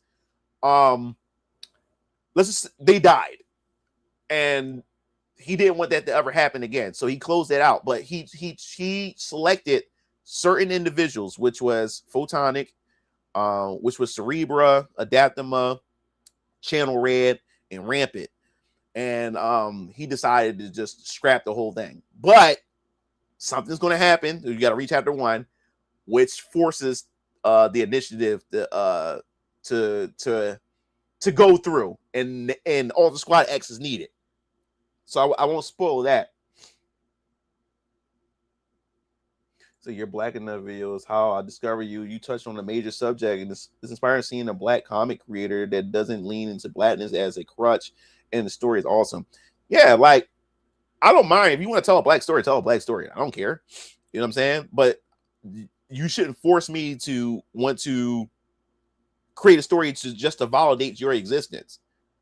Like, I finally have the opportunity to be able to create the stories I want, and then now I had the opportunity, and now you're telling me that no, you should be creating this. No, I'm not letting you do that to me, and that's how I am in life. I'm not going to allow anybody. I don't care what color you are. You're not going to tell me what I'm going to do and what I should be doing. You're not going to do that to me. I'm not allowing you to do that to me. My job is not here to validate your existence. I decided to get up and create my own shit. If you want just predominantly Black stories and stuff, fine, go ahead. There's nothing wrong with that or whatever like that. But you're not going to force me into this whole thing of I better do it or it should be this certain way. No, you're not doing that to me. Take that shit somewhere else. There's other people that gives you what they want. Why are you going to try to force me into doing that and stuff? I create the stories that I want. I have Black characters, white characters, I got biracial characters, I got all kinds of characters. And when I create a character, I don't think about the character. Like I said, my characters are a blank canvas. The color comes last. And then most of the time when I think of a color, it's like a toss-up. I don't think, oh, this character should be Black. It's just a toss-up most of the time when it comes to the characters and stuff like that. So, yeah, I'm not gonna let nobody dictate to what I'm doing, what I should be doing with my work. No, this is my creation. This is my work. I do what the fuck I want to do. You're not gonna tell me what I want to do and what I should be doing. There's other people it gives you exactly what you want. Go support them if you want that. But you're not gonna put that on me. You're not gonna put that on me. I create what I want. If I want to create a Black story, then I'll create a Black story. But I'm creating a human story. I'm creating just a story. Just so happen my characters happen to be Black. That's it. And that's how it should be. Your characters being Black is just a bonus. Like, it's a great story and the characters just happens to be Black. Very Eye Colors, Vampire Killers, most of the characters are, most of my cast is a Black leads or Black leads. But that's not good enough to some of those people. Not everybody. And I always say this, and I since you guys are new to this stream and stuff, I always want to preface this. It's not every Black person. I'm not going to say this. If you paid into the video, it said this specific group. I'm not talking about Black people in general, because not every Black person even give a fuck about anime and comics anyway, and stuff like that. So I'm not saying every Black person, but it's a specific group who are very loud, very vocal, and it can be very aggressive and shit like that. So I always want to make that clear because I don't like to paint everybody with a brush. I don't like painting black people with generalize black people. I don't like generalizing white people. I don't like generalizing everybody, women. I don't like generalizing anybody. That's why I'm very specific. I'm careful with my words. I'm talking about a specific group within the black nerd space, because not every black person indulge in this shit. You know what I'm saying? We are a very minority group in the nerd space. We're a very small group. And then within that small group, there's another group within that group that is very loud, very vocal, and very aggressive. You know what I'm saying? If you can't read them, yeah, black characters look better in anime than American cartoons from what I've seen. Yeah, man, like I said, like create what you want, man. Like you finally have the ability, the opportunity to create what you want. Create what you want. Don't be shackled by anything. Don't be shackled by anything. You know what I'm saying? And the most of the people that's complaining is the people who don't got shit going on with themselves. They don't got nothing going on with their lives, and they gonna try to put their shit onto you. They're gonna try to downplay. That's why I want to encourage you guys, man. Follow your dreams. I mean, 1 second. So, do you watch One Punch Man? Yeah, I watched only one season, the season 1 of My Hero, and My Hero's that One Punch Man. I mean, I only watched one. Damn, my allergies are kicking in like crazy. Allergies are killing me. Yeah, One Punch Man. I've seen the first season. My Hero. I watched all. I made it to the Deku where Deku was like a solo.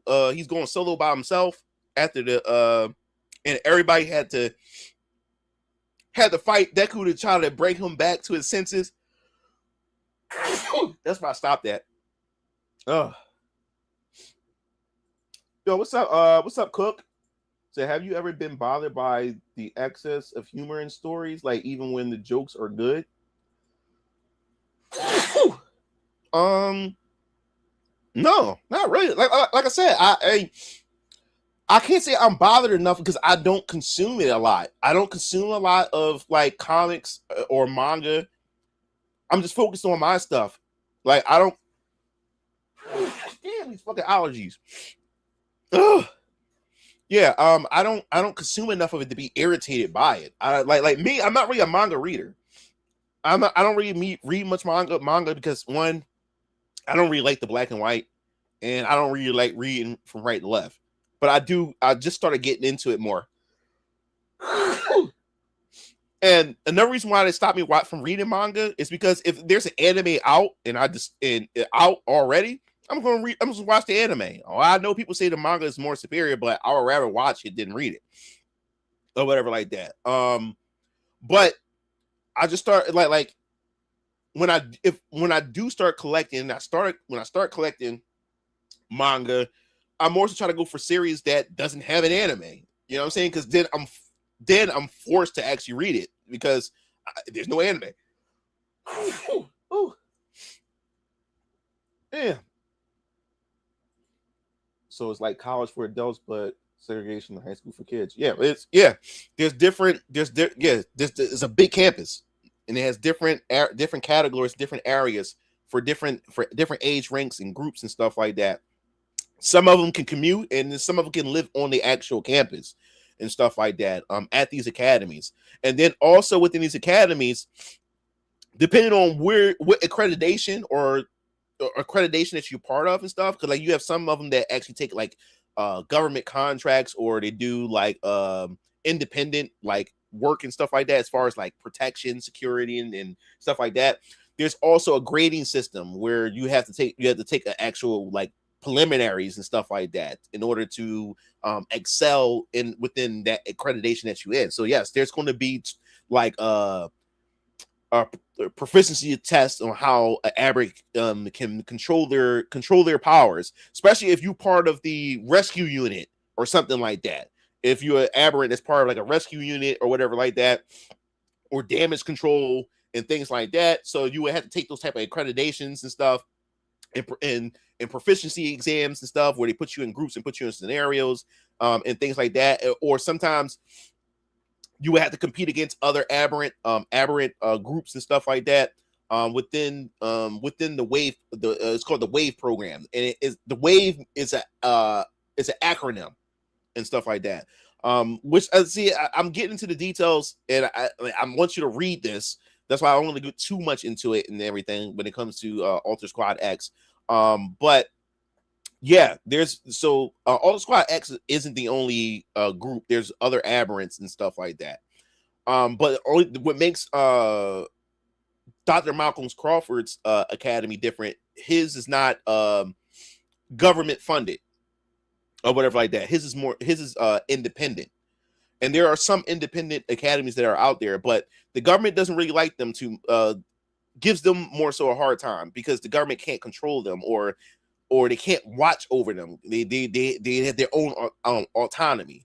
And Dr. Crawford is one of the beginning academies that actually started this whole thing in a sense, or inspired more academies and everything like that. So you'll see how it all works out, and everything. It's oh my god, I can't wait. I really can't wait till you guys get a chance to get introduced to these characters in Alter Squad X, and just understand like just how this world works and how it handles people and how it deals with people, and everything.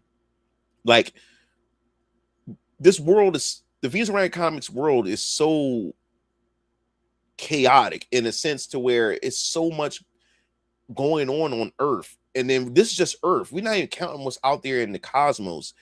Because on Earth, man, they're like the governments of the world are trying to figure out how to deal with outworlders. I'm talking about people that come from other dimensions or come from other planets from the within the galaxy itself, and they become immigrants onto Earth.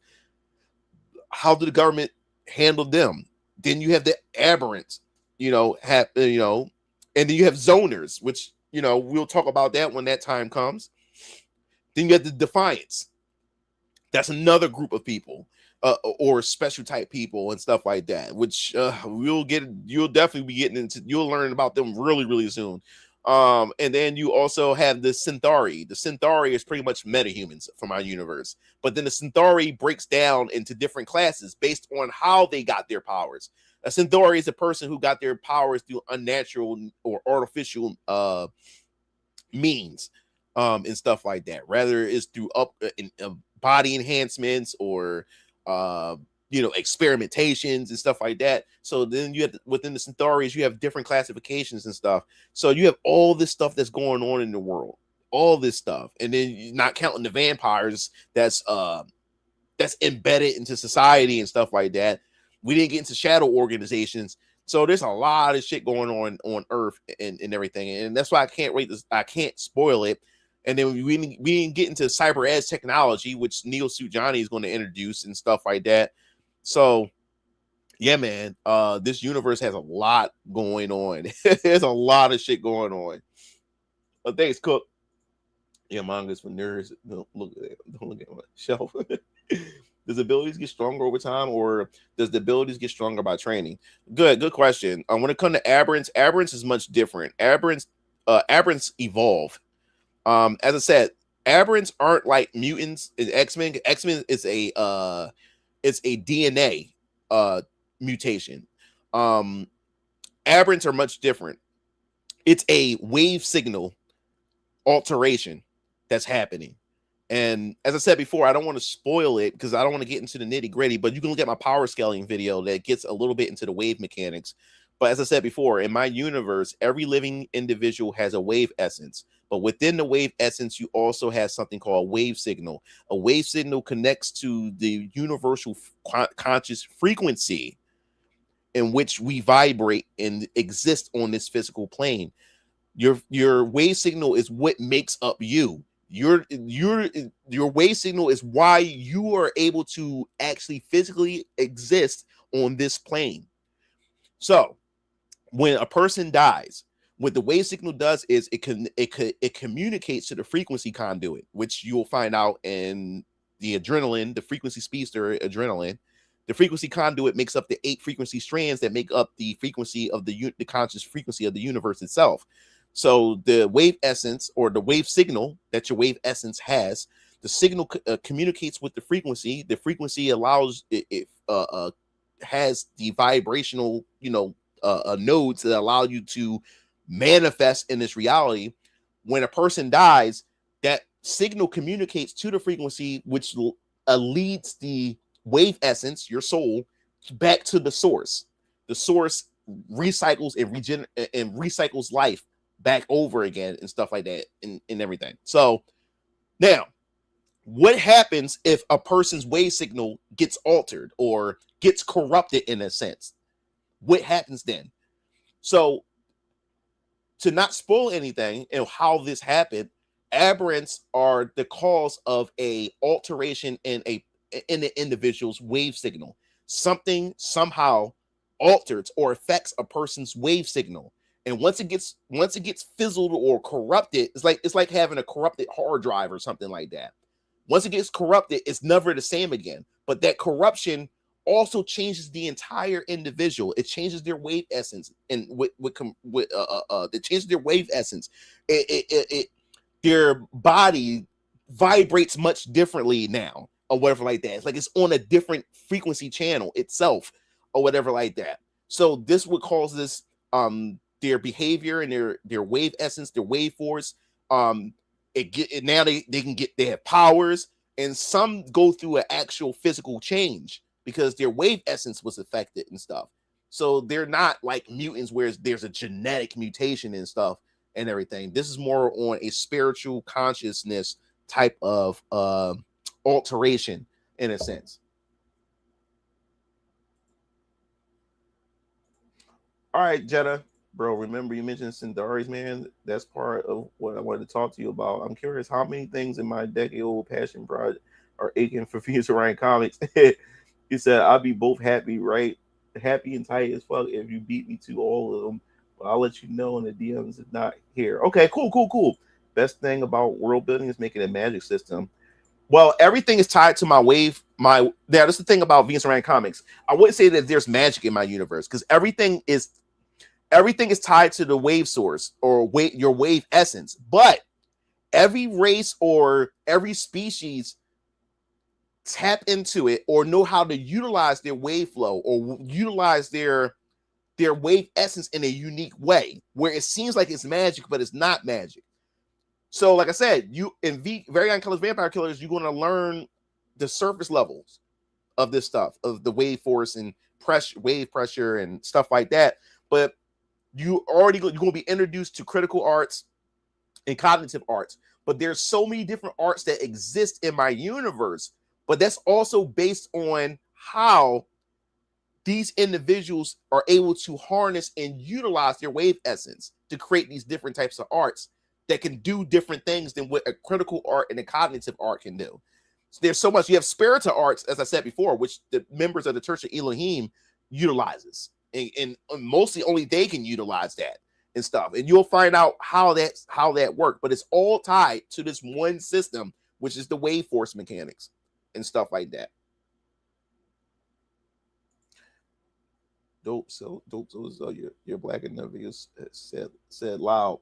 What black creative nerds really wanted to say, it was raw and passionate, and many silently appreciated you putting in yourself. Yeah, I'm always been I've always been a very outspoken person. Like I'm never afraid to say what's on my mind. I don't care who's going to get upset. I don't care who. Like if you want to approach me. I don't give a fuck. I'm going to say what I'm going to say. You're not going to silence me. That's just how I am. That's how I was raised by my mom and dad. Sometimes they can get you in trouble for being too real, but I would rather be myself than to sell out. You know what I'm saying? And I'd rather be true to myself. I'm not trying to appease to anybody. You either fuck with me or you don't. That's just how I am. And that's why my circle of people I have a small circle. I cut a lot of people out of my life. And that's why Venus Orion Comics exists, because I had to cut all that baggage, even down to my baby mom. I had to cut everybody because those people were holding me down. They were my enemy in everything. That's why I don't trust many people. And I only trust myself and my inner family that I have here in this house. That's the only people I trust. I don't trust a lot of people. And if I call you my friend, then that means a lot. if I can call you my friend or whatever like that. You know what I'm saying? Because I don't call everybody my friend. You can't just throw that word around like loosely like that. You know what I'm saying? You have your associates and people you just fuck with. You know, I'm cool with them and stuff, but are they my friend? Like actually my friend and stuff like that. So that's just how that is with me. But yeah, I'm not afraid to say what's on my mind. And I'm still, it still blows my mind where I've been like that with the Mugen Lore channel. That's where I gained like prominence from, was my Mugen Lore channel. How I blew up as Mugen. I challenged this one elite Mugen community that everybody was afraid to speak against.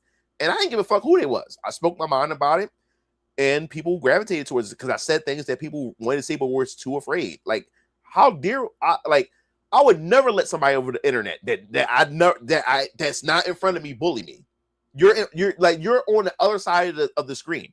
I would never let somebody bully me from the internet. No way. That would never happen.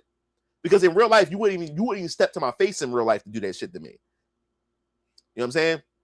So that's how I am. So then with the Mugen, then when the culture war stuff came in, I spoke my mind, like how Western studios depict women and how Eastern studios depict women, and how Eastern studios handle the depiction of women much better than Western developers. And that blew up. It gained the attention of Asmongold and many other people and stuff like that within the space. And it gave me a name. And next, before you know it, I'm getting invited into podcasts. And then I jumped up to 25K subscribers. And then now I'm getting like offers from companies to like promotional codes for games. I'm reviewing products and stuff now and stuff. All because I spoke my mind. I don't give a shit. You know what I'm saying? You on the other side of the screen. You ain't, what the fuck you want to do? You know what I'm saying? Like, the only way you could be canceled if you allow people to cancel you. You ain't gonna do shit to me. Because all the shit that you say it over the internet, you would not dare to say that shit in real life. And don't get this hair fucked up. That's why a lot of people fuck up. People think I got this long hair that I'm just some dude that's just a bitch that's just gonna sit there and let you disrespect me. I got and believe it or not, I had to learn that I have to calm the fuck down. I got anger issues at times. If you rub me the wrong way, I don't just be angry and stuff. If you rub me the wrong way, you will see another side that you never thought that Mugen Lore had. But I try to suppress that and keep a smile on my face and stuff like that. But I got it bad. I got a bad temper or whatever like that. Especially if you approach me the wrong way. If you show me respect, I'll show you respect. But I'm not gonna let you disrespect me. I don't care how tall you are. You can be 6 feet tall. I don't give a fuck. You know what I'm saying? That's just how I am. I'm not no tough guy, but you're not gonna disrespect me because I'm a man first. That's just how I am. You know what I'm saying? I'm a man. You're not gonna disrespect me. You know what I'm saying? So this is how I am. So I can laugh and joke with people and everything. I can smile, act goofy and stuff, but do not disrespect me or don't disrespect my family. That's just that simple. You know what I'm saying? But yeah, that's just how I am. I stand on what I say and I mean what I say. I don't take back anything that I say. I said it. Yeah, I said it. What you gonna do about it? Mm-hmm. Say fuck you, your shit just ain't black enough. But what's going on? Yamatori, what's going on? Yeah, so mean. I mean, our pussy. Is there any possibility for work to be animated? That'd be really dope. So you just missed the whole conversation about my work being animated. That shit costs money. Costs a lot of fucking money. My family on my mom's side kept me silent. Now since I'm older, I challenged them in conversations. That's understandable. Got to stay professional. Yeah, that's the thing. I got to teach you guys this too, man. I had to learn this myself. I had to humble myself with this. Once you become a business, you have to be professional, man. No matter if somebody disrespects you, you have to learn a new skill of how to put people in their place without coming off as, I wouldn't say a bully, but coming off massively aggressive. You know what I'm saying? Like, because like I said, I'm from South Philly. I'm born and raised in the heart of South Philly, and certain things that people say, that's fighting words, or certain ways you approach me as a man, that is fighting words. You know what I'm saying? Or that's fight that like you, if you step into me, you must want to fight. Don't approach me that way. You know what I'm saying? Like we can do this as men or as respectable people. We can talk. You know what I'm saying? But you don't disrespect me. You know, and people, that's that caveman DNA in us as men. You know what I'm saying? You have to watch how you come across to people. So I learned in the business, you can mess your whole business up, you know, acting a certain way, even though you're in the right, but you have more to lose because you have a business, you have an image. And even though you're in the right, popping off like that is not going to make your business look good. You can destroy all your clientele or future partnerships. Why? So why do you think that some of these companies bend the knee to certain things and stuff? Because now you don't understand until you actually own a business how everything you built can just collapse because of one wrong judgment call. One wrong call that you made can fuck up everything that you spent years to build. It take you years to build, but it can take you seconds to destroy. So I learned that over time when I went to some of these conventions, when I get approached by some of these motherfuckers out there, I had to learn how to approach them differently because I can get aggressive. Like you're not going to disrespect me like that. But I learned as I'm a businessman now. I can't just go into hood mode. I can't go into street mode. I can't do that. I'm a businessman. You can't do that. So when you even if you a person who come from the streets and you know how to handle yourself well, you have to learn how to tame that once you get into that professional environment. And then not to pull the race card, but as a black man, you're already seen as intimidating as a black man. So the moment you start acting a certain way, you're reinforcing a stereotype that the world and society already view you as anyway. You know what I'm saying? So as a black man or as a black person, you have to be more careful. You have to be more careful of how you approach a certain situation. And people can say that's not, people can try to dismiss that all they want. Trust me, I've seen it before. I experienced it before. I talked about it like was a year ago when I got kicked out of Brooklyn Comic Con, and we were in the right. But the moment that white girl started crying and complaining, because like I said, if you guys don't know, we was at a Liberty Comic Con, and man, we was making money. Me and my brothers was making money, dog. We had our custom t-shirt business, and I didn't release my comic. Didn't release yet. This was in like in 2024. Actually, it was in 2024. The comic didn't release yet. It was near being released, but it was around 2024, and we was making so much money, man. We were so proud, so happy, and stuff like that. And it was also opportunities that I also missed because we had also met not Funimation. It was this anime company. One of their sponsors were there, and they loved the shirts that we made or whatever like that. And the guy that was the sponsor of Vid Media, I think it was called Vid Media, whatever like that. He's also cousins with RDC World, with one of the guys from RDC World. He was like, "Yo, man, brother, you got a comic book coming out? Yo, man, my cousins." He showed me the pictures and said, "Yo, this is my cousin. This is my cousin from I'm the cousin of from RDC World. Yo, you gotta meet. You gotta give me a copy of Orion Colors Vampire Killers, man. You gotta meet them, man. I'll have them promoted and stuff like that." He also was friends with Walter Jones, the Black Ranger, who was a special guest. He was going to introduce me to Walter Jones to chill with him, interview him, and all kinds of stuff. On the Sunday of that weekend of the con, and I fucked it all up because of my attitude. And I was in the right because what happened was we had a table that had another vendor next to us. So it was this white couple that was next to us and stuff. Now the dude was chill. He was a simp, but the dude was chill. He didn't say nothing, he would laugh with us and stuff. But we had all these other white vendors that was near us or whatever like that. They had and they all talked with us like we were all chill and stuff like that, right? So then we had this Japanese chick who was the security of the con, right? So my brother and I, we had an extra table, so we had our own section because we didn't know they was providing a table for us. So when we got there, they already had a table provided for us. So we had our table that we bought with us, which was an extra table. So we used our table within our space because he gives the tape with a perimeter and stuff. So we had an extra table, so we was able to put more stuff. And man, we cleaned up there. Like the vendors in our area, they was not making money. The only way they was making money after people come to our table, they would just float over to their table. They was making money because of us, right? So that was the Friday. Friday we cleaned up, did good. Saturday comes. That's when I meet the guy from Vid Media. Talked about, like, Sunday, when you come back Sunday, I'm gonna bring Walter Jones over and all this other type of stuff. I'm gonna hook you up, this, that, and third. So what happened was when Saturday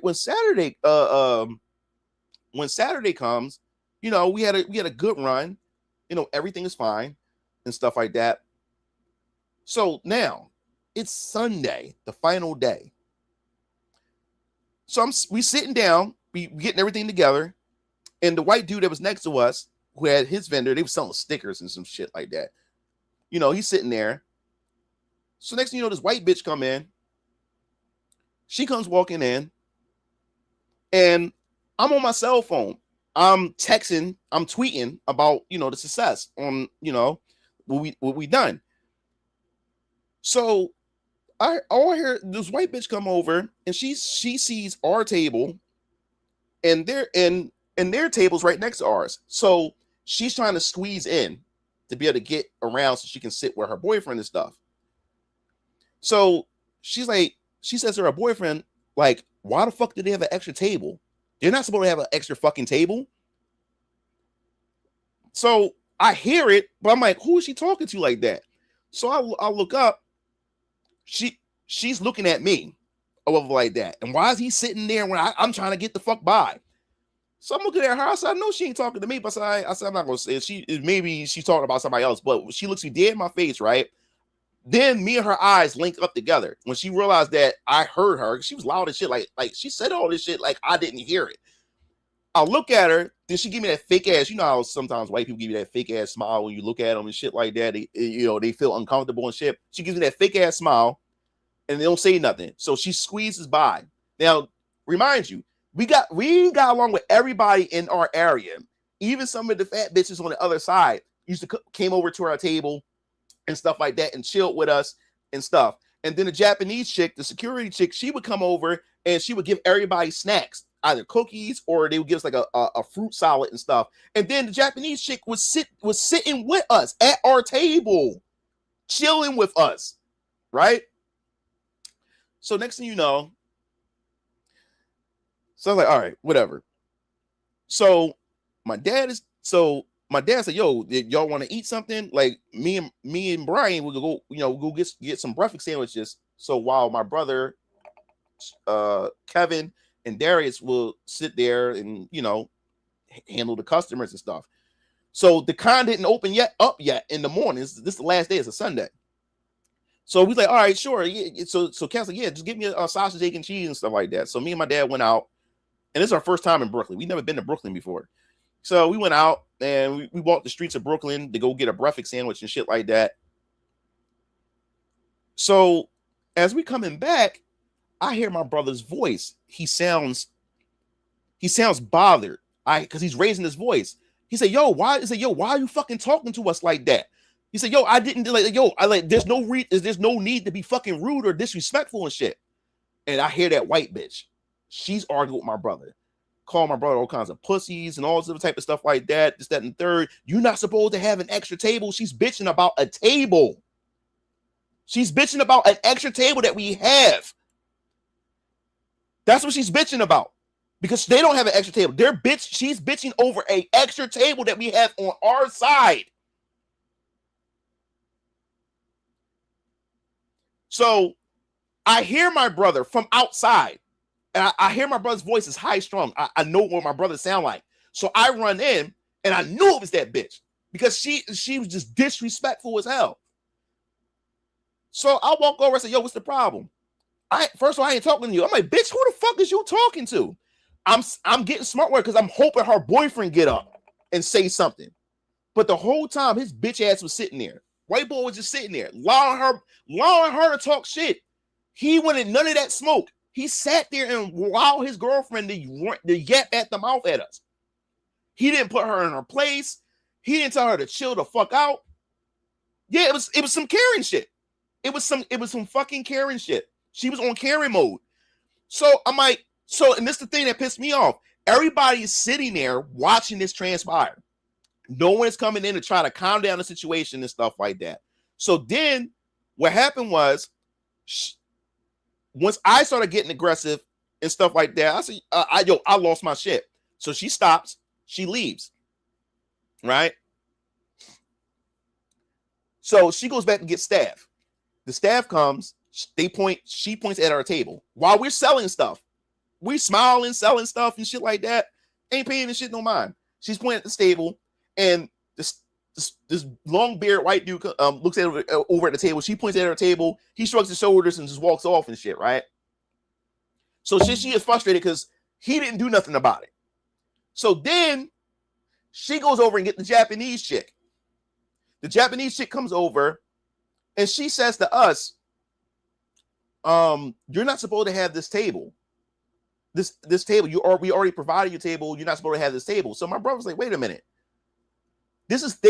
My brother Keo's like, this is day 3 of the convention.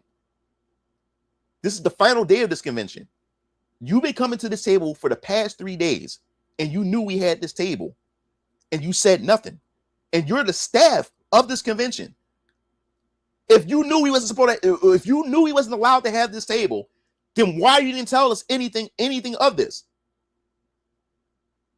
So now she's sitting there. The Japanese chick is sitting there. The white bitch that's with her and shit like that. She's looking at her, looking like, go ahead, like, go ahead, do something. You know what I'm saying? So she said, well, the reason why you're not supposed to have this table is because you have this tape here, and if it sits out, people can trip over and stuff. He's like, my brother Keo said, come on, man. You know, no one was doing any of that. Or it's right. Our table's beyond the tape, and we haven't been bothering nobody. No one had no issues and stuff. Like, why are you doing this? If this was an issue, you should have corrected me since day one. You sat here at our table, you laughed and joked with us, and knowing that we had this table, and now you're telling me we're not supposed to have this table here. What are we doing here? So the Japanese chick started stuttering and stuff like that, and then she walks off. Right? So now we're cool for a second. Next thing you know, she comes back and she starts coming back, cussing us the fuck out again. You're not supposed to have that fucking table and stuff like that. I said, listen, you fat bitch. Next thing, everybody eyes perked up and shit like that. Next thing you know, this dude comes over. This black dude comes over. He has this tight muscle shirt on. He comes over. First of all, we ain't having none of that. This, that, and the other, this, that, and the third. So me not knowing what's going on, who this dude is, all I just see some black dude come over with the shirt, and he came over aggressive. Like I said, I'm from South Philly. If a man come over here on some aggressive shit, you're trying to challenge me. So he comes over all husky and shit, right? So when he comes over while I'm arguing with the bitch, he comes over, first of all, we ain't having none of that. I'm like, I said to him, who the fuck is you? So he doesn't say nothing for a second. I go back, I'm arguing with the bitch again. Her boyfriend finally gets up. I said, well, you want to do something? He still didn't say anything, right? And the black boy said, I'm gonna say it again. We ain't having none of that. It's Sunday, this and never. I said, and then I said to him, I'll allow you not. My brothers and all was there. And I said, no. I want to say it again. Nigga, who the fuck is you?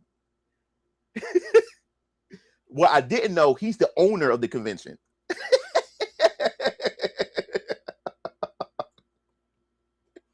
When I finally look at his shirt, he's the owner of the convention. And even if he was the owner, I wouldn't give a fuck. But he felt disrespected because I didn't know who the fuck he was. I don't give a fuck who you are. Like, a lot of these owners of conventions, they act like they're some stars and celebrities. Because the reason why they act like they're stars and celebrities, because most of these vendors whose life depends on the convention, they suck up to the owners. I didn't know he was the owner because, one, I don't need the convention. I was doing fine without the convention. I don't need to do this. We're doing this because we love the art of this. We love the fun in this. We love to meet people. And we want to get our brand out there. But we don't need this place. Because we were financially, we're doing fine financially. We don't need this place. So I'm not going to kiss your ass. But I didn't know that was the owner. Because I said, I'm like, no, I'm going to ask you again. Who the fuck is you?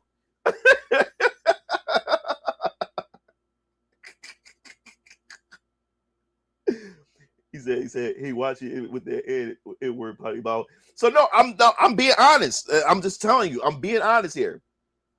So he he felt disrespected because I didn't know him. I crushed his ego. Yeah. Yeah, exactly. He could just say he was the owner and this, that, and that. He came over aggressive. He came over here to rescue that white woman. That's what he did. So he comes over, and after I said what I said, and I'm trying. I'm like, okay, my brother's trying to tell me to calm down. And then when he saw my dad show up, then he definitely calmed down, the owner. When he saw my dad walk up, so then he tried to talk to my dad, like to try to assess the situation and stuff, right? So what happened was the owner says, well, you're not allowed to have an extra table, this, that, and the third. So my brother he said, okay, now I understand that. But I was never told this the moment we set the table up. This whole day, the whole weekend, nobody on your staff. And that's another thing that pissed him off, because we was pretty much exposing that he wasn't even doing his job as the owner to make sure everybody was following the rules. So my brother exposed that. He said, like, okay, I understand it now. And if you want me to break the table down, I would do that. I had no issue with that. And that's when I stepped in. I said, that's what we're trying to say. If she wanted us to take the table down, that would have been fine, because we made a killing that weekend anyway. It didn't matter to us. If she wanted, if we would have took the table down, if she asked nicely, we would have did that. That wasn't the problem. We would have did that. And that's what I'm explaining. That's what I'm starting to talk to the owner. I said, if we want us to take the table down, we can do that. And that's what we're trying to explain to her. She came over here cussing us out and being disrespectful to us. And he said, well, that's beside the point. You're not supposed to. I said, wait a minute. So you're going to completely ignore that she came over and disrespect us, and now we're the problem? She was mad that you were winning, then start talking about breakfast sandwiches. She had enough. But he ignored everything we just said. He ignored that she came over being aggressive towards us. Being aggressive towards us. And we told her countless of times, we can take the table down. Because we're all trying to get along here. We would have took, because the thing was, we were selling out of shit anyway. So it didn't matter. We could just take the table down. It's not a big deal. That's what we're trying to explain to her. But she was being more and more aggressive, raising her voice, cussing us the fuck out. And her bitch ass boyfriend, simp ass boyfriend, just sitting there looking goofy as shit. Just sitting there, just allowing her to just be disrespectful and shit like that. He didn't even try to try to minimize the situation as a man. He ain't trying to be a white knight. So this is why I didn't like what this bitch ass owner did, though.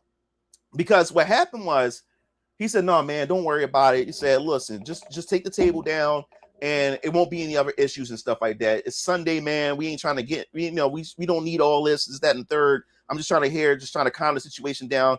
But if you could take the table down, we'll much appreciate it, right? So we like, all right, cool. So we took the table down, right? So now we back to making money. Then all of a sudden, I knew it was over for us after that. Because this bitch, and I don't care what nobody say, white women are powerful as fuck. All white women got to do is cry. The whole world stopped for them. The moment she realized that she still didn't get her way, because she wanted some retribution or whatever. And when she realized the owner just allowed us to take the table down, we were still just doing our thing, making our money, laughing, joking with everybody and stuff like that. She started crying in the middle of the market area, the gallery area where we at. She started crying. Then all the other white bitches get up, walk over to her, asking her what's wrong and stuff like that. And then now I know it's all these white bitches turn around and start looking at us. And right then and there, I knew it was over. I knew it was about to happen next. The Japanese girl come over and start asking what was wrong. The boyfriend, bitch ass boyfriend, still sitting there, ain't saying nothing. Japanese girl come over, start talking with her and shit like that, and I knew it was over. So now, before you knew it, while we're selling stuff, we see like it's 10 niggas deep. It's 10 niggas deep with one dyke in the crowd with black shirts on with that security on it. And the owner in the front walking with him. He walks over to us and he's saying that He said, sorry, like this is where it ends. He said, this is where it ends with y'all. He said, y'all want to pack up and leave. I was like, yo, dog. I was like, yo, dog. Oh no, you're right. But if it was a black woman that's crying, they wouldn't have this shit. They wouldn't have this shit. It's called white tears, man. If a black woman was crying at that convention, they wouldn't have kicked us out. Black women don't have that much power and influence like that. Yes, women in general, but in a situation like this, no one wouldn't have this shit. Trust me, I seen it happen. Like black women don't have that push like that. When a white woman cry, the world stops. Not black. Look at the Me Too movement. Look at the Me Too movement. The Me Too movement. Who was it? It was mostly white women. You'll never see a black woman get in those circles. You'll never see black women. Black women never make it far. And look at Gamergate. Gamergate was all centered around a white woman. Because a black woman would never be able to get in those circles to be able to pull that shit off. They stop her at the door. No, she wasn't pretty. She was a fat bitch. Just like Gamergate. Just like Gamergate. Zoe Quinn. She was a below basic bitch, but turned the whole industry upside down because she's a white woman. White women got power, like they did. White women tears stop the world. It stops the world. And it's not a race card thing. It's not anything. It's the fucking truth. And if you say that's not true, you're denying it. You're delusional. But yeah, she started crying and shit like that. And then they got 10 security guards came over. And my dad said, you're not going to touch my sons. And security officers like, yo, bro, like we don't mean no disrespect. He said, listen, man, it's a bunch of fucking weirdos in here. He said, I already know what the deal is. But he's our boss and stuff like that. And we're not going to even escort you. And stuff. He said, it's fucked up and stuff. He said, we watched it or whatever like that. So yeah, we had to pack our stuff up. And then he said he's going to refund our money. He didn't refund our money. My brother's money. Yeah, security knew the deal. They was like when they walked over and stuff. So that's why I knew thing became a new white girl. She was better, yeah. And then this is the thing that made me mad. She stopped crying. She had a smirk on her face when we left. I was so I wanted to put my palms around her neck. That's how she won. And I learned my lesson. Don't ever allow a person to get in your to control you emotionally. I got caught up in my emotion. I got caught up in my anger because I saw my brother high. I saw my younger brother high strung. You know what I'm saying? And the more and more I saw my brother trying to be nice to her, the more and more aggressive she got. And then I'm hoping if I disrespect her, I'm hoping her boyfriend do something. Because if her boyfriend step up and be tough, then I could take it out on her boyfriend. Because I'm not going to touch her. I want to fuck up her boyfriend if she decides to get tough. But he was a bitch. He wouldn't do anything. He said because do you want to crash out after that? So I learned my lesson, and it made my brothers look bad. I felt bad as an older brother. I was in the car and I felt so bad because I stopped my brothers no money because I didn't. Because my brothers kept trying to tell me calm down. He said, "Bro, calm down, because you like they're going to put this on us because everybody else that was there that we was conversating with, being friendly with, they was looking at us like we were the monsters when they knew that this bitch and they seen that this bitch was the aggressive one. But everybody turned on us everybody turned on us in that area, in that gallery area." He said, my little brother said, "Bro, you act like a nigga right now. Like we don't need this right now." And I thought about it. I was like, shit, I got so caught up in it, and they were right. And I messed their money up. You know what I'm saying? I messed their money up. And if we did, it could have been worse. I could have messed their image up as a business. You get what I'm saying? And I had to learn that lesson was because Venus Orion Comics didn't launch until the next year. Imagine if I would have did that as Venus Orion Comics. You know what I'm saying? That would have fucked everything up for me. So I had to learn that right then and there. I had to learn that. and never to do that again.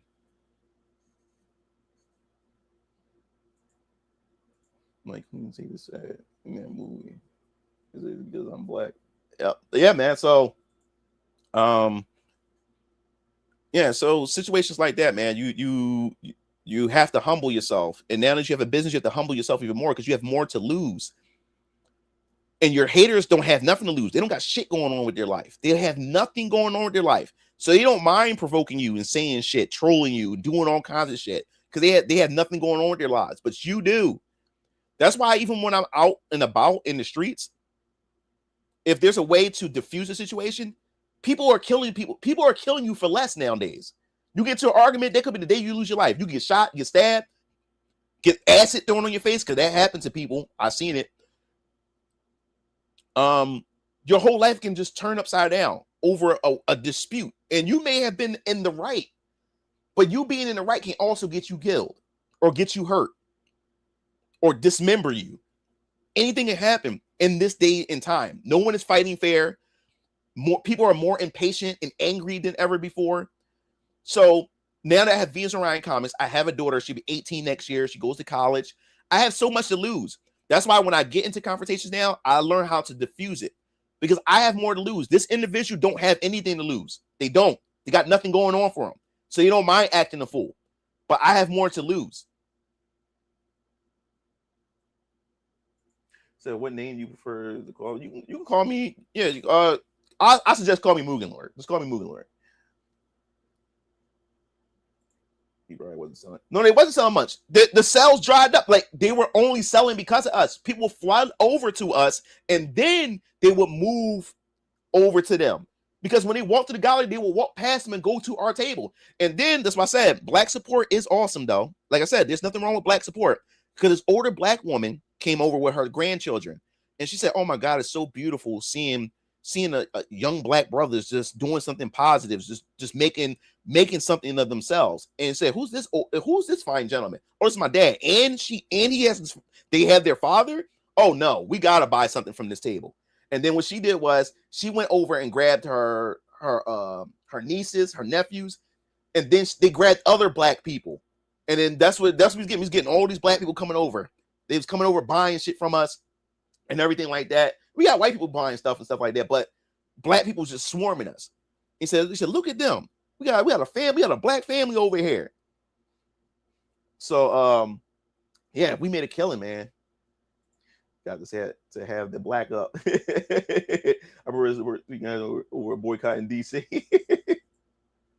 Yeah, so yeah, man. That was the first time we had major black support like that. I mean, black people was flooding our table.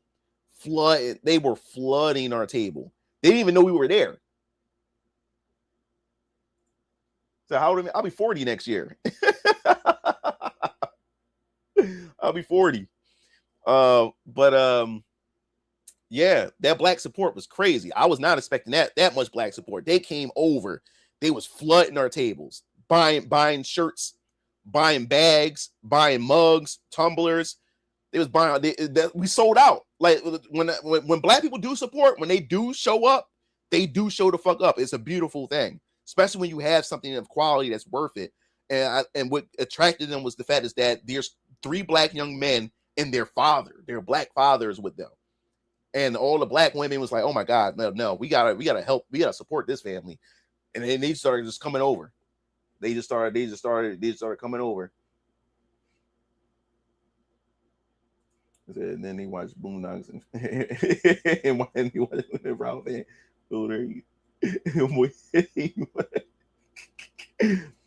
It's a Los Angeles Comic Con in November. I don't know you'll be there. No, you saying Los Angeles is not worth that? Going down there? Hell no, it's not worth it. Not right now. I don't have the audience to make it worth it. When I'm start doing this is how I'm gonna start planning cons. For now, until my audience start getting big, because at this point right now, cons aren't the same anymore. It's not even about the fucking comics anymore. It's about celebrities and stuff like that. And there's a whole story. There's a whole content content about the death of cons. Cons aren't the same. It's not even about the cosplay anymore. It's damn sure ain't about the comics. Like, you better off just selling your comics home. from your website than going to these cons wasting your money. You're better off. The only way it works now is if you already have a pre-installed fan base that comes over to do a meet and greet and meet you. And when you get that crowd attracts new people over, or your fans bring new people with them to come support you. That's how these cons work nowadays. You got to have a pre-installed base. So for me, I have to build a base of Venus Orion Comics fans. So when I say, hey guys, I'm going to be here at this location on this date, y'all motherfuckers are even willing to travel.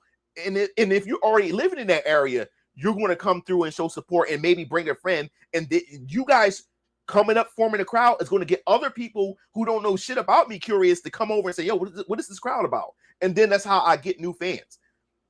So that's why, like, I would never be on the West Coast. It's too expensive to do it for now. I have to build it. I have to build and install a fan base. Florida, not Miami. Yeah, tickets is $100. Remember, I'm a vendor. Tables are different. Tables may cost $600, $700, $800, and some may even cost $1,200. You gotta remember, I'm a vendor. I have to pay for a table. I have to pay for a ticket and a table. Yeah, it's not just tickets. I gotta pay for a table. Then I gotta pay for a hotel. I lunch, dinner, all that stuff. And then my comic has to pay that table back, but it still doesn't make up for the hotel and all the other expenses. It's just not worth it.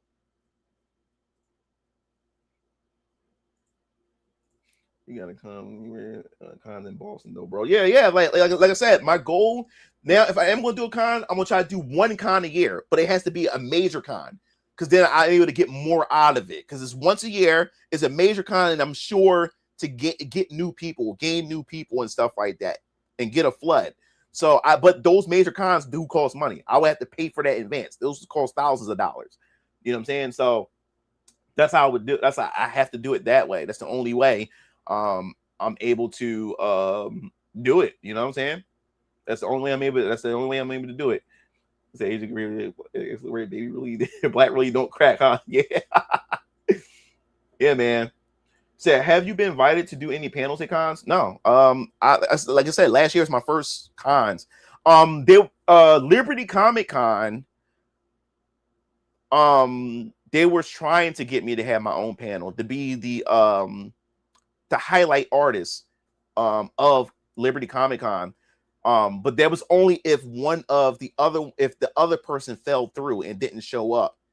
They was going to give me that position, but the person they showed up, so that I didn't get that position. Because they really wanted me to have my own panel, and they was going to highlight Varion Keller's Vampire Killers and Venus Orion Comics, but it never happened. Another thing too is I also learned in this industry is don't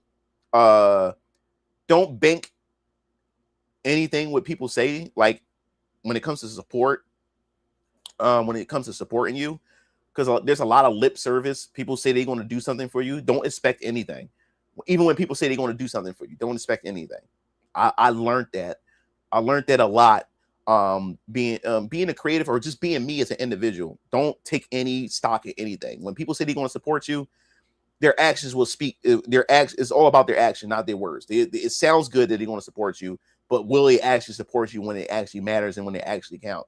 And 9 times out of 10, from my experience, they never show up. They never show through, or whatever like that. Or when they say, "Hey, you know what? Like, if you like, we would like to do something like this for you at this con and stuff," and then it never happens and stuff like that. So I don't bank any stock into to what people promise me. Like, you got to show me, not tell me this is what you're going to do for me and stuff. But I learned this how I've been treated by a lot of people within this space in general, not just comics, also in YouTube with content creators and stuff like that. I've seen a lot of grifters. I've seen a lot of people who actually monetize the shit that I like. My content would literally have my tweets in their thumbnails, and the things I'm a person that says, I'm not a person that would haggle you and say, "Hey, give me credit," or like that, because people are going to find my work anyway. But it's all about the integrity, because if you want to show other content creators that respect, then why aren't you going to show me that same respect? Like I said, I don't hassle people to say give me credit. I don't do that. If you want to use my content and make content or whatever like that, I don't care or whatever like that. But if you're a person that's known for giving people credit or known for having certain type of integrity, you give that integrity and that respect to other creators. But then when it comes to me, you say fuck me. You know what I'm saying? I had a lot of content creators, which I won't say because I'm not a drama YouTuber. I don't like putting that. I don't need that type of energy, and drama never really helps content creators at all. But I would say this: people who know me knows and seen it happen firsthand. But there were plenty of content creators, especially within the culture war space, who are big in this space and have a name for themselves, who will actually use my content or even have my tweets and stuff in their thumbnails. And then when you actually go to the content and shit like that, they don't even mention me. They crop my name out. They do all kinds of stuff, but it's clearly my tweet. I know what my shit look like, and even my fans will say, "Yo, this person just used your shit and didn't say shit or didn't even credit you and shit like that." And yet, you show that respect to those other people, but when it comes to my shit, you capitalize off my shit, but don't give me the credit. You know what I'm saying? Like that. How does that work? And I started losing a lot of respect for people within this space or whatever like that. And my artist is not into culture war at all. But my that video, the West versus the East, you know, when it comes to depiction of women in gaming and stuff like that, she stumbled upon a VTuber, a popular VTuber within the space who covered me or covered what I was doing and cropped me the fuck out. Didn't even give me fucking credit. Didn't even mention my fucking name. But this person is known for crediting people and mentioning people's names. Say, "Yo, go check this person." Didn't even do that shit. Didn't even do that shit to me. Didn't even do that. And then there was another person that I follow within this space that's also cool with Eric July that did that shit to me too, or whatever like that. And people literally told this person, "Yo, that's Mugen Lord's tweet. That's Mugen Lord's tweet," because this tweet had over 1 million views. My tweet. I was beefing with Anita Sarkeesian's one of Anita Sarkeesian's goons or what like that. That trans chick, trans person, and I had over 1 million views, and everybody was covering it. And this one person that I followed that I liked their content made content about it, cropped me the fuck out, didn't even mention me or credit me, and I said fuck that person too. That's why I said, man, fuck this whole culture. Well, fuck all this shit when it comes to this. That's why I said I'd rather just stay to myself. You know what I'm saying? So, when it comes to me, people do shit like that. I don't know what it is, but yeah, man, it's just crazy. You see, it said men are so spineless that they are scared to put their girlfriend. Yeah. So, speaking of, because we don't allow that for you know, can Strike and Kill do custom apparel for my passion project? Yeah. What are you trying to do? Hit them up. What are you trying to do? Go to let me bring up their let me see.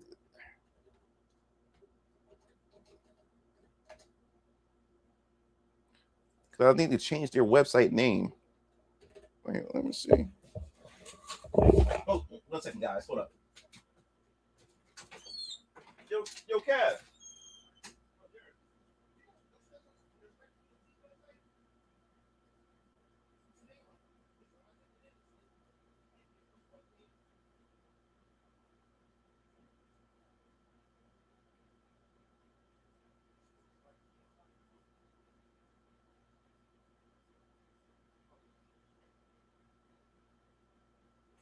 Yeah, because the original joint not popping up.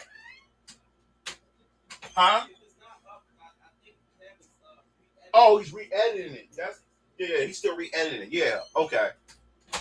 Yeah, just this what you do. I'll give you my brother's Twitter because right now they're rebuilding their website. They adding new shit to it. So let me give you their Twitter. You can get on Twitter. You can talk to them. Cook on all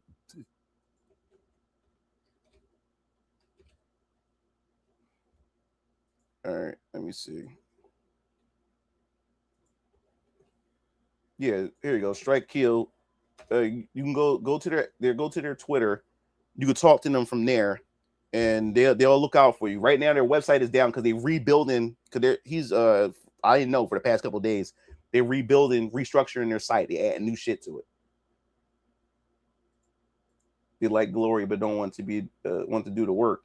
Yeah, they don't want to give certain people spotlights because they don't want their audience or somehow to go to them and shit like that. And that's what they were doing to me. So I was like, you know what, fuck it. Yeah, these people are leeches. That's why I avoid all these politics because they aren't your friend. Most of them are united by hate. Yeah, that's another reason why I don't get too much into the culture war stuff anymore. Because a lot of people, they only fuck with you because y'all align on certain things. But the moment you have a disagreement with them, they don't fuck with you. And also too, like, being a black person in this space. I know some of you guys may get tired of this. It's not pulling a race card. It's just the honest fucking truth. You have also other people, you're like that token black guy that they can use to say, hey, this black guy agrees with me or agrees with this. And just because my views happen to align with certain people doesn't mean that I agree with everything these people say. Because a lot of these people have hidden agendas. A lot of these people are not honest and stuff like that. And then, like I said, when you're the black guy in this space, you're the fucking token black guy that they try to use you as a mascot to say, hey, even this black guy agrees with me and stuff like that. You know what I'm saying? And then they take your words and weaponize your words to push whatever agenda that they have. I started seeing that within this space as well. You have genuine people and stuff like that, but there's a lot of non-genuine people in the space who doesn't have your have you in mind and with good intentions at all and stuff like that. So you have to be careful. But I refuse. I'm not going to be this token black guy either. You know what I'm saying? That you're going to just use, to spew whatever nonsense that you have that I don't agree with or whatever like that. So I don't want to be that mascot as well. You know what I'm saying? So that's another thing that I've learned within this space. So right when I asked, they trying to price gouge me. I'm making another exposed video. Shut up, Cook. He said, Mugen Lord. So anyway, to watch over the anger at those pieces of shit, what do you think of Power Stone anime? Oh, that's a good question. I don't know what I think of it. I think I only saw like one episode. It was okay when I was young. Well said, bro. Clearly the black experience. Look at what the Air July had to wrestle with was starting this business. My thing with them is they're building brands for themselves based on talking about the issues plaguing entertainment rather than be like you or Rippa. It's high key. Yeah. Because this is the thing. They found like people like that found out it's profitable. You got to be honest. It's profitable just to talk about shit that you hate all day, and you have nothing but people who are just angry, and you attract those people.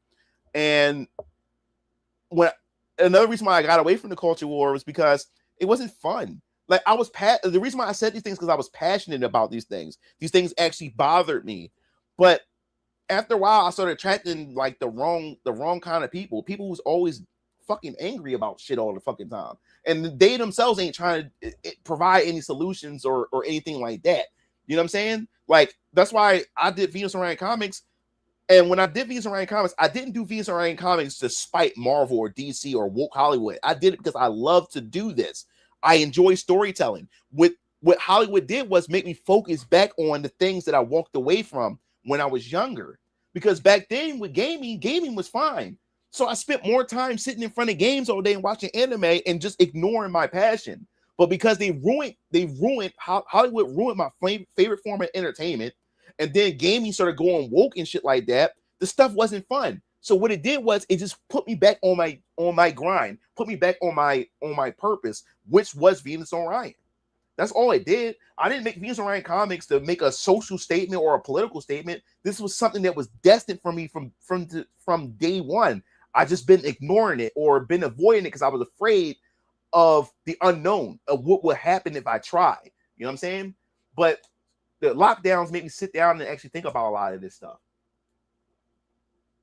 So I'm more of a game guy than the comic guy. Games and figurines. Yeah, I want to do. That's the thing, man. Like, you don't understand. Like, it's not just comics I want to do. Like, I want to do video games, and I do want to do figurines.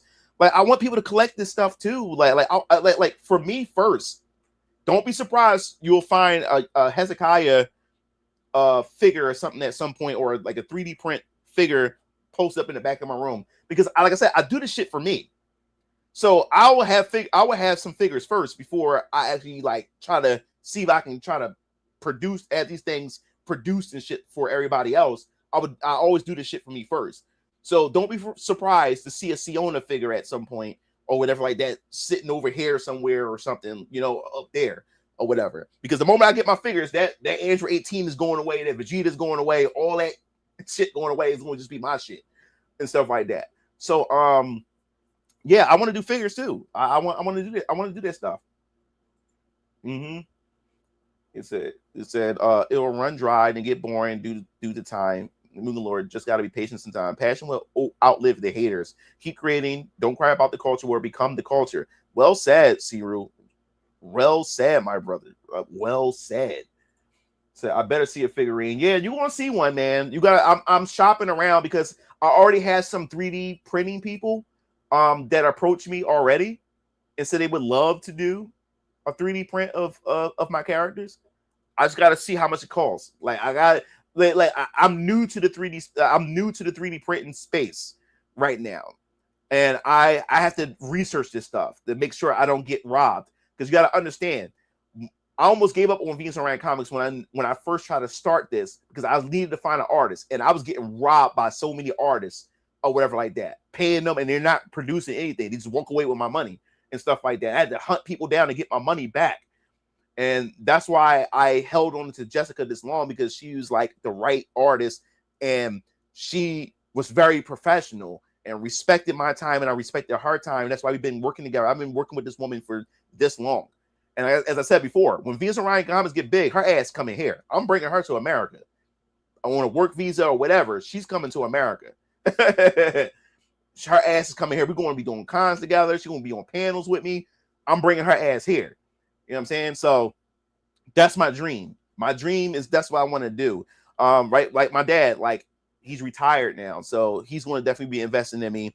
My goal, my real goal is to get some product, because my dad owns real estate, but he's getting me into real estate, and I'm going to own. My goal is to own a property, to have a studio, a Venus and Orion Comics studio, to have apartments for my artists. I want to have my artists live here, live in these apartments, and they don't have to worry about. All they have to do is pay their utility. They don't have to worry about rent, because I will have other tenants that would have to pay rent, but my artists don't have to worry about rent. They don't need that pressure of rent. All they have to do is worry about paying their utility or whatever like that. And they work for me, and they can still do commission work for other people. But I'm the top priority when it comes to trying to get the business and trying to get work done.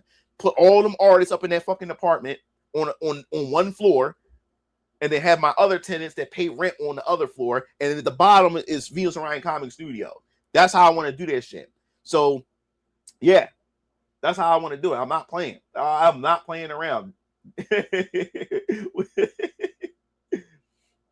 So it's being robbery. So yeah, so I would have to research 3D print before I just up and say, yeah, you could do this. I gotta see if these people's legit and see if these people are not trying to rob me or not. You know. So will your video game be more like Final Fantasy? Well, Venus and Orion Games is going to have its own IPs and stuff, but I'm not going to spoil it. What I'm going to do, like VK is going to have a video game and stuff like that, but no, Venus and Orion Games is going to have its own original IPs and stuff like that. I do have a Final Fantasy series, because Final Fantasy is an anthology series. Like, every Final Fantasy is a different game, different story. Yes, mine's called Galenia.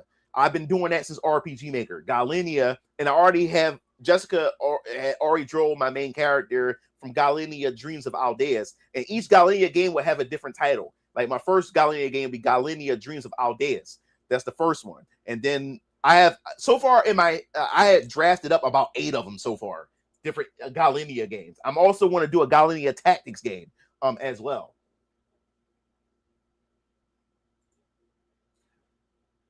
And yeah, I do hire voice actors. So will there be Venus and Orion Comics training cards in game online? I'd love to do that. If there's demand for it, I would love to do it. Like I said, I want to do a tabletop game at some point, and stuff like that for the expanded universe and stuff like that.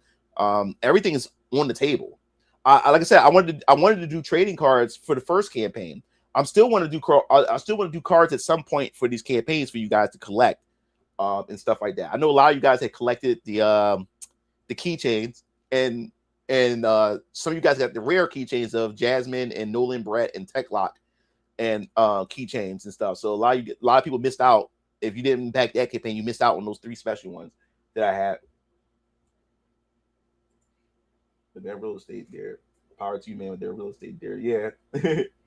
It's 3D places. Those things, 1,000. I wonder if buying a cheap machine is cheaper. I don't know. My dad, like I said, we bought my dad a 3D print machine, so we was trying to mess with that too. Other you have the top building, then have the tenant at the bottom. So you're setting up for voice artists too, or just artists? Well, I hire voice actors for my trailers and stuff. People already audition for the characters. I'm about to do set up another audition soon for more characters and stuff like that. And once you get the voice, you're the official voice for that character. So every time new material come out for that character, I'll contact you to do the work. And yes, I do pay. The scripts are small, so you won't be getting paid a lot because the scripts are small. They're small scripts. They're for trailers, so you're not really saying many lines and stuff like that. But I make sure I want to give you some money. You know what I'm saying? So and stuff. Like I said, all this shit costs money, man. All this shit costs. That's my biggest barrier right now is money. That's the biggest barrier. How about tabletop RPG? Yeah, I just mentioned that, Nair. That's what I want to do. I would love to do a tabletop too. The Venus and Orion Comics universe. You know how Warhammer got 40K and got all these different types of games and stuff like that. I think Venus and Orion Comics universe is so big. We haven't gotten to the cosmic side of things. There's so many races, species, different events and time and different parts of events in different parts of the timeline that you can do campaigns for and stuff like that. So yeah, I would love to do a tabletop RPG for the Venus and Orion Comics universe. Yeah, too. I will pack up as though live where their company is if it happens. Good enough for me. I can see the trading card games like Yu-Gi-Oh! Or Magic and add power-ups. Yeah. Like nothing is off the table. Like if the demand is there, and if we can get it, if we can make it work, I would have to hire like a genius, mathematicians and shit, because card games are not easy. Tabletop games aren't easy either. So I am not a professional in that field. I would have to hire a professional or someone who would kindly like to be an advisor of how to create those things, and I'll make sure they will be compensated or whatever like that in some way or whatever. Is that how about card games with your characters on them, like how they yeah like it's I'm not like against any of that. Like if there's a demand for it, why not? My dream is also I want my IP to do crossovers with Capcom versus Venus Orion Comics. Oh my god, that's my fucking dream, man. Venus Orion Comics versus Capcom, or Venus Orion Comics versus Arc System Works, or Venus Orion Comics versus Marvel, or whatever. You know what I'm saying? Like I that's my dream. That is my fucking dream. So I think it was also at the tabletop and old school as well. Tabletop. That way they'll be usable and collector items. Yeah. Would you write and draw sometimes? I'm only a writer. I'm not an artist. I can't draw. I can't draw to save my fucking life. That's why I have a main artist to draw my stuff, and stuff like that I pay to do my stuff. But yeah, what I'm gonna do is, as a hobby, I'm gonna learn how to draw.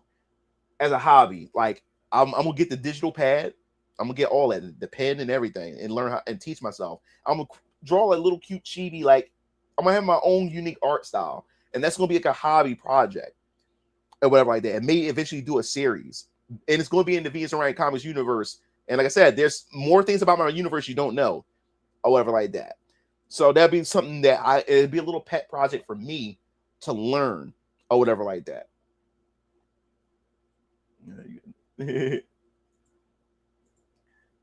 Yeah, Dr. Young versus Morgan would be hype. Good, do it, bro. Like Frank Miller, Second Seed, Street Fighter versus Capcom. Street Fighter versus Capcom. Yeah, like you don't understand why Tokon Fighting Souls got me so hyped is because when they first revealed that trailer, if you guys see my reaction on my Moogler channel, the reason why I was so hyped too is because, like I said, like our Western characters, you know, anime. I feel proud, like I feel patriotic as an American when we do have that time to shine as Americans when it comes to our art and stuff like that. And that's why I still love Marvel. I still love DC. I just wish to get their shit together. Because why do I have to go overseas to get what I want when I have my own country that should be able to provide those things? So, but when I do, what got me so hyped about looking at Tokon Fighting Souls in his trailers, I envision my characters in that art style. I envision a reveal trailer of Venus Orion comics. You know what I'm saying? Like in a full out tag team game and stuff like that. It fully voiced and everything. And I was just getting hyped. Imagine hearing my characters speaking English and then having Japanese voice actors as well. That oh Jesus, like that's just hype. And welcome is robbery. So I'm getting X-Men because Wacom is robbery. I used to draw loots from cold gaze, sculpting hands and creating. Oh, dope! It's inspiring to see a creator far closer to my current position actually doing what I inspired to do, all this in sight. Yeah, man. Like I said, man, always come through on my channel and see what I have posted. Like I said, man, if you guys want to show support, man, before I close out, as I said before, man, I'm gonna remind you guys, if you want to show support, if you want to see these comics come to life, a lot of you guys want to see Siona. I want to see Siona too. I finished chapter 1. Chapter 1 can literally be a comic right now. Can literally be a comic, but it costs money. And right now, VK is the priority. And as I said before, Ultra Squad X is also complete. Chapter 1 is actually complete. That can actually be made into a comic. I can get Jessica to do that.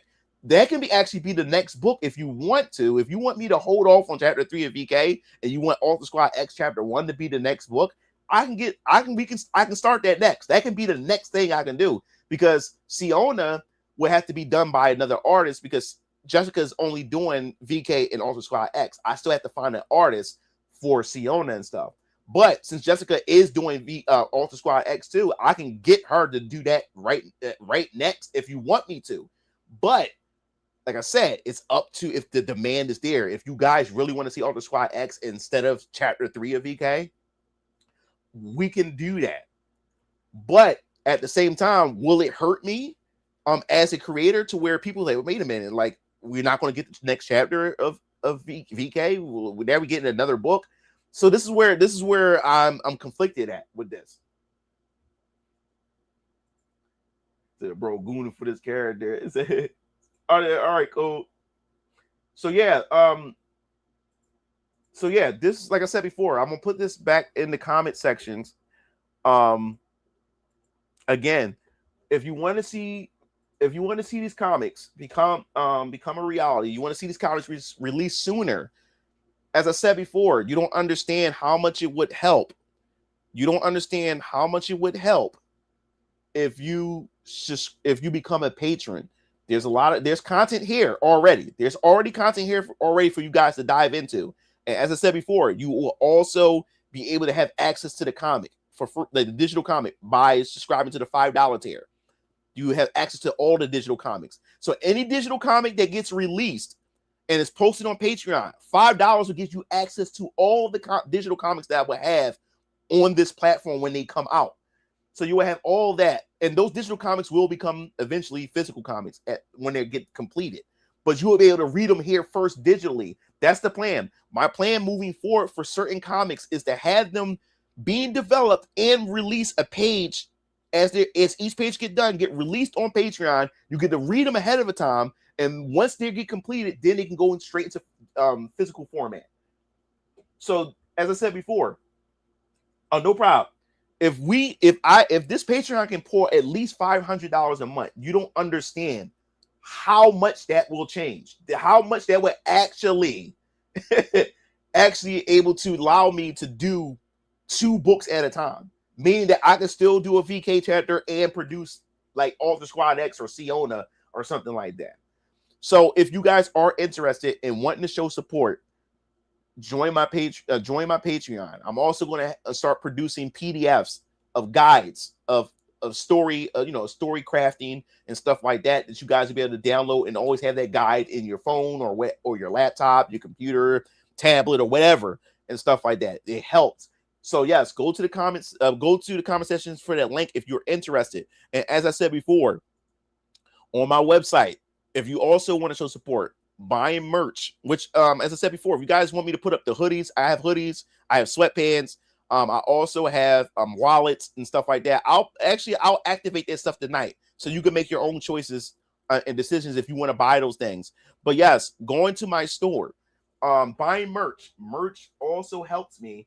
Will also help support what I'm doing. You don't understand how much of help that would be, as well. And you can also join my newsletter once again, by going to the main page, and you click join our newsletter.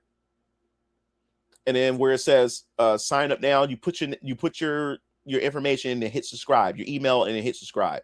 And it's free. It doesn't cost you anything. You get free wallpapers and stuff like that when I send out the newsletters and stuff and everything. But yeah, man, that pretty much wraps up everything tonight. Oh man, I was not expecting to be up here for 5 hours or going on 6 hours talking about this stuff. I really enjoy it. There will be another stream again. I don't know when yet, but pay attention to the community tab. Also, as well, pay attention to the community tab, as I said, because I will be announcing soon in a video the art contest, the official art contest for Venus Orion Comics. The top 5 will get some cool merch, and you will all get a physical issue of the comic. So you'll be able to get all those. You'll be able to get all those things and stuff like that. So yes, you will be able to have fun with that, and we'll be doing a ton of different contests, so everybody will have a chance to win a comic or win some merch and stuff like that. So I hope you guys have a good night, and I'll be seeing you fiends later. Peace out.